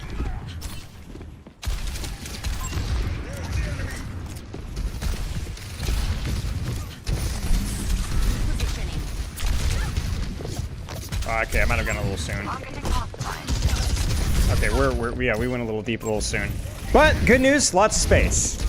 Didn't have to. I just didn't need to go right away. Doing that when fights were actually happening would have been better. But hey, space created. That's all that matters, right, baby? All right. Enemy over here. Oh my gosh. Okay, I respect. I thought I was just outside of fall off range, but maybe not with 225. Let's show him some air power. Enemy here. Here I am. But here I am not.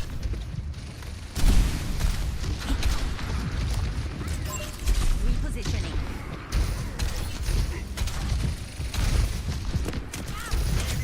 Establishing the area to Correct. We must stop them. enemy in sight.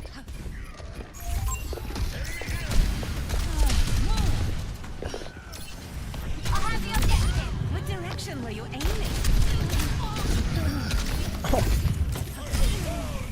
Nice. Dude, I'm just getting flashbacks, man. Come on. Come on.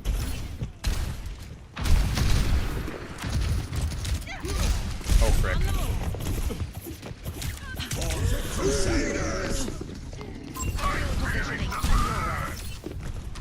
En route.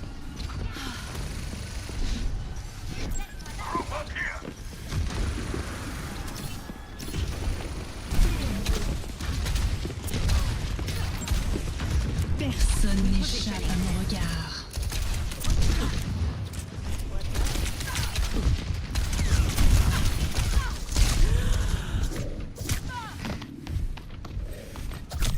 Okay, sure. Listen, the more effort needed, the better. That's all that we want.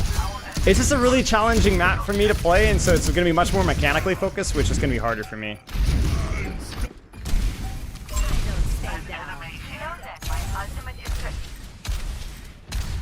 I'll just take the objective.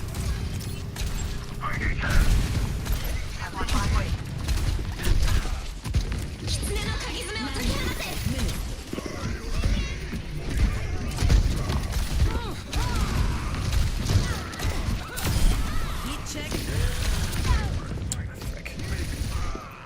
Yeah, we're not controlling. We didn't have a lot of ults there. That's fine.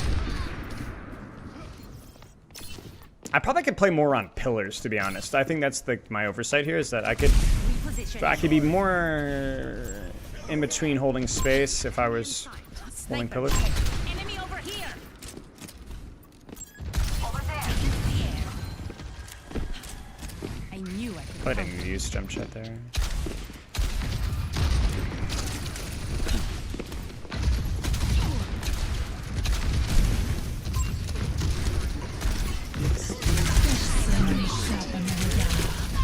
Frick. It's just really challenging for me here. I gotta play it way better than I am. And our problem is we try to cheat the point and we're gonna lose because we did that. You can't go straight to point in this map. You can't. We gave them all the space in the world. Frick me, man. En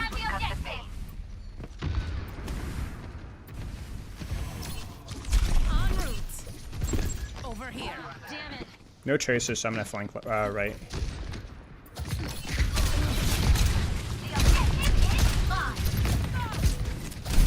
Justice reigns from above.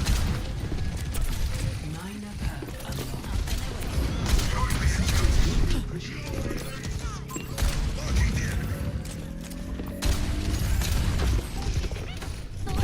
Oh, what a stick.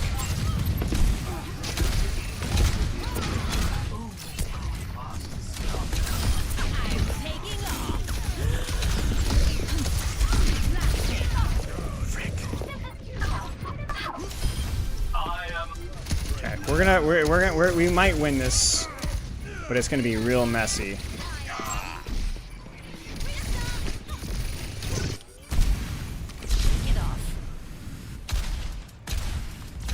Yeah, real messy for me there. Oh. Score 1-0. Thomas not mid-time circuit royale.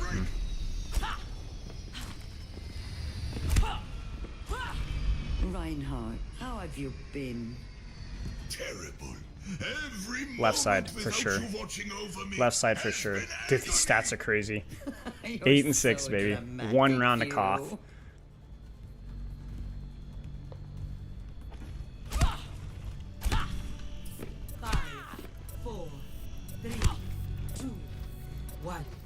Round 2. Capture the objective. One more win. This should be easy. Got a ball now?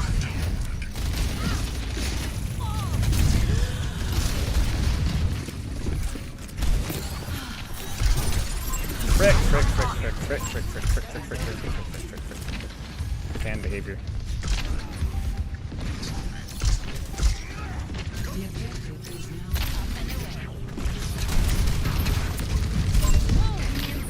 No.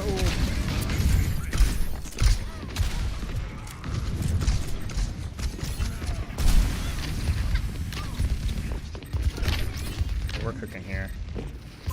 Eyes on a target. Oh, what? They're not here?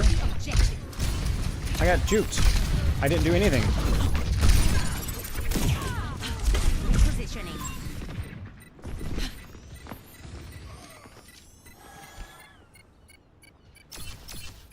Frick.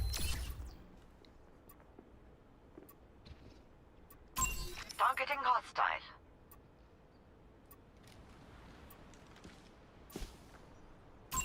Enemy in sight. En route. Taking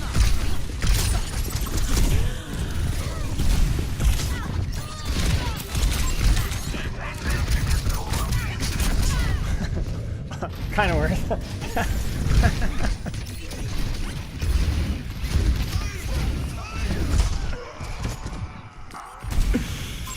Eyes on a target. Defend the objective.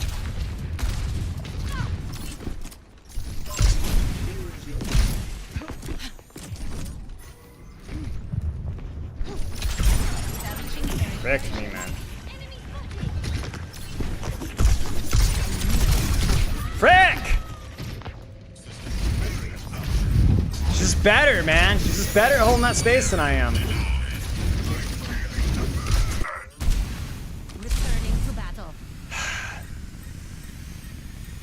They outnumber us. Keep it tight. Move on to the objective. We must defend. I think I needed. I don't know, man. Get it started.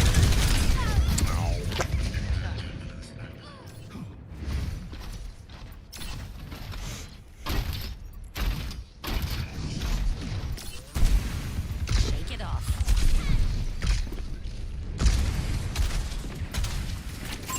I see an enemy. It's fine.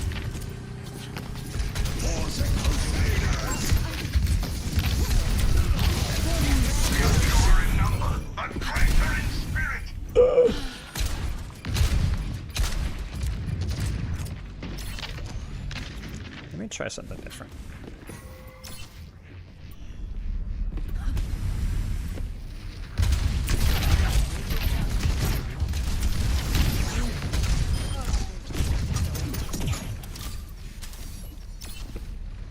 Okay. En route.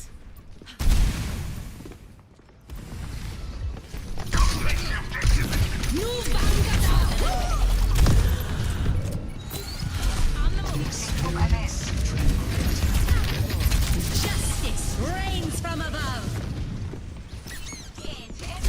Positioning.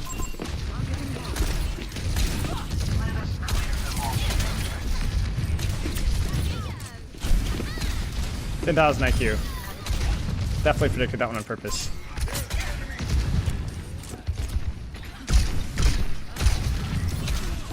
No.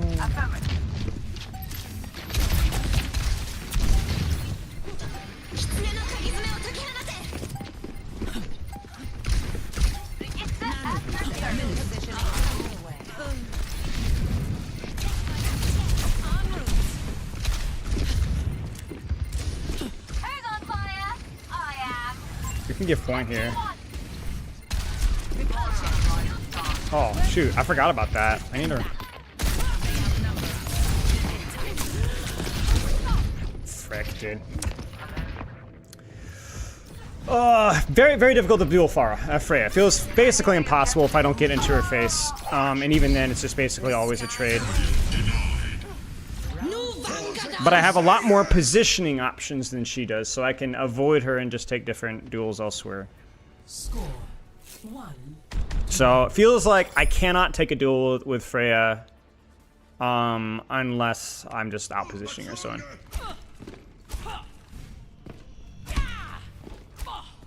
Let's hurry this along.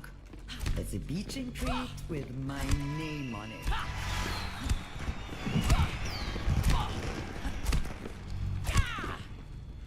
Always been a good shot.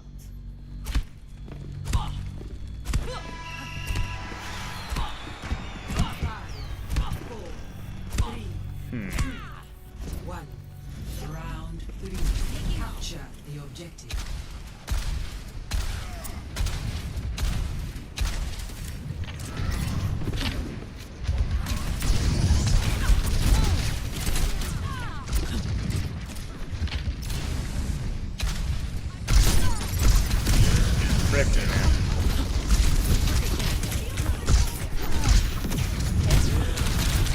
I just feel completely stifled. The objective is now active.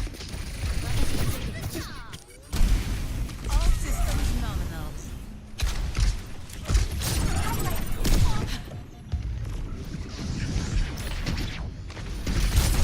Holy crap, dude. I literally cannot take space. Shoot. Every angle's marked.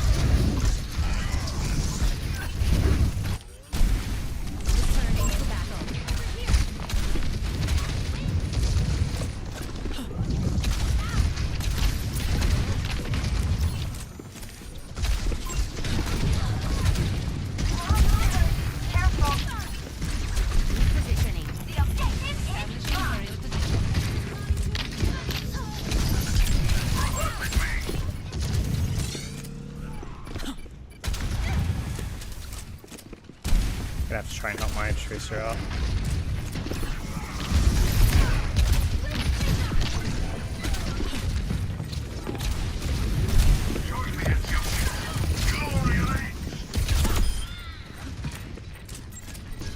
Even that feels a bit unearned, you know what I'm saying?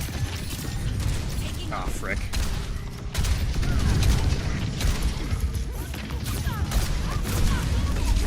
Oh gosh.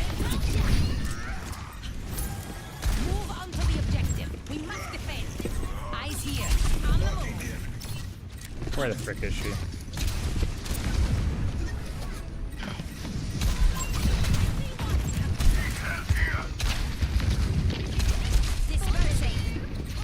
I'm not controlling the space, I'm just chasing.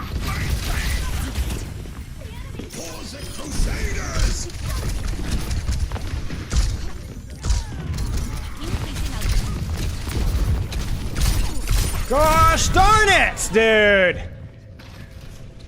I have to 3-shot her! Frick! Get off. Area denied.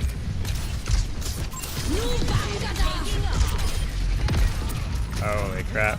Defend the objective. Aerial positioning underway. I traded, I guess. I traded, but I entered that like at most advantage that's out of verticality.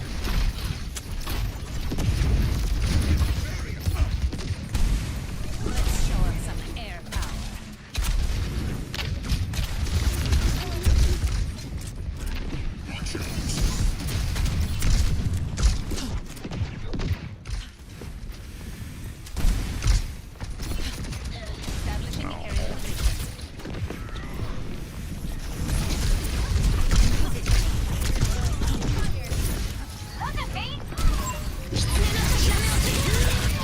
I should have gone for Kiriko.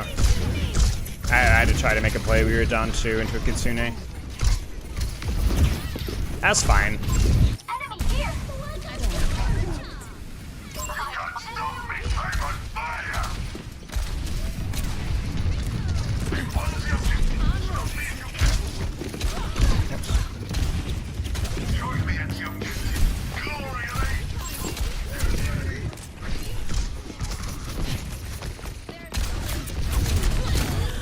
No, that's just mechanical fumble there. There's actually 0 chance that I should die there. Huge whip. Huge whip. We can keep our Rhine up. My Brig's getting picked on a little bit.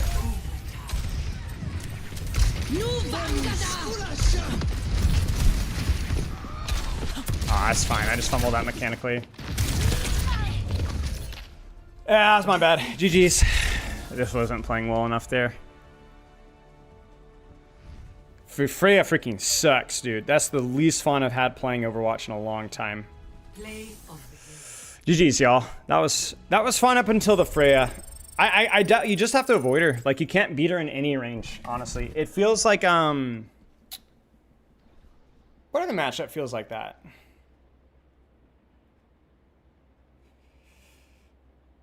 Trying to think. It feels like there's another matchup. Like, there's no way to beat her at all. The only way that you beat her is through verticality, but yeah. Hanzo versus Bastion? Yeah, true. Yeah, full dive is. I mean, it's fine. We had that last one. I just screwed it up. Yeah. Yeah, it just feels like feels like quite the hard counter. She beats you up close. She beats you from far. Doesn't necessarily always beat you up close, but it definitely doesn't feel like an advantage duel as much as I thought it would be.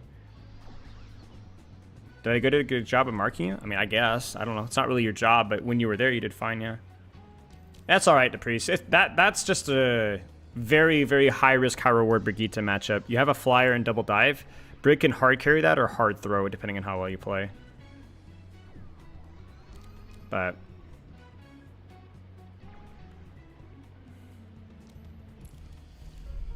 all right. Okay, GG's. We'll call it there. What did I do in dive? I tried to force point and pinball, but it was rough. I mean, you did fine. I don't think you were the problem. Like, I mean, I think you were fine. You did more than fine. Like, I did not play well there towards the end. We had a lot of opportunities and just didn't do it. So, all right, man. We're gonna end stream. Loves and kisses. I will be back on Thursday. Hopefully have the Roadhog chat all situated. And yeah, I'll see you guys then. Thanks for joining. Bye, YouTube. Bye, Twitch. Farewell.